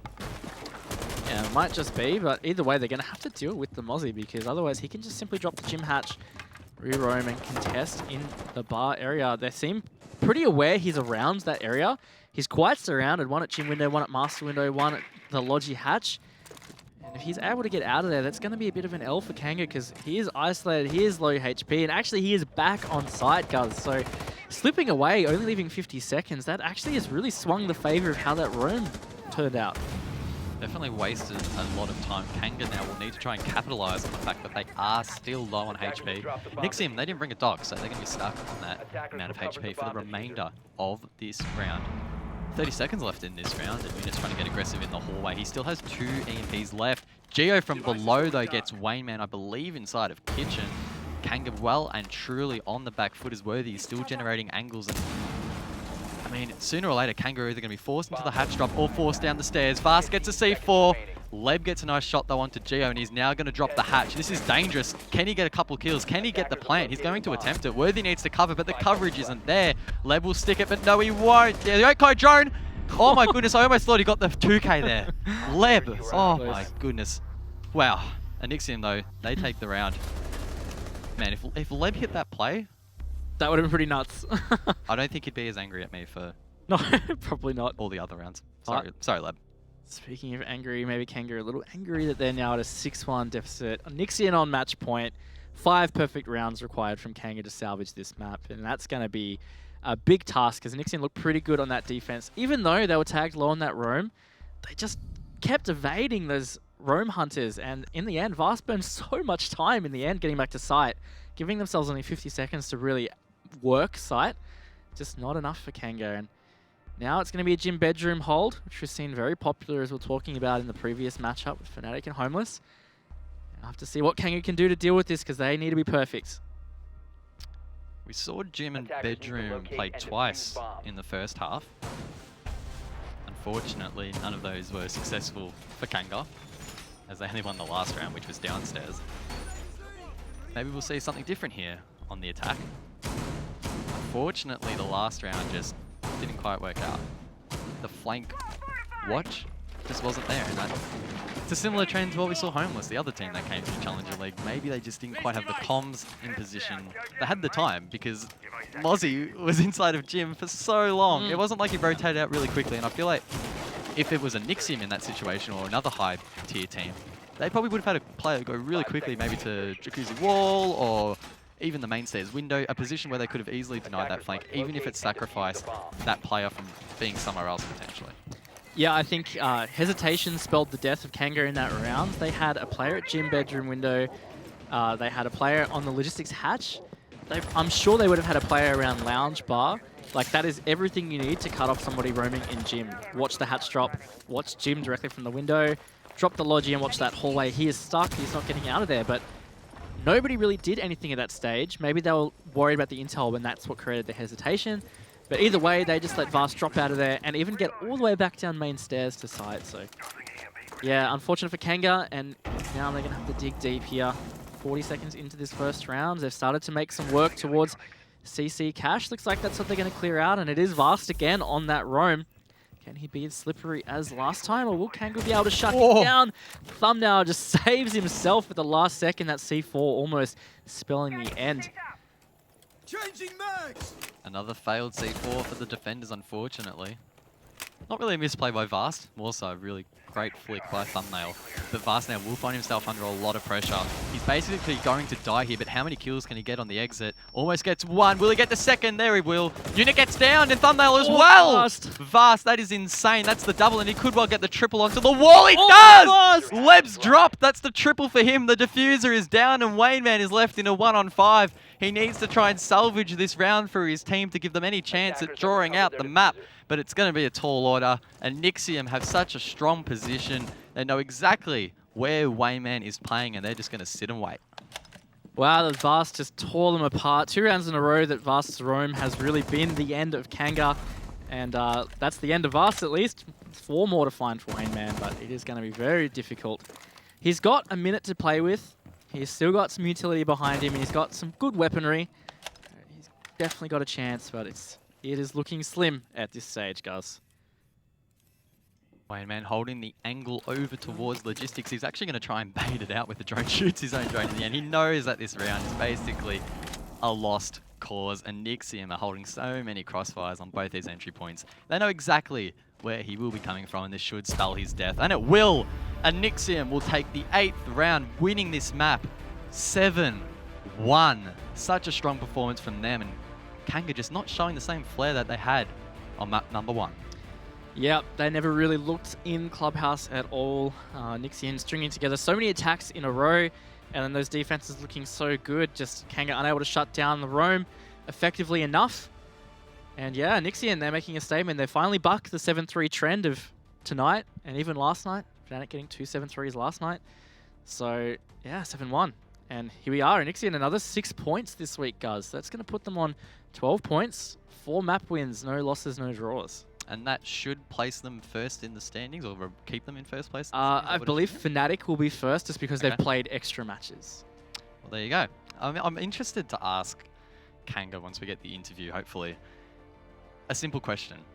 What went wrong? And I know that isn't really a simple question because obviously it has a lot of complexities in that. But you know what?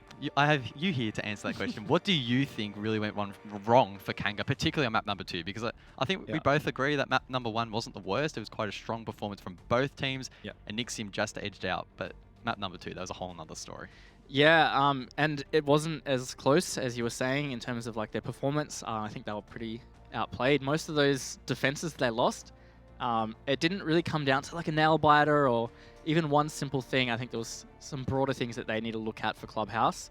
I couldn't pinpoint it for you, but I just think maybe not capitalizing on things when they should have. A big indicator for me on those attacks was Vast Rome on that church. God Legion as well, he was there. Like, they should have been shut down. They took them low early, so they obviously knew their presence. They knew exactly or roughly where they were. But no one ever really stepped up to follow drones in or actually tried to follow it up. They didn't effectively cut their rotations because they both actually ended up getting back to site. So I think that's a big one for me. Quite a few things to look at on their defenses, even strategically.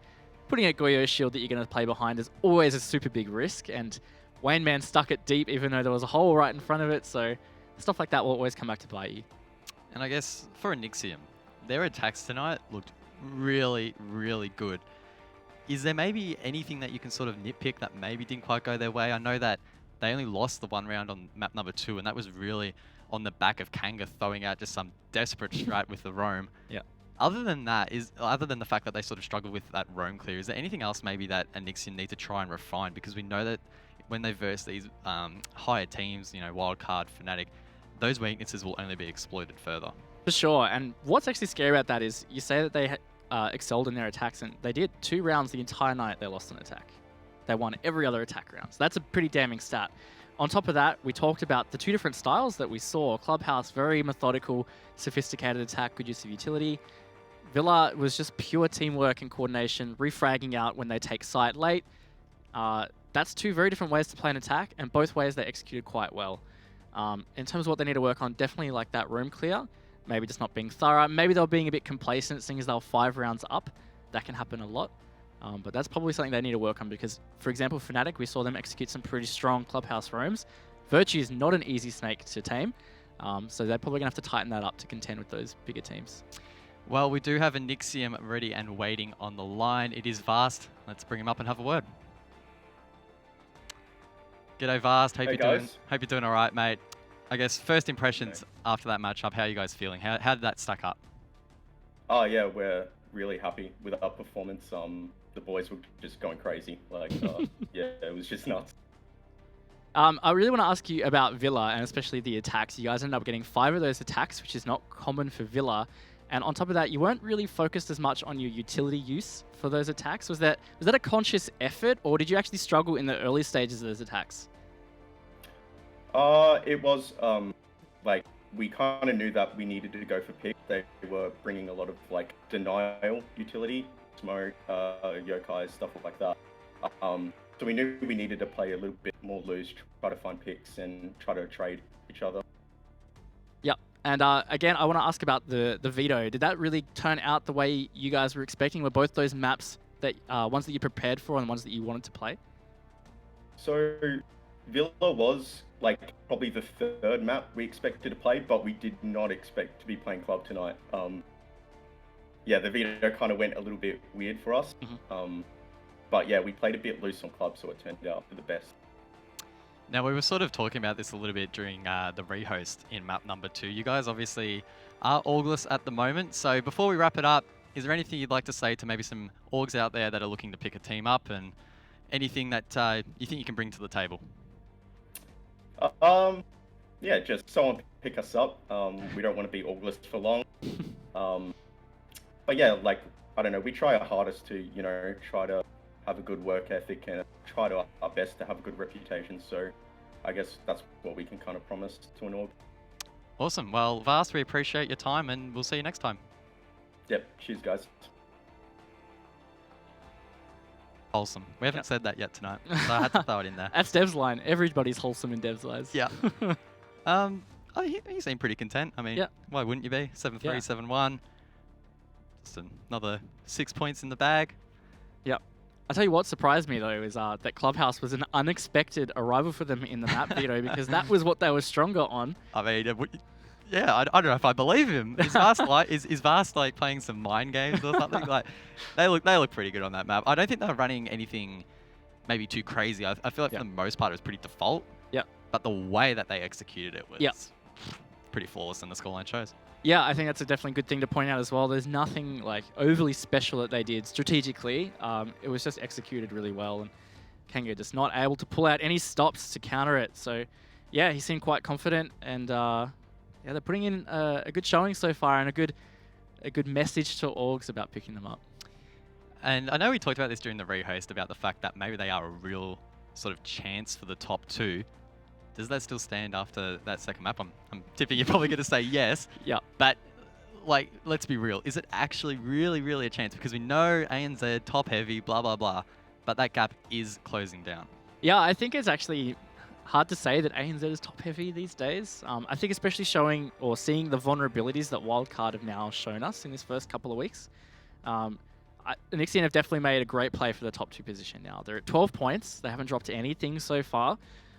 Comparatively to Wildcard, we talk about it, they've essentially dropped 4 points that they could have possibly had. So Enian will be on 12, Wildcard are going to be on 8. And going deep into the season, that's going to be tough. It basically means that, considering all teams being perfect, Wildcard will have to beat Enian on both of the maps when they play each other later. Otherwise, if they both win all their matches, Wildcard cannot finish on top of them. Well, Enian looking pretty strong, but unfortunately, Kanga didn't have the greatest night tonight. We do have Yoshi in the call. Let's bring him up and have a word. G'day, Yoshi. How we doing? Commiserations for tonight, mate. Probably not the result you were looking for. Talk us through how you guys feeling, and what do you think really went wrong? Because map number 1, it was okay. Map number 2, not so okay. Yeah, I mean, in the first map, obviously, we did everything right in the first part of the round, and it came down to the last 30 seconds where, evidently we couldn't hold the doorways, which was really frustrating. I think that kind of got to us throughout the whole map, and then, attack from there. Obviously, the first couple of rounds were really good, and then we tried to switch up the speed just to keep the ball rolling. Obviously, they countered us pretty heavily, and then it kind of, fell apart from there. Yeah, you guys are in a unique position now where you've played essentially what people would consider the top 3 teams now for ANZ based on last season. So I want to hear your thoughts on where maybe they might end up in that top 2, top 3 position based on your point of view from playing all of those teams. I mean, each team has its respectable strengths and weaknesses. I think we caught Fnatic off guard a little bit. Obviously, they just played Poles, so maybe a little bit tired. Wildcard, on the other hand, again, we were extremely comfortable in bank. And mixed up a few things, which again caught them off guard. While as Enian, apologies, they had us, every round just winning gunfights and whatnot, and just doing the simple things which we were missing, and it showed. Yeah, and I guess for the rest of the season moving forward, you had a great opening 2 weeks, even though tonight's results weren't exactly what you were hoping for. How are you feeling moving forward? You're still confident that you can avoid that relegation zone? Yeah, I think we're definitely still confident. Obviously, the time that we had to prep for Enian was a lot less than Wildcard, and it definitely affected us to some extent. So I think given now that we have a week's break moving into TBD, I believe, we should be a lot more confident and hopefully kind of take a step forward in the right direction. Yep. You guys had quite a lot of support in the community poll tonight. Before we wrap things up, is there anything you'd like to say to all the Kanga fans out there? Just cheers for supporting us. Obviously, we couldn't pull through today, but hopefully next time we can. And thank you. Thank you, Yoshi. We'll see you next time, mate. All the best. Cheers, boys. Have a good one. Yeah, awesome. What are you, Dev Marta now? Not as tall as Dev Marta. No one is. Not as good looking either. Oh, I don't know. Yeah, look, I think what's really important for Kanga moving forward is not to let their confidence be wavered. They've obviously had some great performances against some great teams, and like Yoshi said, they didn't have as much time to prepare for tonight. Of course, that's going to make a bit of an impact, whereas Enian had the standard amount of time to prepare for this. This was Enian's only game this week. So that's definitely going to make a difference, but I think either way, Enian have showed they're a strong team, a force to be reckoned with so far. And Kanga have also shown they're quite strong, but they're not without their issues as well. Well, that does wrap up all the matches for Playday number 4. Let's have a look at the standings and see where all these teams are placed. As you alluded to, Fnatic are at the top, but they have played a lot of matches. They've played 6. That's 2 more than Enixium. Maybe talk us through the rest of the standings and what we can expect heading into the rest of the season. Yeah, so I think the big vulnerability looking at this is Wildcard. They have played 4 matches, and there's a couple of teams there that are still on 2, being TVD and Fury. Both of those guys could jump over Wildcards. Wildcard could be looking at a situation of not being top 3 when they go into Invitational, which would be quite devastating to them, I'd say. It's definitely not what they'd be expected. Want to allude definitely to TBD and Fury, the fact they have only played those 2 matches, which were against each other. So they are the teams that we've seen the least from ANZ at the moment. So it's really hard to place where they're at. But you would say 2 big surprises here is that Sinister's on the bottom, no points at all. And Kanga, they're sitting there in 4th. They've got 4 points and they've had some great matches. I guess one thing to highlight is the fact that Kanga, I don't know if that's right or not, but a negative 20 round difference, I guess a lot of that would have been off the back of tonight where they dropped quite a few rounds. That's not going to be favourable when you look at how the ties are broken down, because they go by the head-to-head and then if required further down it goes to their overall round difference, so maybe that'll prove costly. But if they're in that sort of mid-tier range, it's not really going to affect their chances of going to the finals, nor will it really impact their chances of being relegated. Yeah, and I'm still going to stick with the fact that I don't believe they will probably reach the relegation zone. I think so far they've proved they can be relatively consistent, because even again coming into this with not as much prep, they had a relatively good performance on Villa. The 7-3 not as representative of how they played. Maybe need to work a little bit more on club, but I think either way they should be okay. I think what's really going to be interesting is that fight in that bottom 2 section. It's hard to pinpoint, but Sinister not looking too good at the moment. They're going to have to get some points on if they want to avoid it. Well, we are done and dusted for Playday number 4 here in the ANZ Pro League. I've been Gaz, this has been Raven. We will see you next week, Wednesday, 7 o'clock Australian Eastern Daylight Time. We hope you can join us. We'll see you then. Time's not kind and it won't let go. No thoughts left in my head. My mind's not mine and it won't forget. But you bring me back from a darkness black. Cause the soul in me and the heart I have for you. It bleeds for you, it beats again. Oh, you bring me to life. Oh, you bring me to life. Oh, you bring me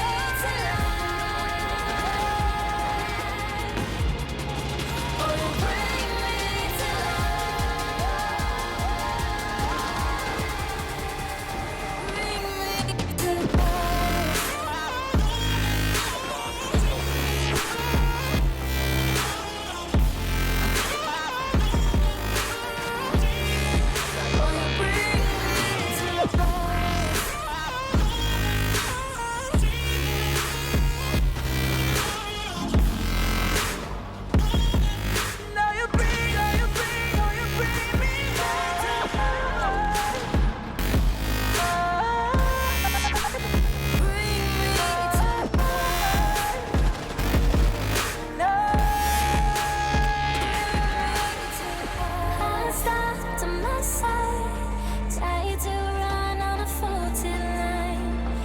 Safe only, even though we burn from the light I bleed. But she bring me back, not a heart attack could take away all the love I had for you.